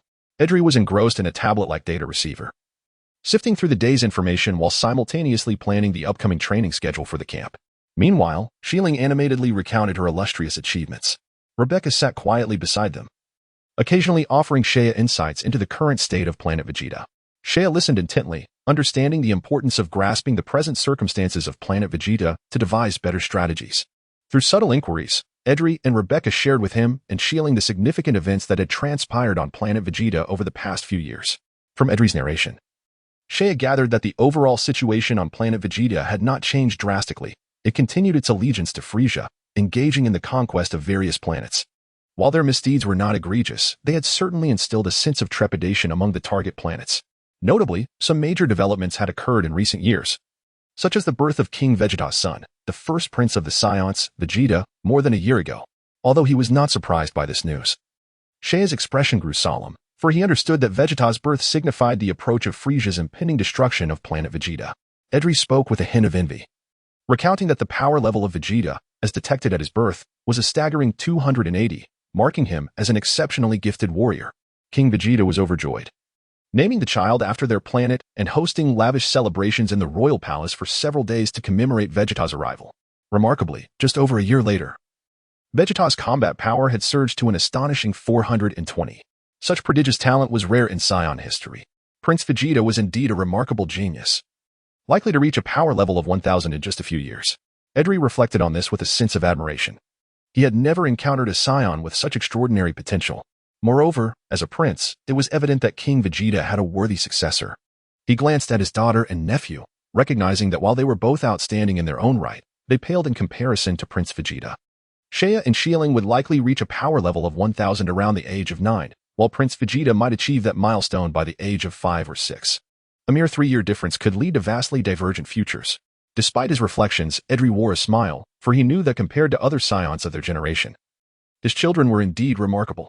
How could he possibly compare them to a royal prince? Their paths were fundamentally different. If Shea and Xiling could surpass him and reach a power level of 10,000 in the future, he would be eternally grateful. At that moment, Edri remained blissfully unaware that the true strength of Shea and his companions far exceeded his imagination, and the ultimate goals he had set for his children were destined to be a miscalculation. One could only wonder what expression would grace Edri's face if he were to learn this truth. Chapter 28: The Future of the Saiyans Vegeta. Upon hearing Adrian's reflections, Shea's eyes narrowed instinctively. The birth of Vegeta signified that the destruction of Planet Vegeta by Freeza was imminent, likely within the next 2 to 3 years. He recalled the original storyline, noting that Vegeta was approximately 5 or 6 years old when his homeworld was annihilated, most likely around the tender age of 5. Shea knew he needed to keep an eye on Bardock's family. Based on his estimations, Goku's elder brother, Raditz, was likely already born by this time. Goku's birth coincided precisely with Frieza's assault on Planet Vegeta. However, Shea found himself troubled by the fact that Bardock's family resided in a different area than where he currently was, meaning he could not readily ascertain their circumstances, which posed a significant challenge. Moreover, Vegeta, without a doubt, was a prodigy among Saiyans, boasting an impressive battle power from birth. In just a few months, his battle power was expected to surpass 500. Remarkably, at just over 2 years of age, he would likely reach such a formidable strength, and if this trajectory continued, he might achieve a battle power of 1,000 before the destruction of Planet Vegeta. It was no wonder that Freeza regarded him as a valuable asset in his pursuit of studying the Super Saiyan phenomenon. Shea silently calculated the implications.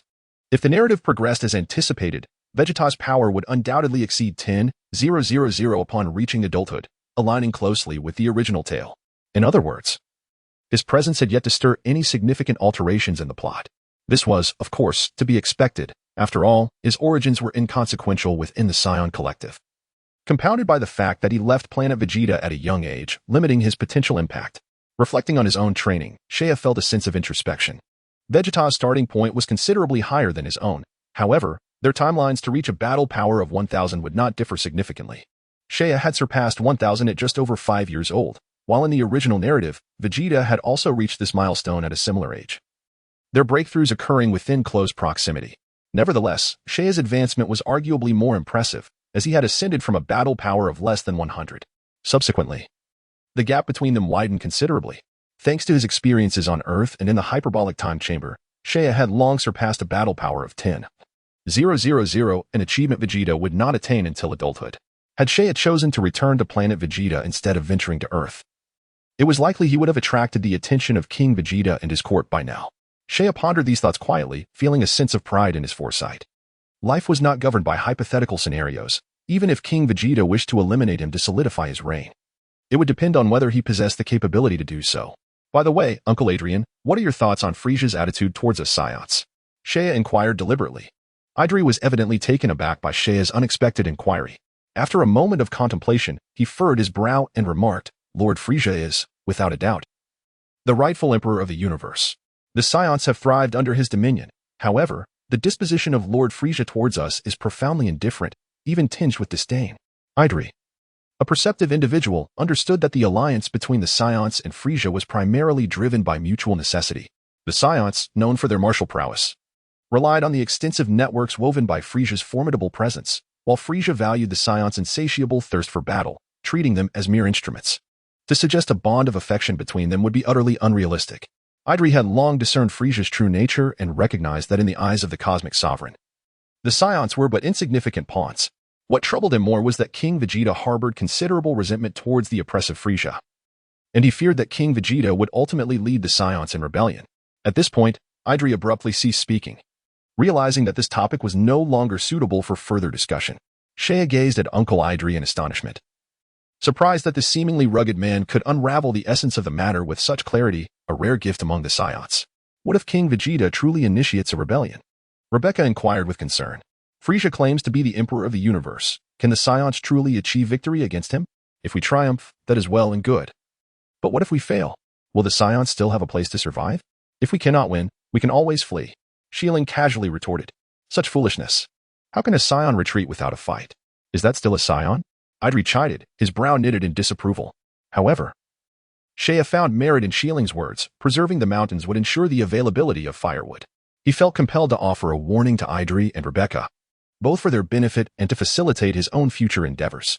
After a moment's thought, he spoke, however, I have heard that Freeza harbors ill intentions towards the Saiyans. The only reason he keeps us close is due to his fear of a legendary Super Saiyan emerging among our ranks, which could threaten his rule. The legendary Super Saiyan? That is merely a myth. Idri chuckled, shaking his head in disbelief. Despite the persistent rumors circulating among the Saiyans, no one had ever witnessed such a being. And over time, the legend had waned in credibility. Nevertheless, you were correct. The Saiyans cannot coexist with Freeza. King Vegeta must have been preparing for this moment for quite some time, Idri murmured. Regrettably, they remained oblivious to Frieza's true power, and ultimately, this rebellion would end in failure. The consequence of such failure would be the destruction of planet Vegeta. A myriad of thoughts raced through Saiya's mind. The following day dawned bright and sunny.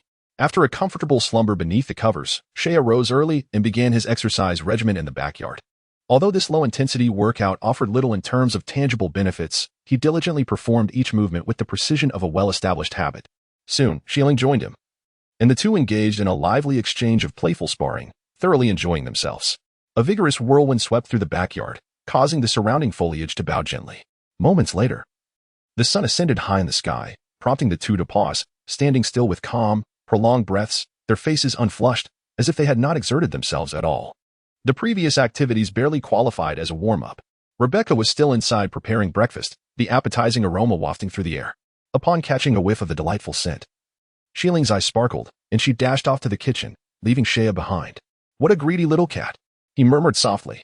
After Shieling departed, Saiya settled himself on a stone bench in the backyard, closing his eyes to meditate quietly. A series of jingling bells interrupted the tranquility. Hey, is Master Edri home? Came a haughty voice. Saiya opened his eyes, a glint of intelligence flashing in his dark pupils as he beheld a small figure clad in a compact battle outfit. I'm asking you a question. Did you hear me? The figure's tone grew impatient, becoming sharper. If you wish to inquire, you should adopt a more courteous demeanor. I see no reason to respond to such rudeness, Saiya replied, closing his eyes once more, dismissing the intruder entirely. The figure faltered momentarily, then snorted disdainfully, declaring, Humph. I see now. You must be the intermediate warrior from Master Edry's household. Let me inform you, I am a high-ranking warrior, not someone you can afford to offend. Had it not been for you lot, Master Edry would have taken me on a mission today. It became apparent that she was one of the Saiyan children under Uncle Edry's guidance, a mere little brat. Chapter 29, Shea scrutinized the individual before him. It was a very young girl, likely around 2 years of age. Her long hair was haphazardly tied back, cascading down her back. And her delicate face wore an expression of proud disdain as she gazed at him. Is this child among the Saiyans with the potential of a high-ranking warrior? As ever. She is remarkably precocious. He shook his head, disinterested in engaging in frivolous banter with such a child, and said, Uncle Edry is inside the house. You may find him yourself. Humph. The little girl coldly huffed, her proud countenance almost reaching the heavens, and then, without casting a glance at Shea, she strode past him with an air of indifference. Staring, mouth agape, at her departing figure, Shea clicked his tongue, suddenly finding the situation somewhat amusing. Whose child is this? She has an overly inflated sense of self-worth. After sitting in the yard for a while, feeling the sun's warmth becoming somewhat oppressive, Shea rose and made his way into the house. In the kitchen, Rebecca had already prepared a sumptuous breakfast. Shieling sat quietly at the dining table, already engrossed in devouring her meal with delight. Upon noticing Shea's arrival, she glanced up briefly before returning to her feast. In no time, the mountain of food before her had vanished. Where is Uncle Edry? Why hasn't he come out? Shea casually inquired while taking a piece of roasted meat. Rebecca approached with a platter of food and explained, the previously scheduled task has been postponed for a few days, so his student came looking for him. He is currently occupied with arranging further tasks for her. Student? Shea recalled the arrogant little girl from earlier. Surely, she must be the one Rebecca referred to. After completing their mission on planet Selma and returning to planet Vegeta, Edry had decided to delay the training schedule for the following days, intending to spend quality time with his children during this interlude. Is that self-important brat truly his father's student? She doesn't seem so remarkable. What is there to be proud of? After finishing her breakfast, Shieling dabbed the grease from her lips with a napkin, her eyes brimming with disdain. It was evident she had encountered the little girl and held a strong dislike for her. Shieling, too, possessed a sense of pride, though she chose not to display it in front of those around her. Yet, her inherent arrogance made it intolerable for her to accept such an attitude from anyone, especially when that individual was far weaker than herself. To be honest, given Shieling's current strength, she could only look down upon others. It was unlikely that anyone would regard her with such disdain. The little girl's gaze had clearly irked her. Hige, Mel's is quite the prodigy. Her battle power exceeded that of her peers at birth, and her prowess rating is only slightly lower than that of Prince Vegeta. She is undoubtedly a remarkable talent. What is rare is her dedication to training. Edry is very pleased with this student. Although her demeanor is somewhat haughty, she is, at heart, a good person. Rebecca remarked with a cheerful smile. The strong possess privileges. In the hierarchy of strength, the powerful naturally stand above the weak. Rebecca firmly believes in this principle, thus perceiving Mel's demeanor towards others as entirely normal. Mel's, Shea murmured to himself, the name indeed resonating beautifully. After listening to Rebecca's description, Shea gradually formed an impression of the little girl named Mel's, another prodigious talent. Should she avoid falling by the wayside, her future achievements could be remarkable. Yet, she was born at an unfortunate time, destined to emerge in the era of the impending destruction of Vegeta. If she were to falter, she would amount to nothing. A genius, ultimately, is only remembered and celebrated if they ascend to become a true force. After contemplating this for a moment, he returned to his breakfast, casting aside the name that might fade into obscurity through the passage of time. Before long, Mel's emerged from Edry's room, her dark eyes glaring fiercely at Shea as she passed him by, before leaving with a disgruntled expression. What is going on? I don't believe I did anything to provoke her, Shea thought, rolling his eyes in bemusement. What is the matter? She has no manners at all. Shieling exhaled sharply, her tone tinged with irritation. Ha ha ha, don't blame her. The child is merely upset with me for postponing her training schedule. She's just sulking. Edry responded with a smile as he took his seat at the dining table, clearly in high spirits. With two exceptionally intelligent children and a prodigious student, along with his own considerable strength, Edry had little reason to feel despondent. Regardless, she shouldn't direct her anger at me, Shieling retorted, slapping the table in frustration. This elicited laughter from the entire family, a rare moment of warmth among the Saiyans. After breakfast, Shieling assisted Rebecca in the kitchen, tidying up the dishes, but to Shea, it seemed more like a hindrance than help. In the living room, Edry lounged on the sofa with one leg crossed, cradling a pot of hot beverage, and said cheerfully, Shea, it has been many years since you last lived on Vegeta. Coincidentally, my training assignments have also been postponed recently. Why don't I take you on a tour of the nearby districts? Soon, when new missions arrive, you won't have as much time to spare. Nodding in agreement, Shea inquired. Uncle Edry, do you know what our next mission entails? Edry pondered for a moment before replying. According to protocol, after concluding the first mission, you will likely face a series of scattered extermination tasks. The higher-ups will assign a few more Saiyans based on the circumstances to form a new task force. Given your performance, you might even be appointed as the team leader. He then added, by the way, have you submitted your previous mission report? If not, we should stop by the management office to do that shortly. Not yet. Shea shook his head, noting that upon their return to Vegeta, they had gone straight home without submitting their mission report at the task management office. The operational mechanism of the Saiyan missions has endured for many years, establishing a coherent management system. Even the spacecraft stationed at the spaceport are attended to by specialized extraterrestrials, relieving them of any concerns. Edry nodded and remarked, the initial mission of the Saiyans is the most demanding, and many lower and mid-tier warriors never return from this first undertaking. Thus, it is often referred to as the survival mission, a trial steeped in blood.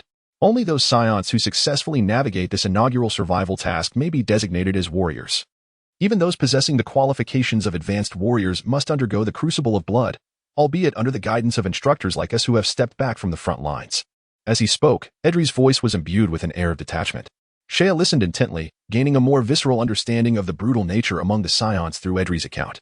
The Saiyans adhere to a philosophy of survival of the fittest, a notion deeply ingrained within their very bones. Prior to the dissolution of Edry's squad, both he and Rebecca strictly followed this principle. However, after the squad's demise, especially with the arrival of Shieling and Shea into this familial fold, their coldness began to thaw, albeit gradually. Chapter 30. The Taj Star People Planet Vegeta, located in the southern sector of the northern galaxy, was originally known as Planet Plant, and later renamed Planet Zuffle.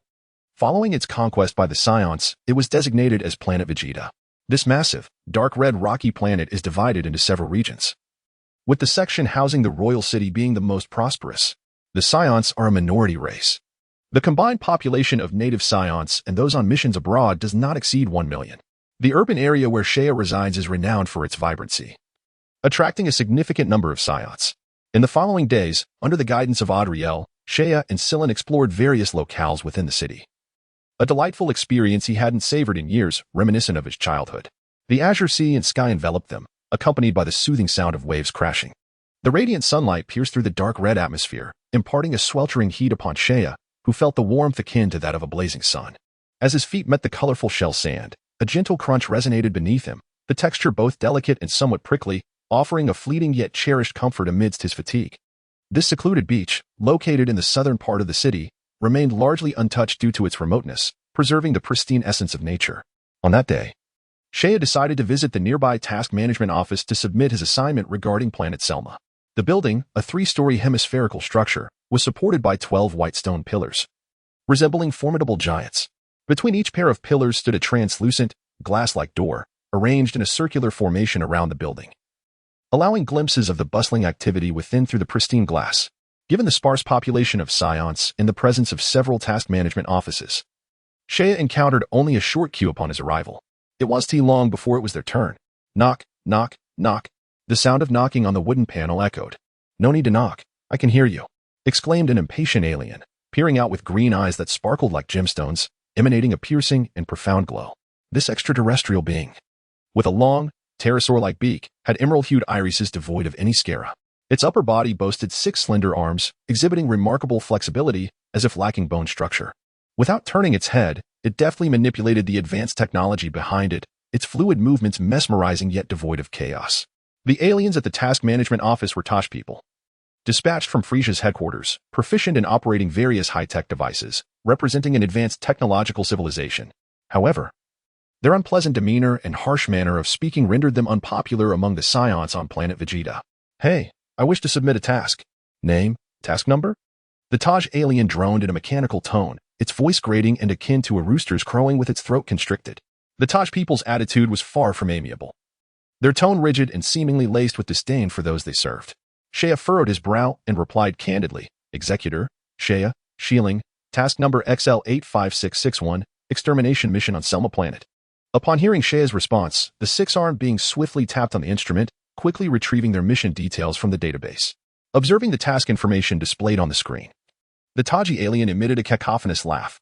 Heh, an ultra-restricted extermination mission. I must say, you all are rather impressive. TSK. to have survived and returned from such a task.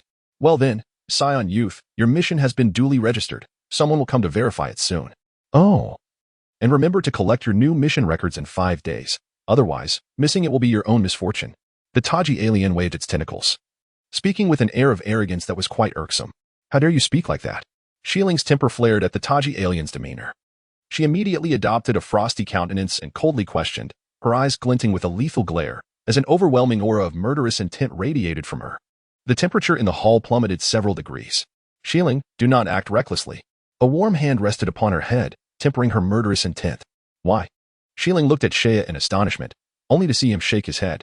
Reluctantly, she suppressed her anger. Damn Saiyan monkeys.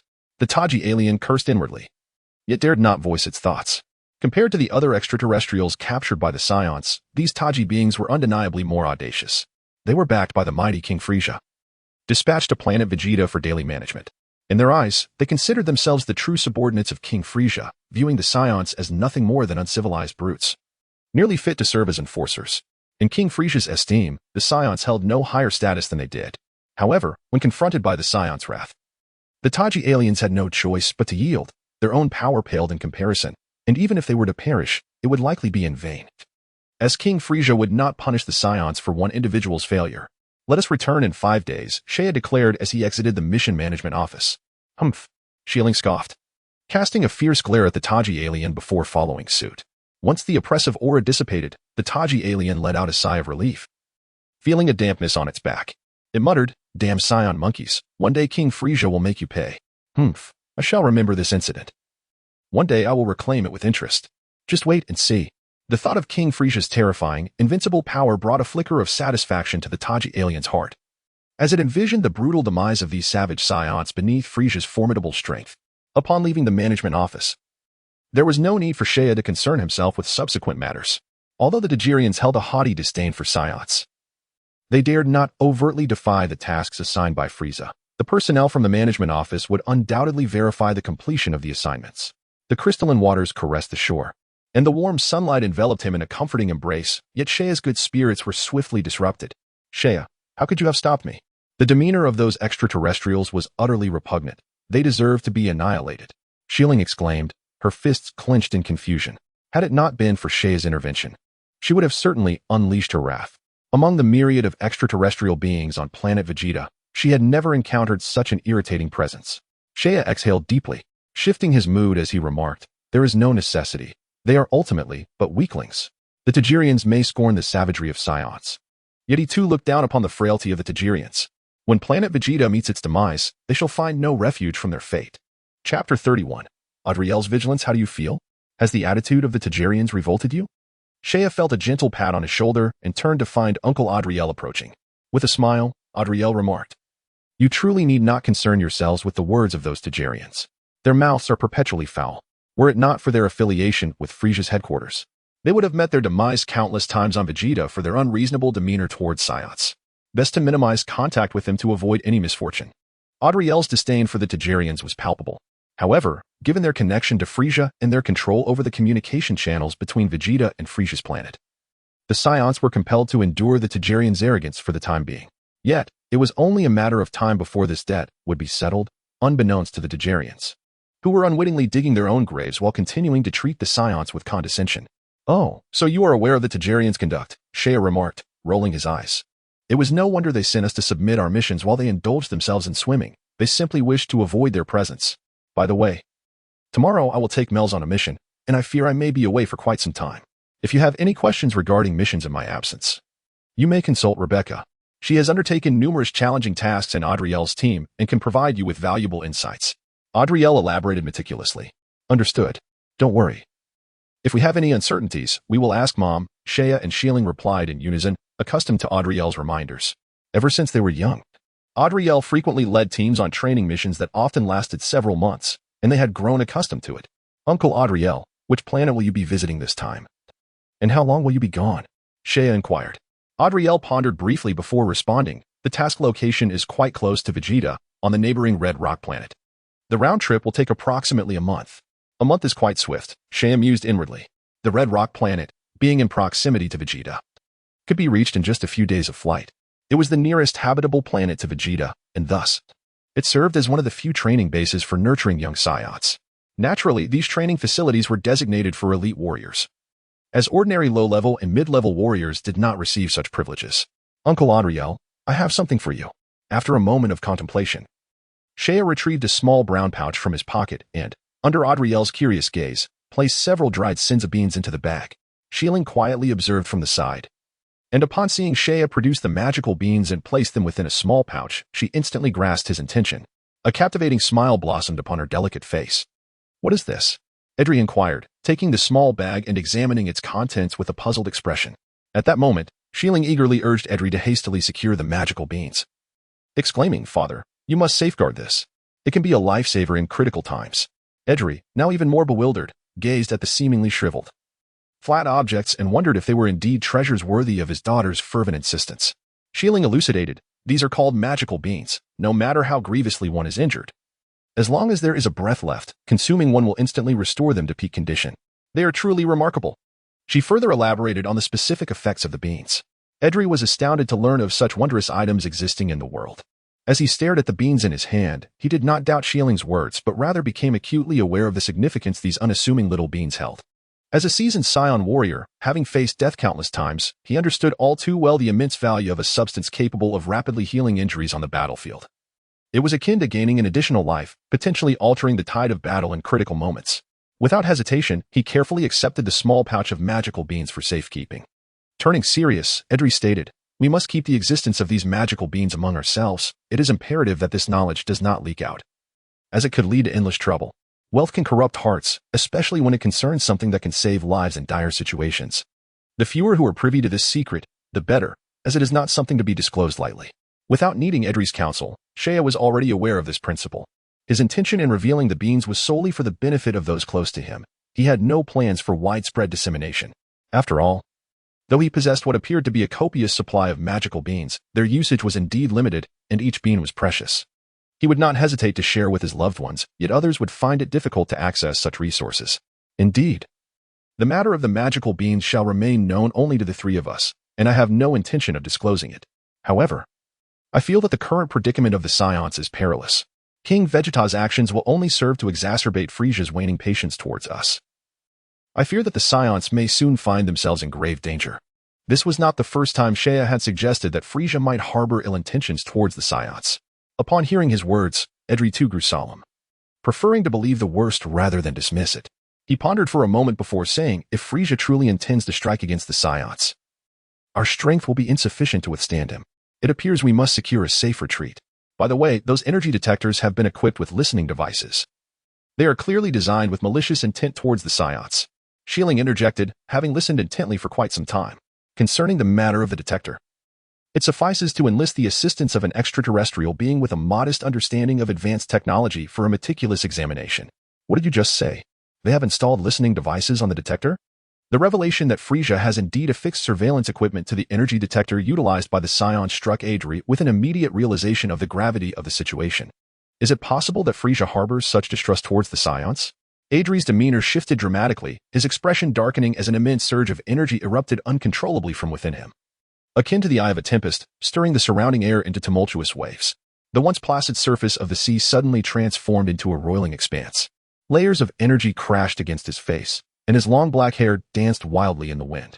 Shea gazed in awe at the spectacle. From the formidable aura emanating from Adri, it was evident that his battle power had surpassed 8,000, a truly remarkable feat. After a prolonged moment, Adri exhaled deeply, dissipating the overwhelming energy that had enveloped him, restoring tranquility as if the preceding events had merely been a fleeting dream.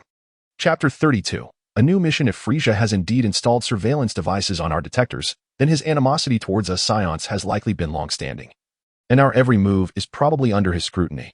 Adeli, with a somber expression, gestured towards Shea and Shieling after a moment of contemplation, stating, I am aware of this matter. Given its gravity, you two children should refrain from involvement. I will confer with Rebecca to verify the situation. The journey thereafter was silent, as Adeli's mind was occupied with thoughts concerning the future of the Saiyans, neglecting to inquire about the origin of Shea's Sinza beans. Upon returning home, Adeli and Rebecca retreated to a room, emerging only later that evening, both wearing expressions of deep concern. The following day dawned dimly. Early in the morning, Adeli had already departed planet Vegeta aboard a spacecraft with a student named Meruz, en route to Red Rock Planet for training. Naturally, one of his objectives was to reach out to some of the more rational Saiyans to discuss the future of their race, with his former comrades being the first to come to mind. They needed to ascertain the true extent of Frieza's power, embarking on a reckless rebellion, akin to King Vegetas. Without a clear understanding of their opponent's strength would surely lead to disastrous consequences. A war that concerns their very survival must be waged with a comprehensive understanding of both oneself and the enemy. In this regard, Seiya could indeed offer assistance. Yet he could not disclose his insights directly. The prideful nature of the Saiyans often renders them obstinate. Should he reveal that Frieza possesses the capability to annihilate their entire race with but a gesture, they would undoubtedly reject such a notion. They would rather prepare for battle than consider retreat. Moreover, even if Seiya were to clarify his sources, they would likely adhere to the belief that Saiyan warriors are destined to perish gloriously in battle, never to retreat in the face of adversity. The principle of self-preservation, as long as the Green Hills remain. One need not fear a lack of firewood, might only resonate with them once they have personally sought the truth and witnessed the despairing might of Frieza. Only then, with Seiya's subtle guidance, might they reach a decisive conclusion. In the distance, the mountains undulated, stretching endlessly. The rising sun quietly peeked over the horizon, its rays piercing through the thick mist of the forest, refracting into a kaleidoscope of vibrant colors. Following a light rain the previous night, droplets clung to the leaves, cascading down in a gentle breeze, creating a fine mist that shimmered amidst the lush greenery, vibrant with life. At Shiling's home, within a hemispherical training arena, a space utilized by the Saiyans for their rigorous training, the dimensions exceeded 10 meters in width and length. The curved walls were crafted from the most advanced alloy materials, coated with a special energy-absorbing paint designed to capture the excess energy released during training. The entire arena gleamed with a silvery brilliance, exuding modernity without being glaring. This is an utterly ordinary training room, devoid of additional air, temperature, or gravity regulation devices, such as the nature of training grounds for cosmic life forms, which have yet to establish inherent parameters and remain oblivious to the significance of trivial factors on the efficacy of their cultivation. At this moment, on either side of the arched training chamber, protective biomechanical robots have fully activated, their crimson single eye pulsating with a chilling scarlet glow, while two energy emission devices embedded in their chests brim with power, exuding a faint blue light. In the center of the training arena, two diminutive figures dart swiftly across the space, engaging in a fierce exchange of combat while simultaneously evading sudden assaults from the biomechanical robots. Their pace is so rapid that afterimages flicker incessantly around them, and in the blink of an eye, they have clashed dozens of times. The biomechanical robots operate in a patterned manner, unleashing azure energy beams from their chest-mounted tubular devices, weaving together midair into a vast net, akin to a fishing trap ensnaring the two individuals at its center. With a brief pause in the air, they fluidly alter their trajectories, evading the energy strands at incredible angles. Seiya gazes at the girl before her with an air of tranquility, her eyes sparkling with mirth. In contrast, Shiling's delicate visage bears a serious expression. Although this is merely a casual spar after lowering their breaths, Seiya's stance reveals a different kind of martial artist, graceful and grand, her presence overwhelmingly palpable. Whoosh! Seiya's figure vanishes from in front of Shiling, whose eyes dart about, tracking Seiya's fleeting form. Suddenly, a fist appears at Shiling's waist. Her eyes shimmer as she leans slightly, evading the punch aimed at her midsection, the fierce gust from the impact reverberating against the ground with a series of sharp thuds. With a lithe movement, she dodges a relentless barrage of attacks that are as ferocious as a pack of wolves, roaring and howling in pursuit. Shiling retreats several meters, then regains her stance and dives towards Seiya. Seiya's gaze flickers, her attention fixed intently on Shiling's movements. Bang! Shiling's fist comes crashing in, only to be met by Seiya's elbows.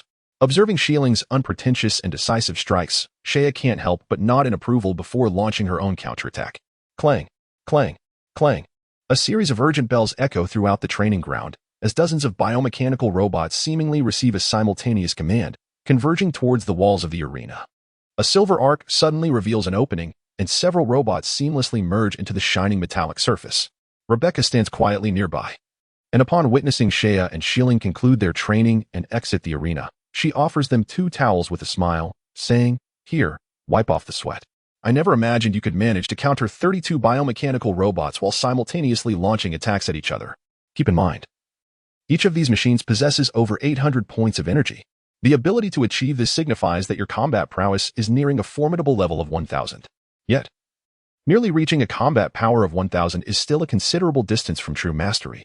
Wiping the sweat from his brow, Seiya remarked that if it weren't for the suppression of his energy, even the slightest movement would not have caused a single drop of perspiration to escape. By the way, Mother, has our new mission been assigned? Asked Shieling, her voice ringing clear as she took a sip from a bottle of water. Rebecca smiled gently and handed over a form, saying, "Behold, this is your new mission, to eliminate a primitive tribe on the planet Dahlia. The task is classified as intermediate. Thus you are required to assemble a Saiyan team, which is listed here alongside your squad members." Shea accepted the form and scrutinized it intently, his brow momentarily furrowing before relaxing swiftly. Dahlia was a planet teetering on the edge of intermediate classification, with difficulty levels comparable to their previous assignment on the planet Selma.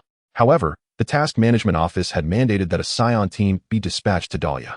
These missions were issued directly from Freeza's headquarters, tailored to the capabilities of the Saiyans. Although the Nigerians at the Task Management Office were exceedingly irksome, they would never dare to contravene the directives from Freeza's headquarters, ensuring that the mission brief remained devoid of embellishment. Chapter 33. Who is the captain? Intermediate task. Does it mean that the primitive life forms above are nearing a combat power of 1,000? Shiling's voice was somewhat languid, in truth. Such low-level battles no longer sparked her anticipation. Rebecca furrowed her brow, disapproving of her daughter's attitude, which could easily lead to peril. She admonished Shiling, "Do not let your success in the Selma mission inflate your ego. The tasks issued by the Task Management Office are meticulously evaluated. Since this mission requires the formation of a Saiyan team, the planet Motalia may be extraordinary. Being careless could lead to grave consequences." Feeling a twinge of concern, she added, "Xiaya, you must keep a close watch on her." "Yes, I will ensure her safety," Xiaya affirmed. Shiling retracted her nonchalant demeanor. While Motalia may not pique her interest, she could not afford to appear overly indifferent. Subsequently, Xiaya and their companions organized their belongings and bid farewell to Rebecca before heading towards the gathering site of their team. In the outskirts of the city, away from the towering edifices of technology, lay a vast plain, situated approximately 100 kilometers from the urban area and even further from the spaceport. The environment here was far from ideal. The predominant hue was a dull yellow, with cracked riverbeds betraying their parched state. As the wind blew, scattered tumbleweeds rolled chaotically across the desolate expanse. A few tall, slender tree trunks stood resolutely amidst the barren landscape, branching out into spherical canopies resembling enormous lollipops from a distance, the most common flora in the desert. Beneath the shade of a sprawling tree, a large patch of shadow shielded against the scorching sun. In a cool corner, several Saiyans gathered, 2 males and 2 females, all clad in dark brown combat attire, appearing to be around 11 or 12 years of age. "Hey, Balit, do you know who our captain is this time?" One slightly emaciated Saiyan called out, raising his voice. Balit shot him a disdainful glance and retorted, "How would I know who the captain is, Ryder? You better not hold me back during the mission, or I swear I will not let you drag me down before we even finish." "Oh, how can you say that? My combat power has reached 750. If anyone's holding back, it must be you, useless Balit." The lean Saiyan, Ryder, scoffed. "You." Balit, incensed, sprang to his feet, his robust figure lunging at Ryder, grasping his tail as they engaged in a playful scuffle. "Enough. Both of you, settle down, or do not blame me for being harsh." A chilling voice interrupted. As a tall girl stepped forward, her clear eyes glimmering with an icy intensity, an overwhelming aura emanating from her. "Oh no, has Atasia become angry? She is definitely furious. We must not provoke her wrath." Balit and Ryder immediately shuddered, instinctively releasing each other, frozen in place like mice confronted by a cat. Among the 4 of them, Atasia possessed the highest combat prowess, her power level of 840 instilling a profound respect that deterred any thought of provocation. Casting a cold glance in their direction, Atasia turned to the other girl beside her and inquired, "Jelen, do you have any information regarding the captain?" The girl named Jelen, a fellow Saiyan, shook her head. Aside from the captain, the identities of the other team members participating in the mission were unknown to her. "I'm not sure about that," Jelen replied. "But I've heard that Shakta is also involved in this mission." Shakta. The very notion that he would partake in this endeavor astonished them. It was evident that he must be the captain, given that his combat strength surpassed 900. Everyone was taken aback, even Atasia, who gasped in surprise. In comparison to the prodigious Shakta, Atasia's power seemed somewhat inadequate. They had all emerged from the same training camp, where Shakta's reputation as a genius had already begun to flourish. At the tender age of 12, his combat prowess had already exceeded 900, while not extraordinary. He stood out prominently among his peers. They felt a flicker of relief. A captain of such caliber would significantly enhance the likelihood of mission success. Otherwise, with their current capabilities, tackling a mid-level mission would be exceedingly daunting. "It must be him. Otherwise, how would we manage this mid-level task?" Ryder declared, striking his palm with confidence in his deduction. They were not underestimating themselves. The extermination mission on Dahlia Star was undeniably beyond their four-man team's capacity. Just then, they spotted a figure soaring towards them from the distant horizon, another Saiyan clad in a brown combat suit, with a tall, imposing stature, resolute gaze, and a mane of hair standing tall. It was none other than Shakta, the very individual they had been discussing. Upon landing and seeing the four Saiyans before him, a flicker of discontent crossed Shakta's calm demeanor as he intoned, "Why is it just the four of you? Where's the captain?" The question momentarily stunned them all. What was happening? Was Shakta not their captain? Raida, taken aback, asked, "Shakta, are you not the captain?" "Of course not. I am equally curious about who the captain is." Shakta replied coldly, a glimmer of intrigue in his eyes as he too sought to uncover the identity of their leader. "How could that be? If even you are not the captain, then who is?" Balit exclaimed incredulously. In their age group, notable prodigies were few and far between, and aside from Shakta, there were hardly any other candidates. Was it Igila, Kale, or perhaps Pabanless? Atasia, however, shook her head, asserting, "It cannot be any of them. I know they are currently engaged in other missions. Could it be someone from a higher class than us?" Jelen suggested. Everyone's eyes brightened as they cast appreciative glances towards Jelene. Indeed, aside from the members of their training camp, it was entirely plausible that a more advanced Saiyan could be appointed. The extermination mission on Dahlia Star posed an exceptionally high level of difficulty, with the potential for adversaries boasting combat power exceeding 1,000. Thus, it was entirely reasonable to assign a captain from a higher echelon. They had not considered candidates among the younger Saiyans. Firstly, they inherently doubted that any intermediate warriors younger than themselves could possess such formidable strength. Secondly, Shakta had already distinguished himself as the pinnacle among their cohort of intermediate warriors. The differences in their abilities were marginal, making it difficult to breach such an age gap. Yet, the reality may very well defy their expectations. Chapter 34. I am your captain. However, the captain had yet to make an appearance, leaving their speculation unverified as they continued to wait. Shakta found a spot in the shade of a tree, keeping a distance from Balit and the others. Familiar with his disposition, the others chose to ignore him and engaged in spirited discussions about the task at hand. As the conversation meandered, it veered into a competitive exchange regarding their training progress, leading to a cacophony of playful banter and rivalry. From his vantage point, Shakta observed the animated group, a frown creasing his brow as he pondered. Do these individuals not grasp the significance of this mission? I wonder who will assume the role of captain. I hope their abilities are not lacking. It is commonplace for Saiyans to form squads for task execution, a practice aimed at enhancing the efficiency of their endeavors. As they mature, intermediate warriors typically assemble into established teams before reaching adulthood. Once formed, such teams seldom disband without unforeseen circumstances and tend to endure for an extended period. This implies that Shakta would be a member of this squad moving forward, naturally leading him to hope that the strength of his team would not be deficient. Shaking his head slightly to dismiss these thoughts for the moment, Shakta exhaled deeply, then reclined against a cracked stone, his gaze drifting lazily to the sky. The heavens were painted a vivid crimson, the smooth atmosphere devoid of wrinkles, while clusters of clouds, tinged with rosy hues, drifted together, shifting shapes with the gentle breeze. As the wind blew, the clouds began to roll, casting irregular shadows upon the ground as sunlight danced upon them. Suddenly, Shakta noticed two dark specks emerging on the distant horizon. With a powerful push of his arms, he sprang up gracefully, standing tall, prompting Atasia and Balit to also take note of the situation. "Oh, someone is approaching." Atasia's melodious voice chimed. "Could it be the captain?" Jelen murmured, her expression tinged with anticipation. Shakta disregarded the voices around him, squinting into the distance to discern the figures approaching. As they drew nearer, he realized there were two diminutive Saiyans, a boy and a girl, evidently younger than the rest. "Why are there two children? Could they be part of our team?" Raida exclaimed in disbelief, his face reflecting astonishment. "Unlikely, the task management office wouldn't be so reckless," Balit replied, uncertainty lacing his tone. "But look, they are clearly heading this way." Indeed, they truly are. Finally, amidst the incredulous stares of the group, Shea and Shieling landed steadily a short distance ahead of them, all signs indicating that these two were indeed the newest members of their squad. Is the management office jesting? They have actually sent two children to join us. At this moment, a faint smile graced Shea's lips as his gaze meticulously captured the expressions of everyone present. He stepped forward and, in a deep voice, proclaimed, "Shakta, age 12, combat power 925. Atasia, age 12, combat power 840. Raida, age 12, combat power 750. Jelen, age 12, combat power 788. Balit, age 12, combat power 738. By announcing the names and combat powers of all individuals, It became evident that he possessed the authority reserved for a captain, thus revealing his status as their leader. The Saiyans were taken aback, particularly Shakta, whose expression darkened abruptly, his cold eyes glinting with disdain. How infuriating. The two clearly younger individuals were their captain. Clenching his fists, Shakta's fingers turned pale from the pressure, his body trembling slightly with rage. His voice, icy and rigid, cut through the air. You are our captain? Let me be clear. I shall not acknowledge a weakling in that role. Atasia cast a glance at Shakta, though she did not vocalize it. Her gaze flickered in agreement. While not the most outstanding among her peers, she certainly considered herself above associating with someone significantly younger.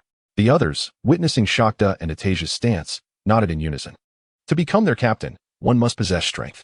Sheia's smile waned slightly. Understanding the nature of the Saiyans, he found their reaction unsurprising. Rather, it would have been unexpected if they had accepted him without demonstrating any prowess. However, the feeling of being underestimated was undeniably irksome. Indeed, to gain the respect of these Saiyans and have them acknowledge him as captain, he would need to take tangible action. With that thought, a broad smile re-emerged on his face. Beside him, Shieling observed quietly, and upon seeing Sheia's expression, she too revealed a smile, albeit one that sent shivers down the spine. Indeed, I am your captain. His calm voice resonated as Sheia approached Shakta with his hands clasped behind his back, adopting a posture that exuded an air of arrogance. As he stood before Shakta, he raised his chin, embodying an exaggeratedly mature demeanor. Shakta opened his mouth, instinctively sensing an ominous turn, and was about to speak further when suddenly, an overwhelming force struck him in the abdomen. In disbelief, he gazed at the fist that had appeared at his midsection, followed by a searing pain that radiated from deep within. His body was propelled like a missile, hurtling several hundred meters away. Thud, thud, thud, Shakta's body continued to fly backward, crashing through several bushes before ultimately slamming into a rocky outcrop, leaving a substantial dent as he became embedded in the stone. This scene unfolded so abruptly that everyone stood in shock. Shakta, he had been ambushed. With a fierce roar, Shakta broke free from the rock, unleashing a torrent of energy that instantly shattered the entire rocky outcrop. At that moment, he finally awoke from his stupor, consumed by an unimaginable fury. His disheveled hair billowed wildly, and his bloodshot eyes narrowed as he dove toward Sheia, observing Shakta's irrational behavior. Shilling shook her head slightly, mocking, ignorance breeds fearlessness. How dare he strike at Sheia with such meager power? Truly, he knows not the peril he invites. A suitable lesson is in order. The reflection of Shakta loomed larger in Sheia's vision, as he reminded himself that Shakta was a member of his team. Thus he could not be overly harsh. With a clang, he summoned his inner energy, conjuring a brilliant energy sphere that floated in his palm. The crystal-clear energy shimmered, its water-blue hue lending it an almost endearing quality. Yet, the hissing sound that disrupted the air and the slightly distorted light surrounding it indicated that this water-blue energy sphere was anything but ordinary. With a cold smirk, Sheia hurled the energy sphere at Shakta from a distance. Instinctively alerted, Shakta regained his senses just as the beautiful energy sphere was about to descend, swiftly maneuvering his body to evade it. Boom! The energy sphere detonated beside Shakta, creating a scene that would be etched in memory for a lifetime. The water-blue sphere erupted, orange flames bursting forth like a newborn sun, scorching the earth as the shockwave sent Shakta flying, sparing him from the most perilous zone. The ground fractured, sand flying wildly. As the blinding light and deafening roar subsided, the earth appeared to have endured the wrath of hundreds of low-yield nuclear blasts, transformed beyond recognition. The land split open, horrifying gusts of energy rippling beneath, manifesting as concentric fractures on the surface. Just when it seemed everything had concluded, the ground unexpectedly collapsed without warning. Subsequently, wisps of blue smoke, accompanied by bubbling gas, rose from the seething lava below. Powerful, so powerful. The onlookers stood in stunned silence, their gazes toward Sheia filled with awe. No one could have anticipated that this seemingly diminutive figure could unleash such a fierce and incisive attack in an instant. Truly astonishing. Was this individual a monster? This thought involuntarily surfaced in everyone's mind, especially in Shakta, who, having narrowly escaped, stood dazed and yet to recover. Facing the scorching wave of heat, replaying the breathtaking scene in his mind, beads of sweat forming on his brow. Chapter 35, Departure. Well, I suppose I have now earned the right to be your captain, Sheia said with a bright smile, radiating the aura of a victor. His grin dazzling in the eyes of all the Saiyans present. Shakta shook his head slightly to clear his thoughts, then gazed at the ravaged and irregular terrain, especially the deep pit, and with a bittersweet smile, he shook his head. I always believed myself to be among the elite of my peers, considering myself not much inferior to the older Saiyans, only to realize how narrow my perspective truly was. Reflecting on the flash of events that had just transpired, Shakta wholeheartedly acknowledged, if you are not qualified to be the captain, then who among us is? With a hearty laugh, Shea patted Shakta on the shoulder and exclaimed, ha ha ha. My name is Shea, and from this moment forth, our squad shall be known as Shea Squad. You are all members of this team. But let me make one thing clear. Once you join, you must obey orders, or I will not hesitate to be harsh. Rest assured, Captain, we will obey your commands.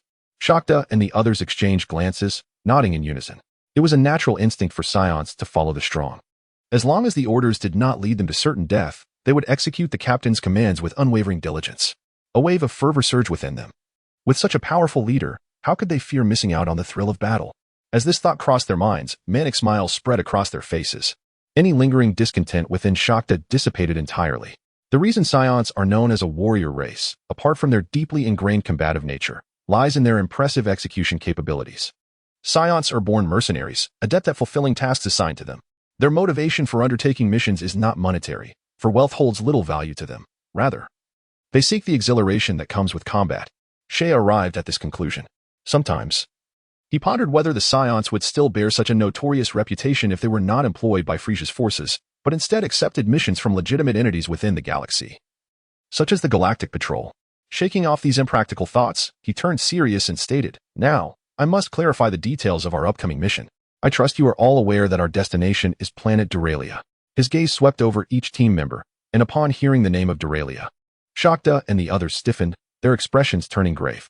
This planet was close to being classified as a mid-tier world, which implied that unforeseen dangers could arise at any moment.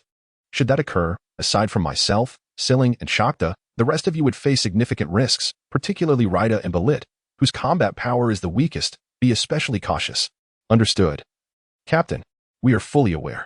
Observing everyone listening intently, Shea felt a sense of contentment wash over him. He then pointed to Shieling, introducing her to the group. Ah, this is my sister, Shieling, also a member of our team, and her combat prowess is hardly inferior to mine. Of course, this was in light of their suppressed combat abilities.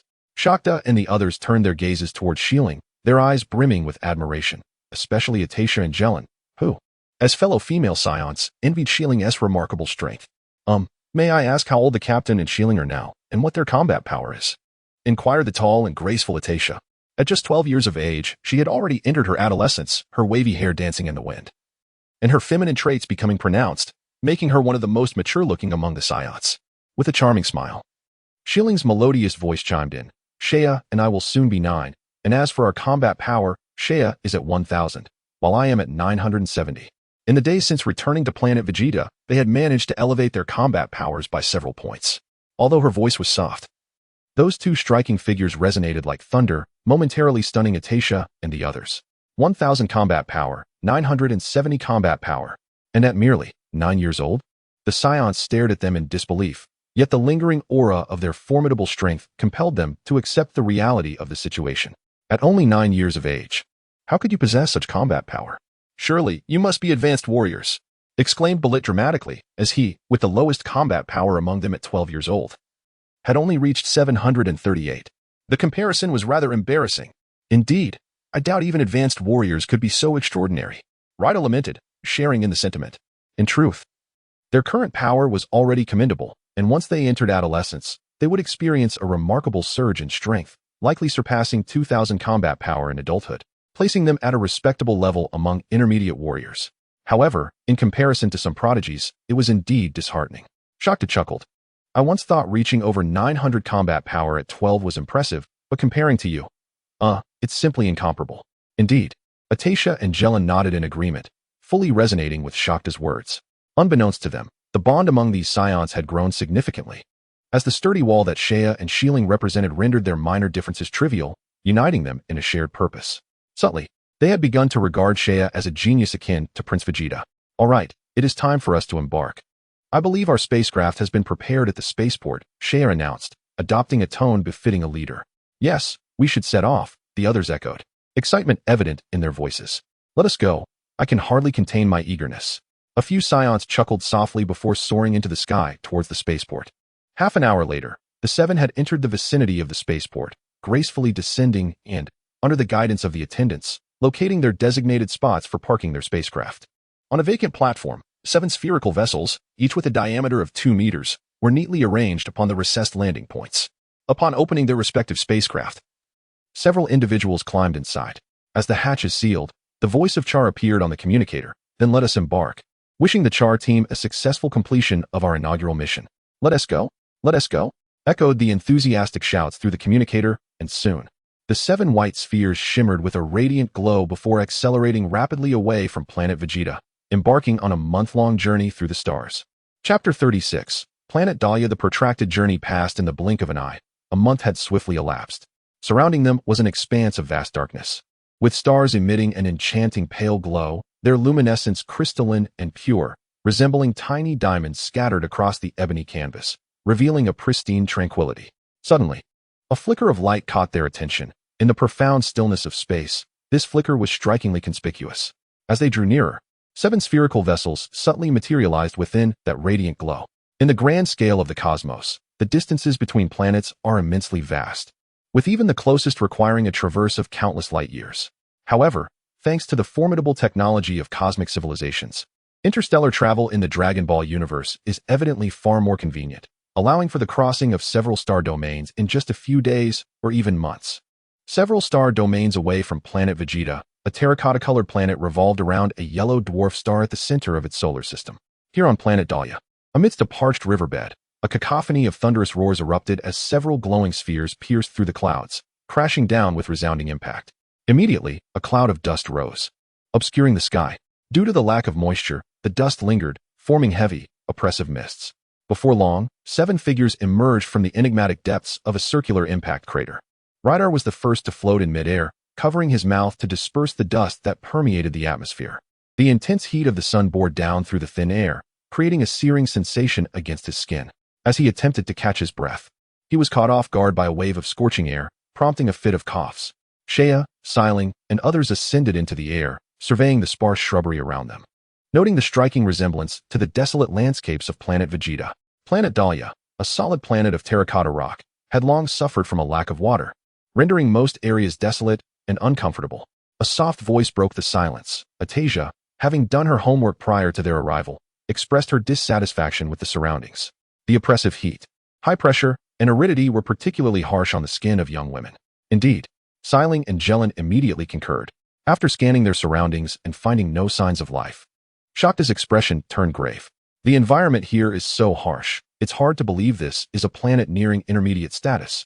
Nature thrives on the principle of survival of the fittest, where the most resilient forms of life often emerge from the most inhospitable conditions. Saiyan narrowed his eyes, a barely perceptible smile gracing his features as he pressed a button on the energy detector. A series of electronic beeps resonated, and the information about planet Dahlia materialized. Southeast, 170 kilometers, power level 920. Due south, 56 kilometers, power level 568. Due south, 167 kilometers, power level 869. The group hastily activated their energy detectors, only to be taken aback by a barrage of dazzling data. The narrow display frame was overwhelmed with a sea of green numbers. Damn, how outrageous. Shakta felt a jolt of apprehension, unable to suppress an expletive. This was the first time encountering such a situation. Reluctantly, they had to manually set a lower limit for detecting energy, which eliminated most of the data, allowing them to discern a clearer picture. However, even with this adjustment, apart from Shea and Shieling, the others remained bewildered. They discovered that even after filtering, the data displayed within the frame was still abundant, often clustering in groups of 3 or 5, with a small cluster of highlights aggregating dozens of energy sources. This indicated a communal existence. Jillian lost her usual composure, her voice trembling slightly. Despite the Saiyans' combative nature, facing an absolute disadvantage instilled a sense of dread. The life forms on planet Dahlia were primitive tribal races, living in communal societies. Should one of them be provoked, the wrath of the entire tribe would be unleashed. Shakta's expression mirrored her unease. Although the threats among that small cluster of data were not numerous, their sheer quantity was overwhelming. One could only imagine the horror of battling an equally matched opponent while simultaneously facing the onslaught of dozens of slightly weaker adversaries. The thought alone sent chills down one's spine. Since these beings were organized into tribes, they must also share adversarial relationships, which at least provided an opportunity. Analyzing the current situation, Atasia furrowed her brow. The information at hand was scant, rendering many analyses impossible. Well, discussing it further is futile. Thus, we shall split into multiple teams to eliminate those solitary primitive natives first, Shea pondered for a moment before organizing the squad. I, along with Shieling and Shakta, possess the greatest strength and can act independently. Balit and Rida, being the weakest in combat prowess, will team up with Atasia and Jillian. Everyone, while on the move, exercise utmost caution, avoiding provocation of those formidable communal natives. Once we have dealt with the isolated ones, we shall regroup here. Yes. Understood, Captain. The members of Shea's team responded in unison. The weakest, Balit, and Atasia formed one group. The second weakest, Rida, and Jillian formed another, while Shea, Shieling, and Shakta, due to their sufficient strength, each took on an individual group. The 5 small teams promptly determined their respective directions as targets and swiftly set off. After everyone departed, Shea quietly closed his eyes, sensing the auras on planet Daria, and then flew towards the location with the most potent energy signature. Under the blazing sun, the scorching rays roasted the earth. On a desolate and barren plateau, signs of life were scarce. Only a few withered shrubs swayed amidst the dry soil. Shea soared rapidly, emanating a soft yellow glow. Whoosh! A beam of light streaked past, leaving behind a faint, translucent brilliance akin to jade. He was drawing closer to his target. The sensed auras became increasingly distinct, and suddenly, a master, no, not just one. Sensing the formidable aura emanating from ahead, Shea made a slight adjustment and soared directly toward the source of these energies. As he approached his target, he realized he had flown beyond the edge of the desert, where patches of visible vegetation began to emerge, and hints of water sources could be discerned in the distance. Shea detected dozens of powerful auras ahead, each approaching a combat strength of 1,000. 978, 945, 984. A subtle smile crept across his lips as he chuckled lightly. Although this level of combat power was merely a prelude for him, it undeniably represented the pinnacle of strength on the planet Daria. Let us begin with you then. In a fleeting moment, Shea's form materialized above the sources of energy. Below him lay a small primitive tribe, the natives resembling half-evolved apes. Their sharp fangs glinting with a blinding light, their bodies cloaked in a layer of greenish fur, and their lower halves draped in coarse animal hides, clearly exhibiting a degree of civilizational awareness. As the natives beheld the sudden apparition in the sky, they emitted guttural growls, a sound that straddled the line between language and the roar of beasts. Chapter 37. Slaughter this diminutive tribe, comprising merely a few dozen indigenous individuals, nevertheless stands as the most formidable in the vicinity. They occupy the most advantageous geographical position on the arid highlands, in close proximity to a vital water source. For an extended period, they have enjoyed unchallenged dominance. Any who dare to enter their territory meet with brutal slaughter. Over time, few tribes have mustered the audacity to confront them.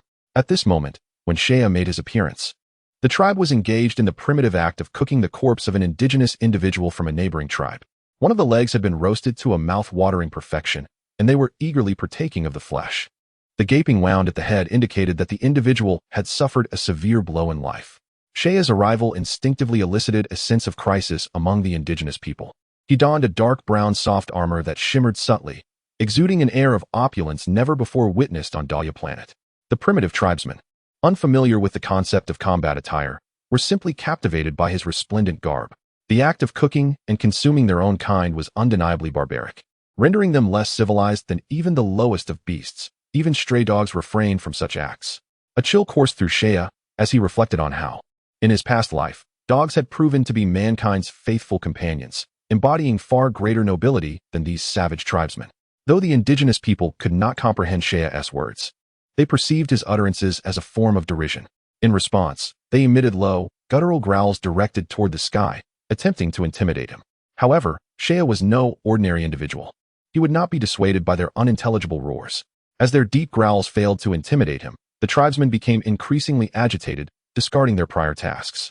Soon, dozens of colossal figures leaped into the air, encircling Shea. Each of these indigenous giants towered over 3 meters, their immense physiques casting an imposing shadow over Shea, creating an illusion of a behemoth bullying a smaller counterpart.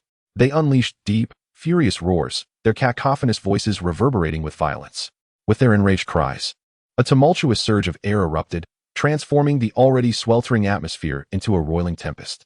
It was akin to a small vessel navigating the ocean. Moments ago, the waters shimmered serenely, yet in the blink of an eye, the sea churned with ferocity, threatening to engulf the fragile craft and drag it beneath the waves, an alarming spectacle indeed. Yet, amidst this chaos, Shea remained steadfast at the eye of the storm, unyielding.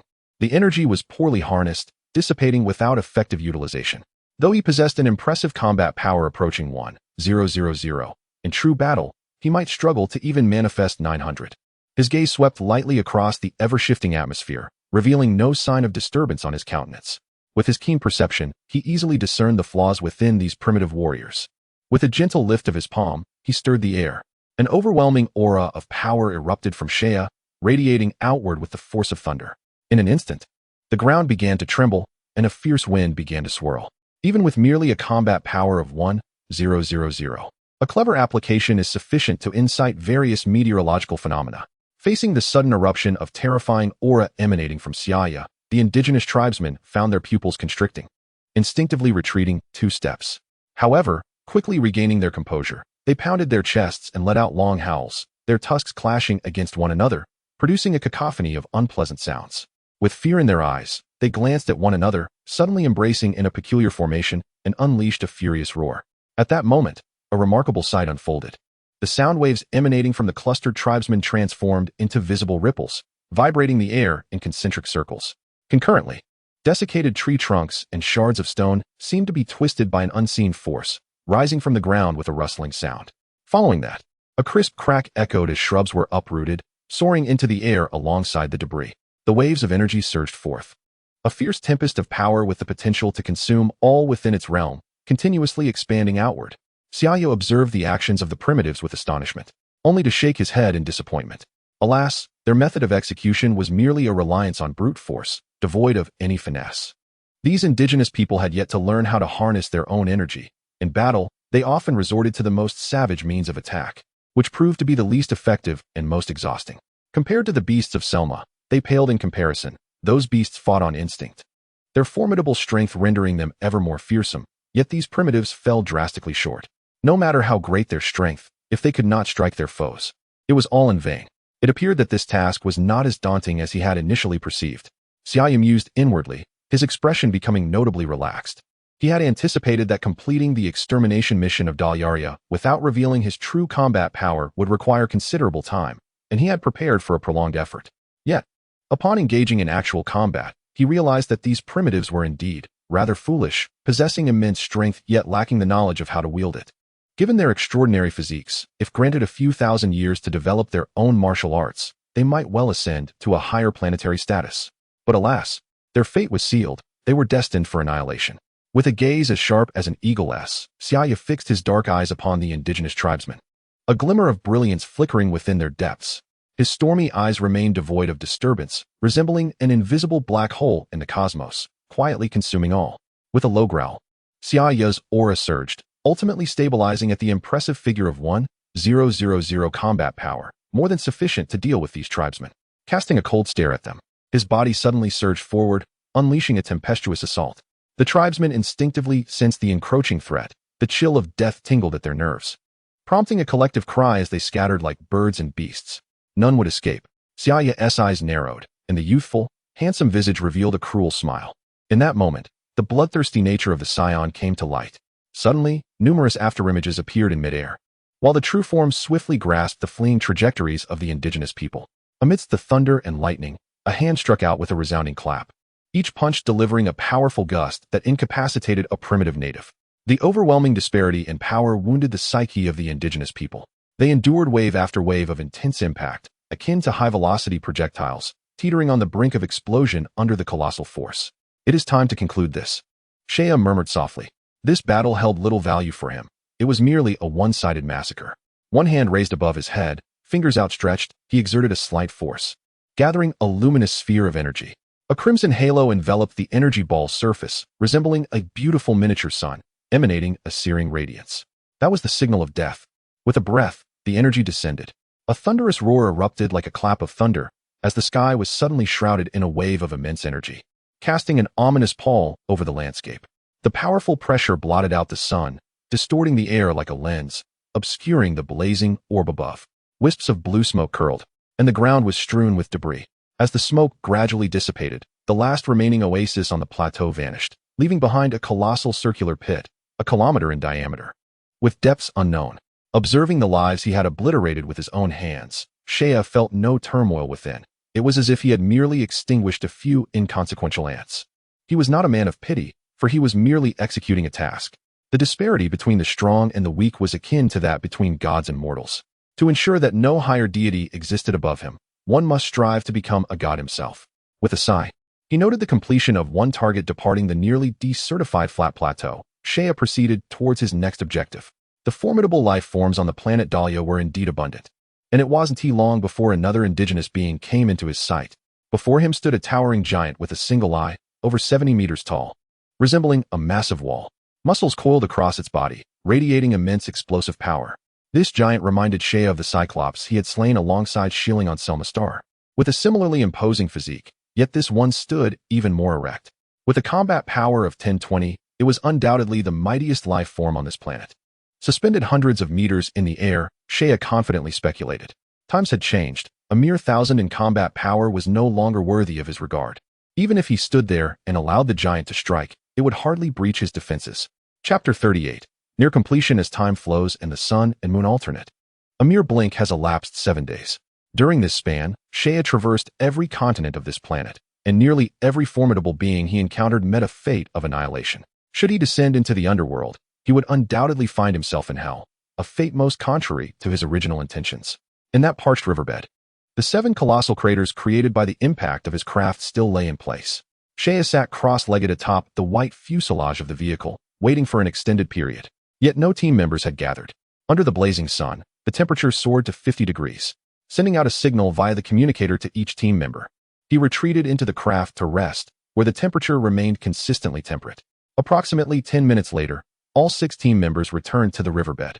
Upon arrival, several greeted Shea before engaging in animated conversation, evidently having discovered the indigenous people's rudimentary mastery of energy. Notably, Baylit and Rida, their faces aglow, gestured enthusiastically, revealing their buoyant spirits.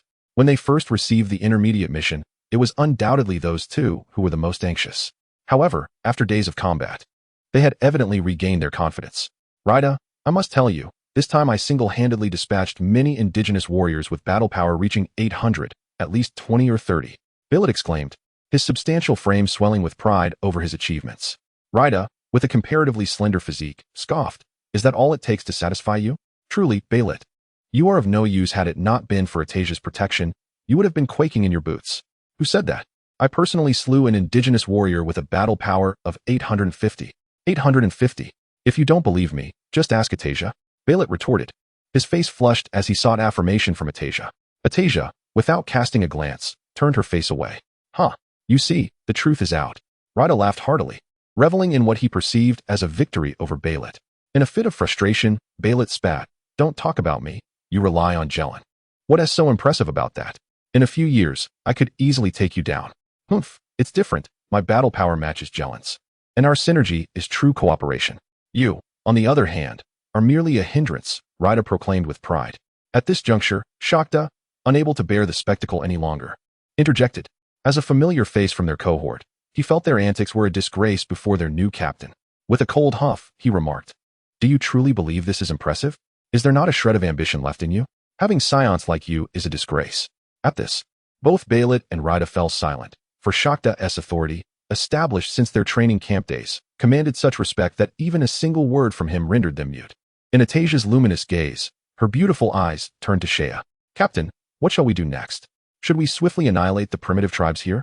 After a moment of contemplation, Shea replied, indeed, it is evident that the indigenous inhabitants of Madalia do not possess the mastery of energy utilization, which presents us with a significant advantage.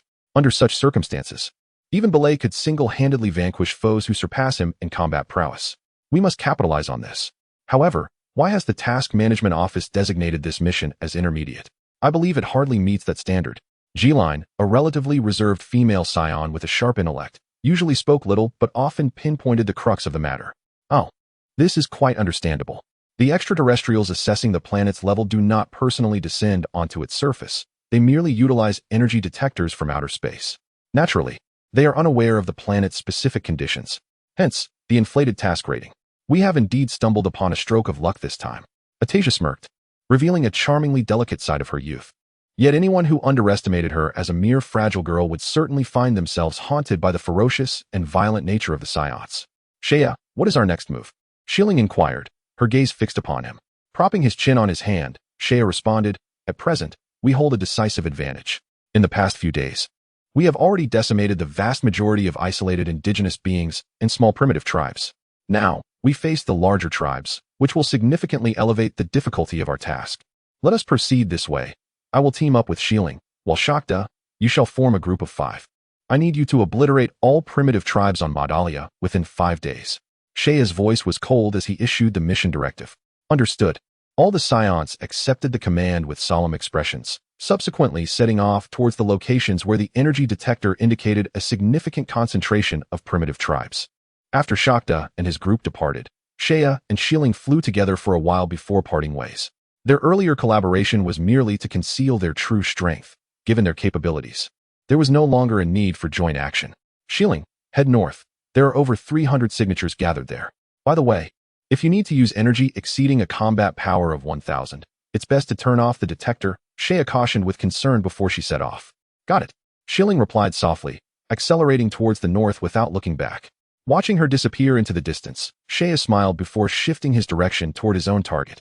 The mission to eradicate the tribes of Maudalia seemed daunting at first, yet both Sheia and Shakta were pleasantly surprised during its execution.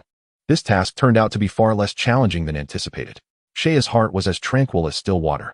A subtle smile gracing his lips as he realized he could save a considerable amount of time, no longer needing to squander precious moments on this desolate planet.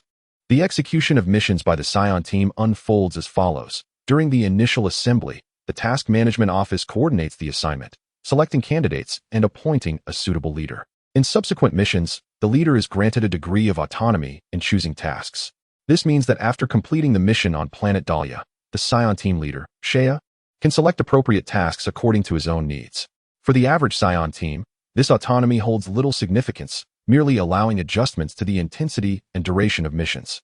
After all, every task ultimately culminates in combat, and Saiyans revel in the exhilaration of battle. However, Sheia is different. He harbors aspirations to become a formidable warrior. Fortunately, his mind is already brimming with various methods to enhance his strength. Chapter 39. The members of the Adley squad upon emerging from the temporal chamber on Earth. Sheia's combat prowess surged to an impressive 12,000. After more than a year of steady accumulation, he had solidified his foundation to an extraordinary extent, making it the opportune moment to unleash this latent potential for yet another breakthrough. Currently, he was in dire need of a gravity device, preferably one capable of simultaneously altering various parameters such as temperature, atmospheric pressure, and gravity. This endeavor necessitated the assistance of an advanced technological civilization. Although there were numerous technologically adept extraterrestrials on planet Vegeta, Sheia was reluctant to entrust them with such a task, as their loyalty lay either with Freeza or King Vegeta. He feared that the moment the gravity chamber was completed, he would be betrayed. The gravity chamber needed to be constructed expeditiously, and the next mission would focus on a planet associated with high technology. Sheia pressed his hands against his temples, gently massaging them. With an abundance of Senzu beans at his disposal, not utilizing them in conjunction with the gravity chamber would be an egregious waste. The combination of Senzu beans and a gravity device, alongside his Saiyan physiology, led Sheia to envision a staggering enhancement in his strength. His heart ignited with fervor, longing to conclude the current mission and return to planet Vegeta. 5 days later, they found themselves once more at the site of the ship's descent. A group of Saiyans reconvened, having successfully accomplished their mission of exterminating the inhabitants of the planet Moldaria, where no life forms with combat abilities exceeding 100 remained. Though merely a fortnight had elapsed, they had engaged in countless battles, facing adversaries on a planet that approached mid-tier status in strength. The enemies they encountered were not significantly weaker than themselves, resulting in tangible increases in their combat power despite the relatively low level of danger. Among them, the Saiyan with the lowest combat power, Balit, had reached a commendable 810, an increase of 70 points, while the strongest, Shakta, had directly surpassed the threshold of 1030, a feat primarily attributable to the intensity of his chosen opponents. In just a few days, such advancements elevated the spirits of the Saiyans. Even the typically contentious Raida and Balit exchanged playful jests like close companions. Sheia observed his comrades with satisfaction, noting their glowing visages and laughter shared among one another, prompting a subtle smile to grace his lips. Well done, everyone. Our mission has been successfully completed, and each of you has experienced a corresponding enhancement in your combat power. It is time for us to return to planet Vegeta. Yes, it is indeed time to return, Balit replied, a pleading expression on his face. Captain, please select a more favorable mission next time. I was terribly anxious, fearing we might fail. Hee. I have no particular demands regarding the missions. And I eagerly anticipate our next undertaking, Atasia chimed in, her head tilted back in laughter, her wavy hair dancing in the breeze. She possessed a tall, graceful stature and a radiant smile that exuded a certain maturity. Jelen stood quietly to the side, refraining from speaking. The sweltering air had caused a few beads of sweat to form on her cheeks, yet her sparkling eyes revealed her keen anticipation for the next mission. With a chuckle, Shea assured them that they would not be disappointed with the next mission. He leaped onto the spherical spacecraft situated at the center of the impact crater, half submerged in mud and sand, its surface marred and charred in places. "Let us return to Vegeta," exclaimed Shilling, following suit. The remaining members exchanged glances before entering their respective vessels. Shortly thereafter, 7 white orbs ascended into the sky, accelerating linearly to an astonishing speed within mere seconds, swiftly breaking free from the gravitational grasp of the planet Daria and soaring into the profound and tranquil depths of the cosmos. A month later, on Vegeta, the stars sparkled brilliantly, a myriad of celestial bodies suspended high above. At that moment, one side of Vegeta was cloaked in darkness as Shea's squad of 7 emerged from the spaceport, heading straight for the nearest mission management office. The familiar semi-spherical 3-tiered structure awaited them, alongside the notoriously cantankerous Tagians. After submitting their mission from Daria, the squad members prepared for their respective departures. "Captain, I reside in the northern part of the city.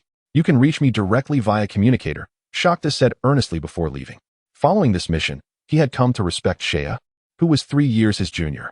Not every Saiyan possesses leadership qualities. Those truly capable of commanding must not only possess strength, but also exhibit composure as a fundamental attribute. Throughout this mission, Shea had maintained impeccable control, evident to all, and a captain with strategic insight is a crucial factor for the longevity of the team. "Oh, Jillian and I live nearby, quite close to the captain's home," Adishia remarked, adjusting her battle attire as she linked arms with Jillian. "Indeed," Jillian whispered in agreement. Only Rida wore a glum expression, lamenting, "I have the farthest to travel, and it will take me quite a while to fly back." "Ha. Well then, farewell, everyone. I shall contact you for the next mission," Shea laughed heartily, taking Shilling's hand and bidding farewell to the others as he soared toward home. As night had fallen, the residential area was exceptionally quiet, save for the flickering lights in the darkness and the delicate rustle of insects in the air. Upon returning home, Shea was surprised to find the lights in the hall still illuminated. In the living room, aside from the Edril couple, there were 4 Saiyans, 2 men and 2 women.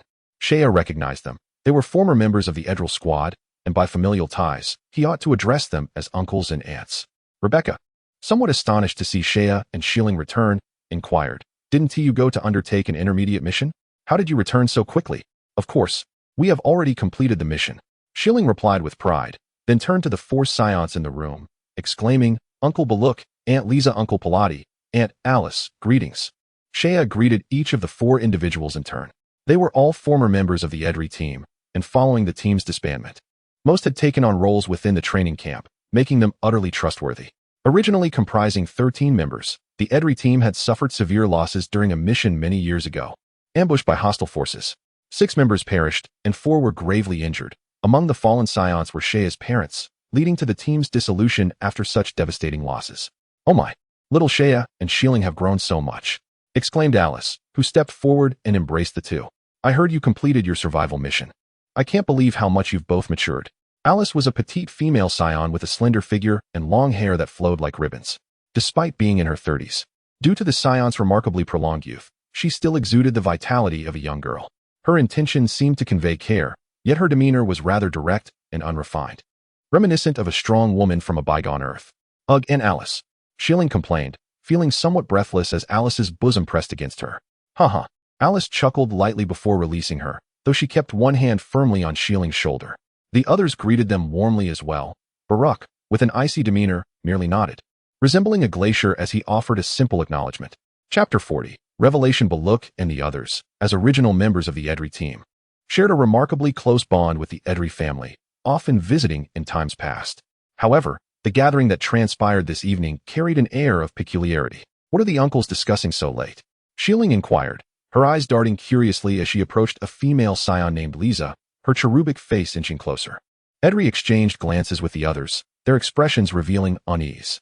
Shilling furrowed her brow, a glimmer of contemplation illuminating her gaze. "Shilling, you should return to your room." "Shea will stay," Edri instructed. "Okay."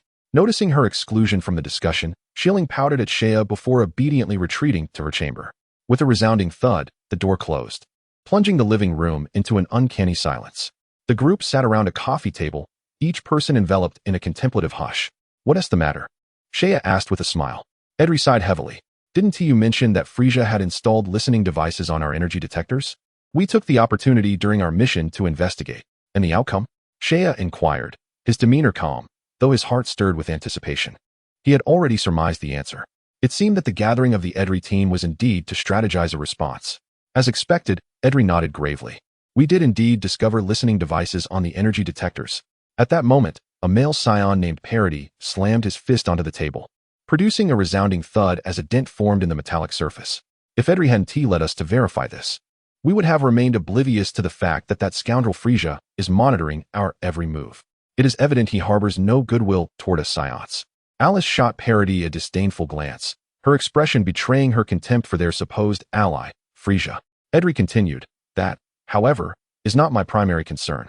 While Freeza is indeed suspicious of us Saiyans, he is unlikely to act immediately. The pressing issue is that if our every action is under his scrutiny, he is likely aware of King Vegeta's rebellious intentions. Oh dear, this is troublesome." Lisa lamented, shrugging her shoulders in resignation.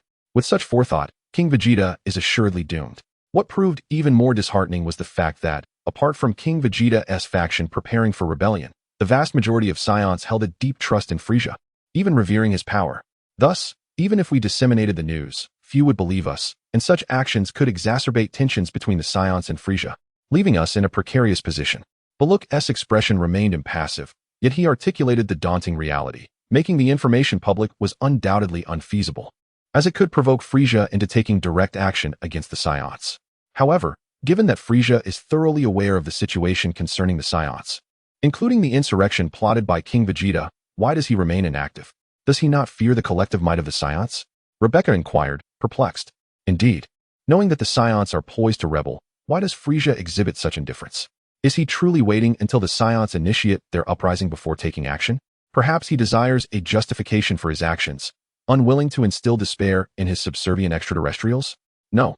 With Frieza's ruthless and brutal nature, he would hardly concern himself with the sentiments of mere insects.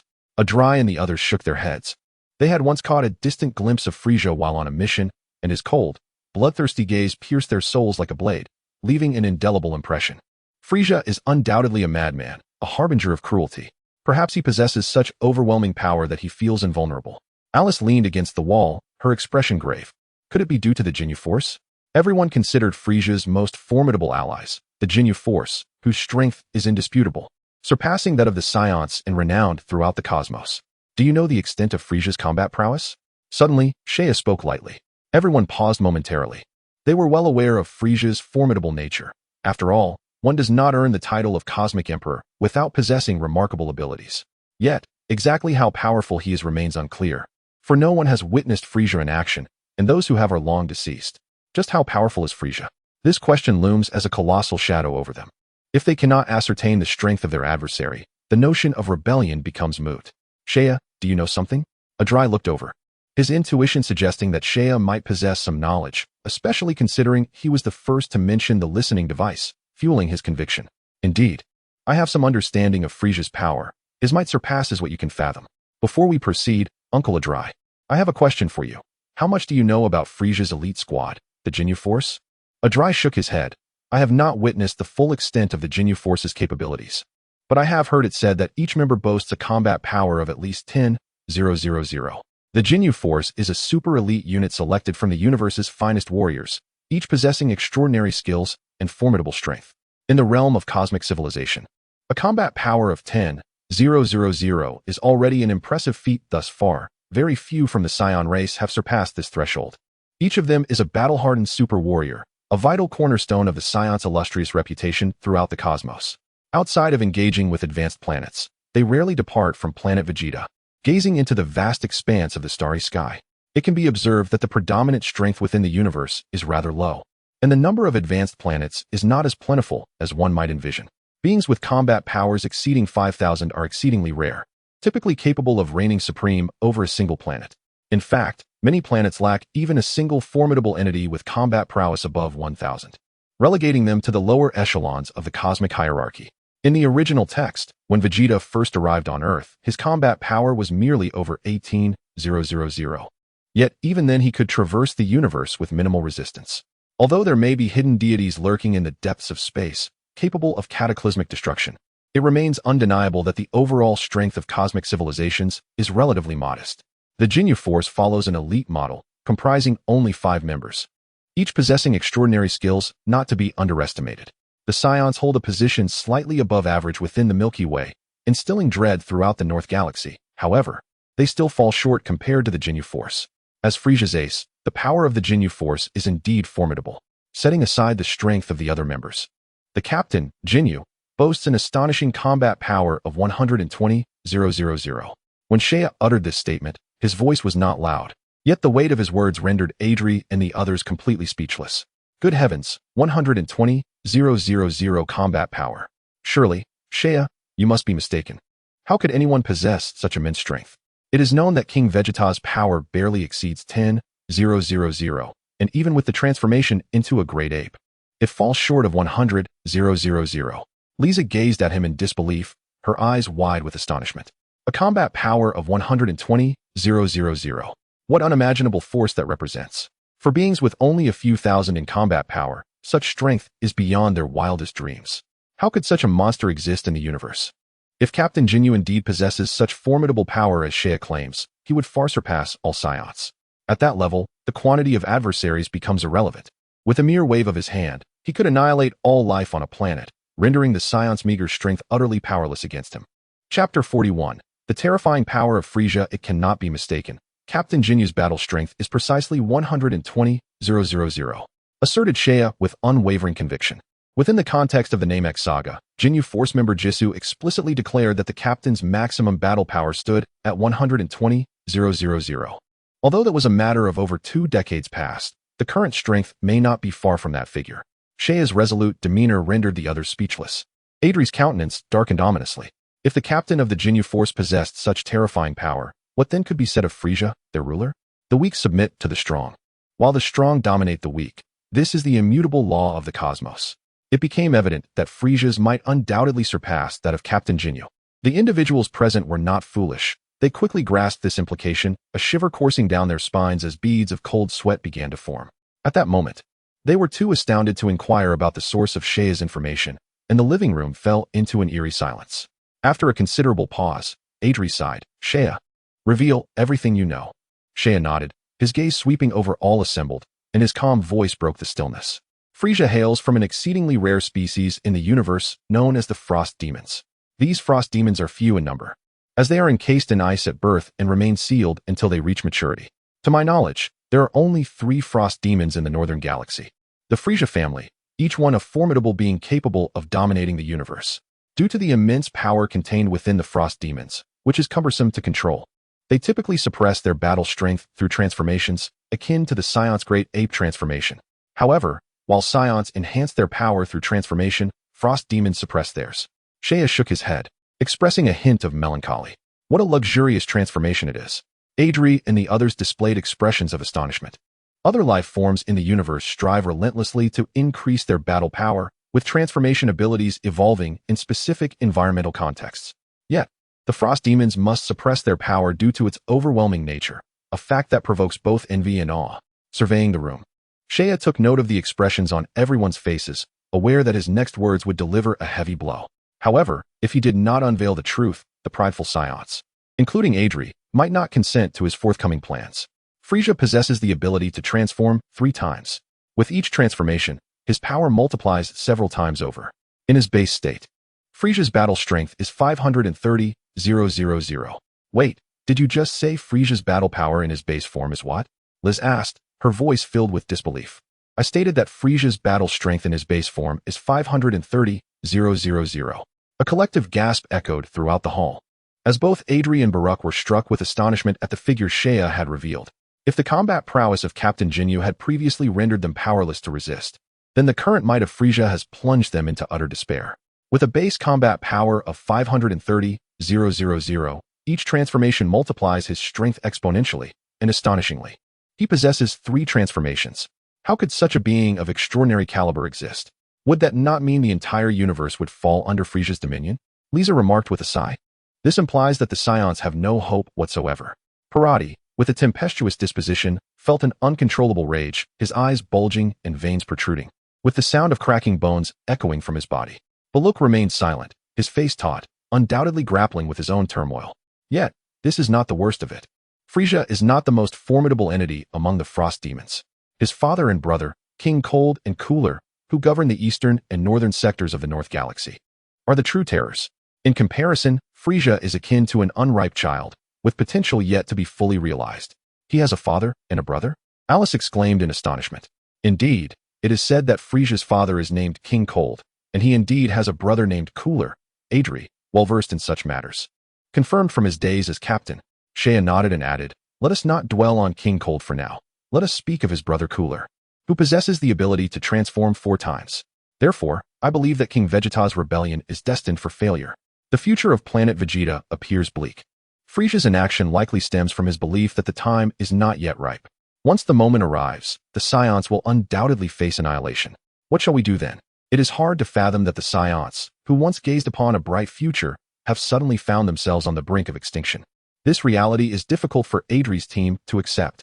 Thus, I propose that we must prepare to evacuate a portion of the Saiyans. Saiyan articulated his plan after laying the groundwork.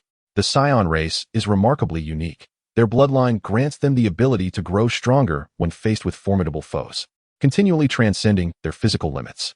Although not every Saiyan possesses such an innate talent, it remains a rare and invaluable gift. To allow this bloodline to be extinguished along with planet Vegeta would be a tremendous loss. Saiyan did not dare to claim grand ambitions, but he understood that to thrive in the universe, one must establish their own power, and the Saiyans would be the foundation of his future. Yet, the question remains, if Frieza is so powerful, why did he initially regard the Saiyans with such suspicion? Alice inquired, perplexed. The Frieza clan has long feared the emergence of a golden Super Saiyan among the Saiyans, as it signifies the potential to confront the icy fiends head-on. Out of fear, they seek destruction. We must preserve the Saiyan bloodline. We cannot allow the Saiyans to vanish from the universe. Saiyan has laid his cards on the table. After discerning the situation on Vegeta, he has devised his own plans. He divulged all the information he possessed regarding Frieza, believing that under the looming threat of a formidable adversary, Edri and the others would heed his words. Although the Saiyans are known for their pride, indeed, their arrogance can border on hubris, they would not foolishly charge into battle when the odds are utterly insurmountable, would they? Of course, one cannot dismiss the existence of such individuals. However, it is evident that those who are so single-minded would not be of any utility to him, and Saiyan does not anticipate that such obstinate souls would align themselves with his cause. Chapter 42. On the desolate star, Adri could not help but furrow his brows, his already dark complexion deepening further. He grasped the implications of Saiyan's words. Preserving the Saiyan lineage meant sacrificing the majority of their kind. As the saying goes, a lizard sheds its tail to survive. Saiyan's intent was to abandon the essence of their civilization, to forsake the greater for the lesser, believing that only through such a path could a fraction of the Saiyans endure. For Adri and his comrades, this decision weighed heavily, for it contradicted the Saiyan teachings they had absorbed since childhood and clashed with their ideological principles. Yet, they could not deny the validity of Saiyan's reasoning. Frieza stood as an insurmountable foe against the Saiyans, a threat that had harbored deep mistrust from the very beginning, wielding a power that evoked despair. Were they to resign themselves to evasion? That would be the act of cowards. Baluk's expression oscillated between pallor and rage. No. Retreating from immediate danger is not an act of cowardice. Rather, it is sheer folly to act without strategy. Why engage in futile sacrifices knowingly destined for failure? All in the name of a so-called Saiyan spirit? Saiyan scoffed, calling it foolishness.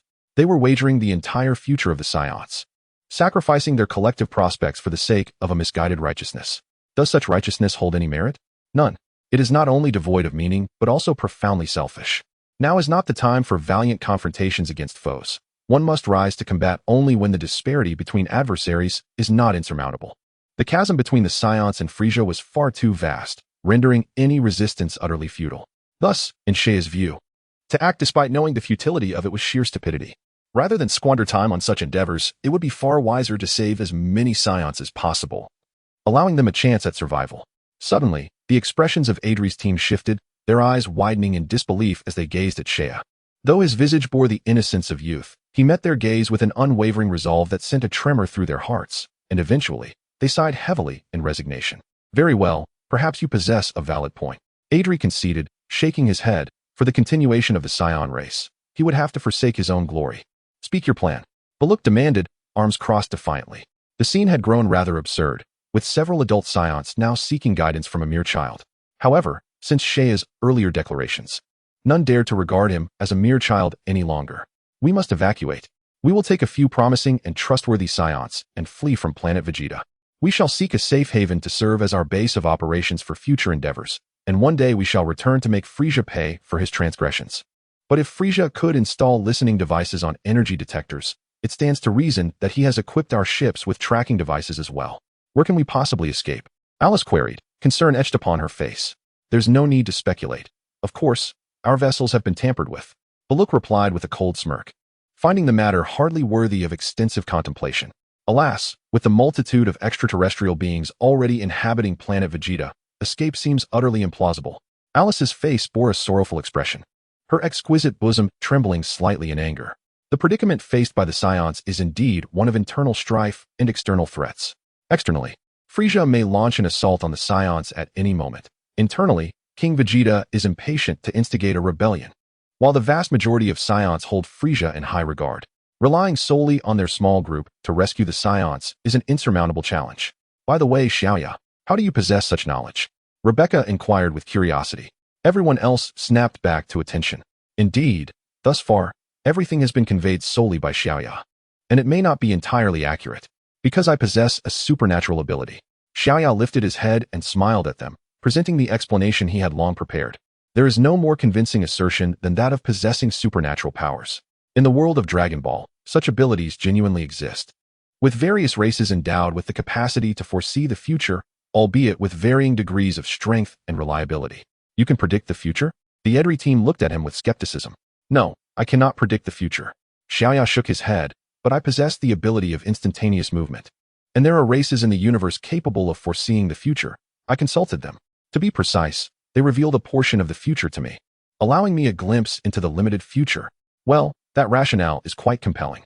The issue lies in the fact that no one can ascertain whether he is fabricating tales, as there is no means of verification. Moreover, instantaneous movement sounds like a rather exalted ability. What Xiaoya said is indeed true. At that moment, Xiling, who had been eavesdropping from within the room, boldly emerged, defiantly lifting her head and resolutely standing by Xiaoya's side. Xiaoya truly possesses supernatural abilities. She has experienced it firsthand. As for Xiaoya's claims of consulting aliens for predictions, since he asserts it, there must be some truth to it. Which also explains why he behaves as though he knows everything. Uncle Edri, do you have any detectors that have not been equipped with listening devices? Xiaoya suddenly inquired. Edri was caught off guard by Xiaoya's unexpected question and nodded, glancing toward Rebecca. Rebecca promptly rose and went to the adjacent room, returning with a framed energy detector. We recently had this device modified and removed the listening apparatus. Xiaoya, what do you need it for? As Xiling mentioned earlier, I inadvertently awakened some supernatural abilities while on a mission on Selma Star. Through development, I can perform a skill known as instantaneous movement. Please, everyone, hold hands and do not let go. Xiaoya called out loudly to the still-dazed crowd. Although the members of the Edri team did not fully comprehend, they complied with his request and linked hands.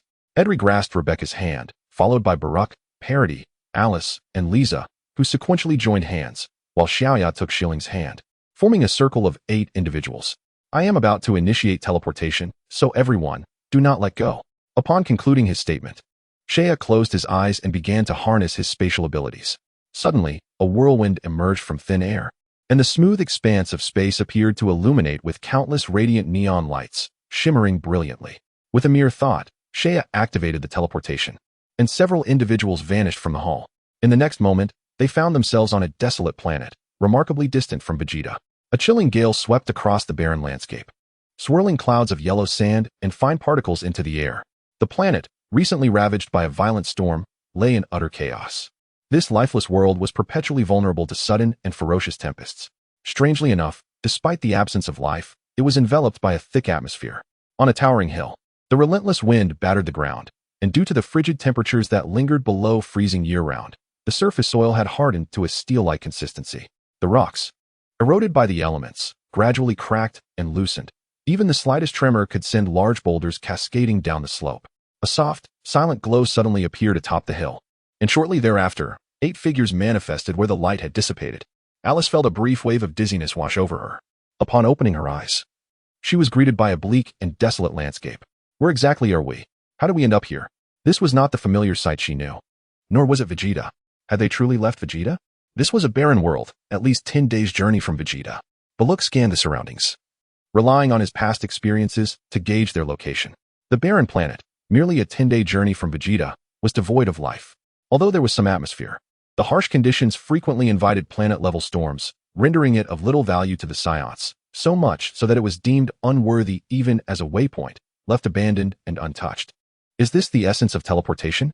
It has transported us here in an instant. Rebecca exclaimed incredulously. Just moments ago, they had been conversing on Vegeta, and now they found themselves on the remote barren planet.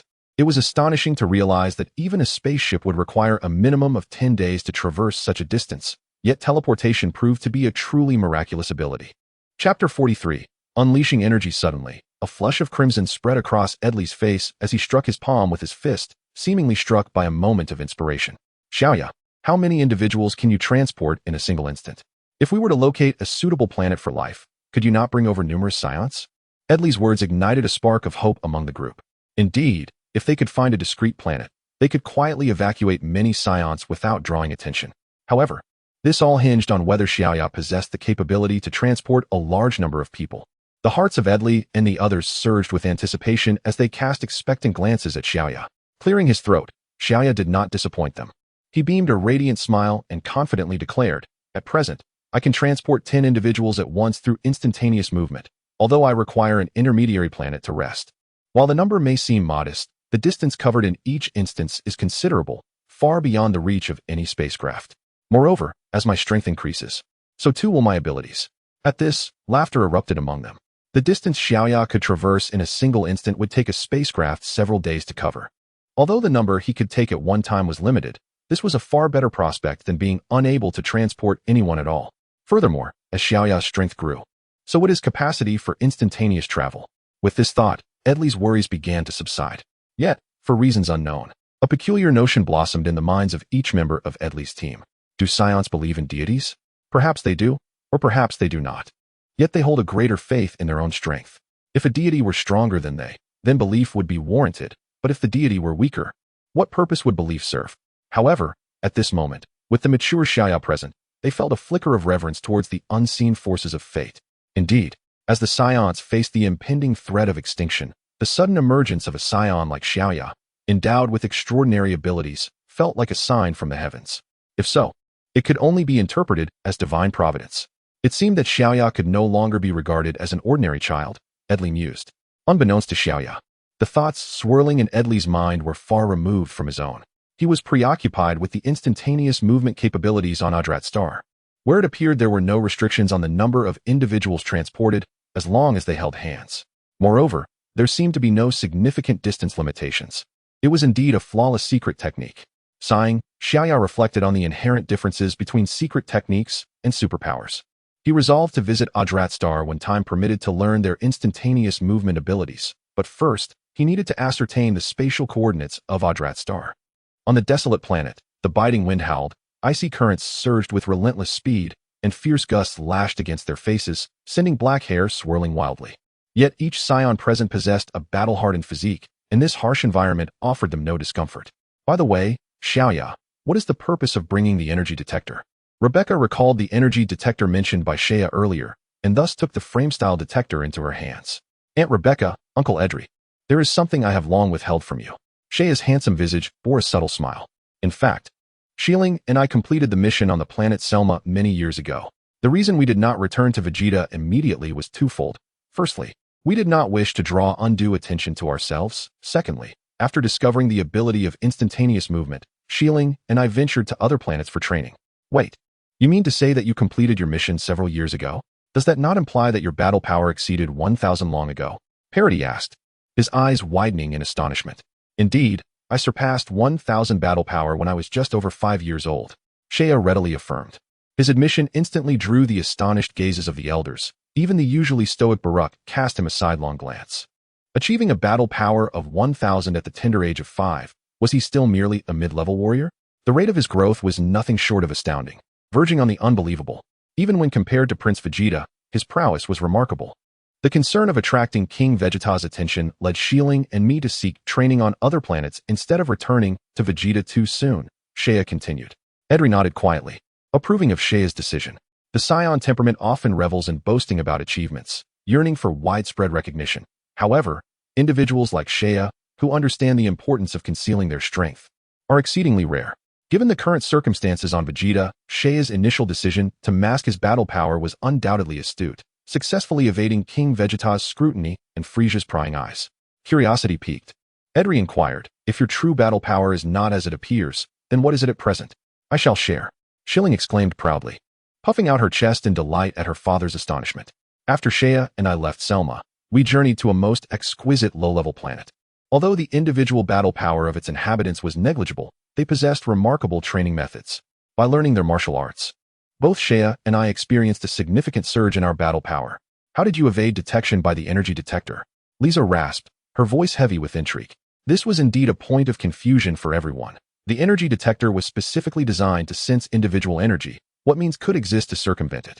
In essence, the energy detector measures the energy that leaks from a living being's surface, Shea explained.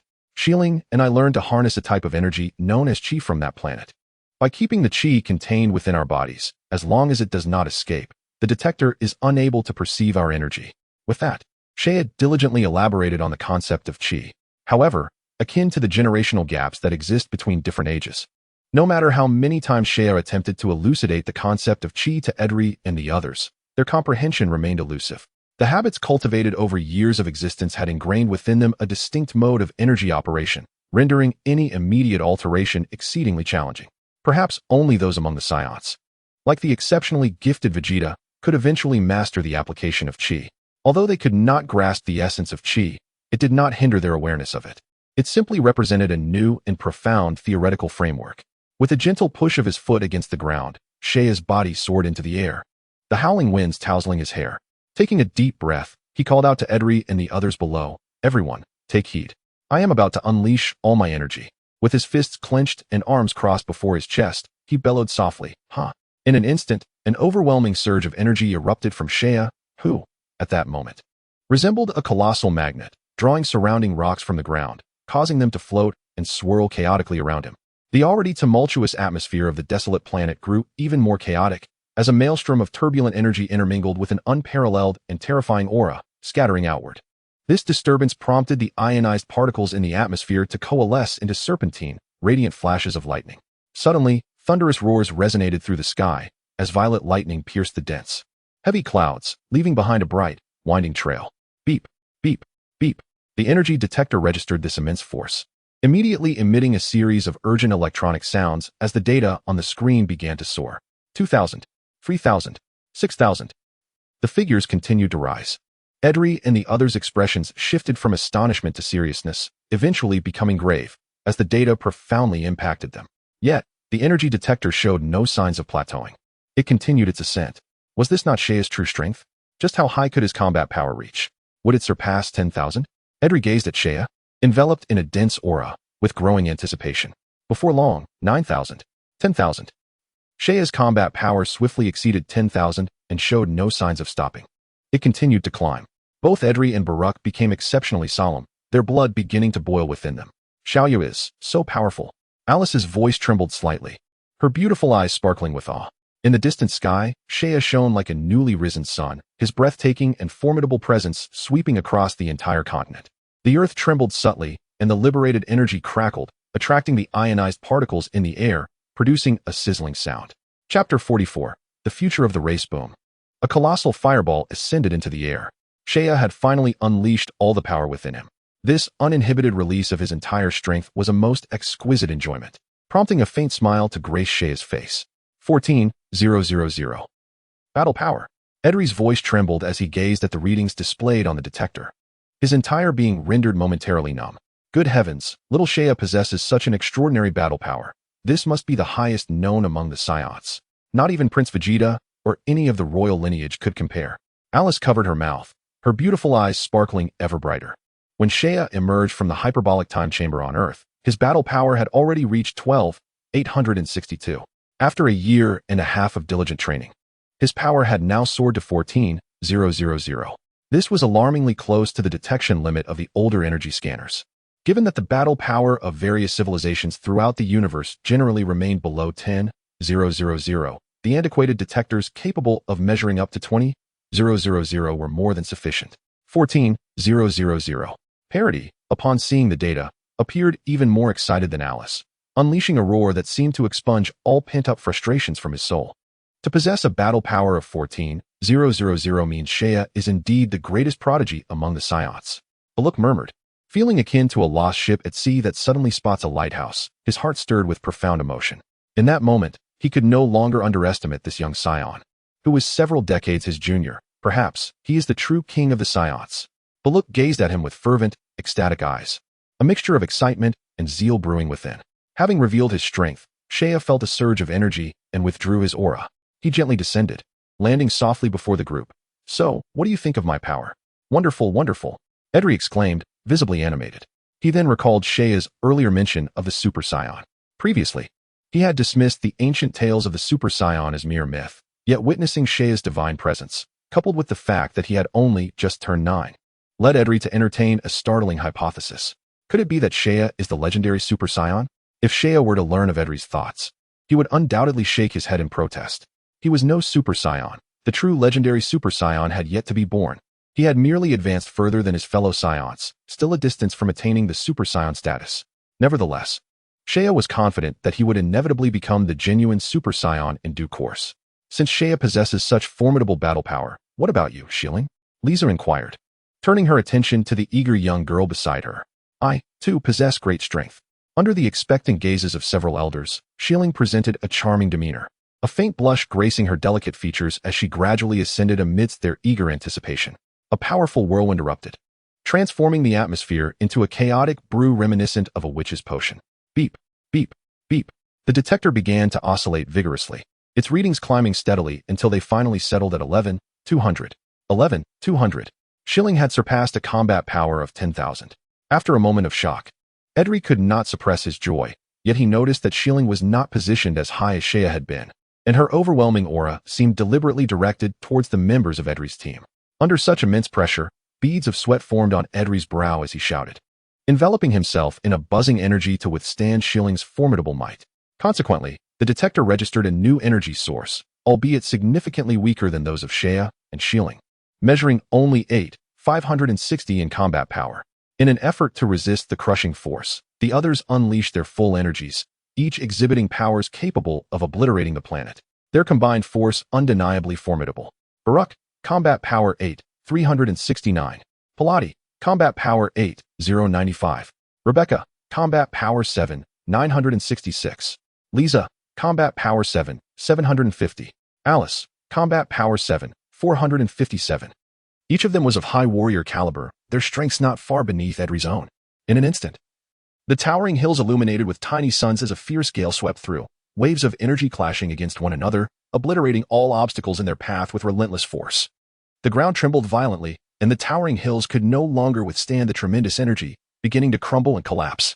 All right, everyone, retract your powers, Shea called out, observing the surrounding chaos. Just as her words echoed, the group gradually withdrew their energies, though the residual effects of the storm continued to wreak havoc across the desolate star. At that moment, Shilling joyfully approached Edri, exclaiming, Father, what do you think of my and Shea's strength? As high-level warriors, you are both outmatched by our combat power. How pitiful. She shot them a disdainful glance. Edri chuckled, realizing that her latter remark was truly the sentiment she wished to convey. This girl was reveling in her triumph, displaying an audacious pride. Yet, he couldn't help but contemplate that despite being high-level warriors, both he and Rebecca had produced a daughter who was merely a mid-level warrior. It was easy to imagine the depths of Shilling's insecurities. Now, having surpassed her father's high-level status with her mid-level prowess, she undoubtedly felt a surge of pride, a reversal of fortunes that deserved to be flaunted. Edri understood her feelings and, witnessing the sparkle in her eyes, he cleared his throat and generously offered her a few words of praise. Then, standing before Shea, he spoke earnestly. Xiaoya, the hope of the Saiyans rests upon your shoulders. If you have any thoughts in the future, do not hesitate to share them with us. Indeed, whatever decisions you make, we shall undoubtedly support you. Barak nodded gently, signaling his agreement. The other members of Adri's team also expressed their support. Particularly, Alice, being the youngest in the group, held a fondness for both Shea and Shieling. The prospect of Shea growing stronger filled her heart with joy. Before long, Shea, accompanied by several others, activated instant transmission. And in a brief moment, they returned to their home on planet Vegeta. They needed to discuss how to preserve the living strength of the Saiyans under the watchful eye of Freeza. The first matter at hand was the decision to evacuate the planet, ensuring they moved beyond Frieza's sphere of influence, preferably to a location distant from the clutches of the Ice Demon clan. Adri sat pensive on the sofa for a moment before speaking. After evacuation, the Saiyans cannot remain confined to a single planet for their development. Thus, it is imperative to choose a place untouched by the Ice Demon clan's dominion. The vast universe harbors countless planets, scattered like tiny grains of sand across the dark canvas of the starry sky, forming a breathtakingly beautiful tapestry. Among these, there are numerous planets suitable for sustaining life, especially within the northern galaxy. However, it is regrettable that apart from a few domains, most areas have already been consumed by the Ice Clan. If Adri and his companions wish to find a suitable planet, they may need to venture beyond the northern galaxy. Leave the matter of the planets to us. The primary task for Shea and Shieling is to enhance their combat prowess. Baruch's voice was cold, akin to ice. Adri and the others nodded in agreement. In a universe governed by the law of the jungle, the Saiyans desperately require strength. A formidable protector capable of safeguarding their clan could deter many a nefarious adversary. Had the Saiyans possessed sufficient strength, they would not have been driven away from their homeland by Freeza. Shea and Shieling, fortunate to possess an enviable new beginning, must prioritize the enhancement of their combat abilities. Regarding the personnel for evacuation, you must exercise careful discernment. We can take only a limited number with us, and it is crucial that we do not attract the attention of King Vegeta or Frieza during our selection. Otherwise, all our efforts may be in vain, Shea cautioned. Since they aimed to discreetly evacuate a portion of the Saiyans, it was essential to keep their plans under wraps. Otherwise, the pressure from King Vegeta and Frieza would leave them exhausted, not to mention the pursuit they would face if discovered. We will meticulously screen the personnel. The group responded solemnly, their expressions serious. Volume 2, The Path of Growth.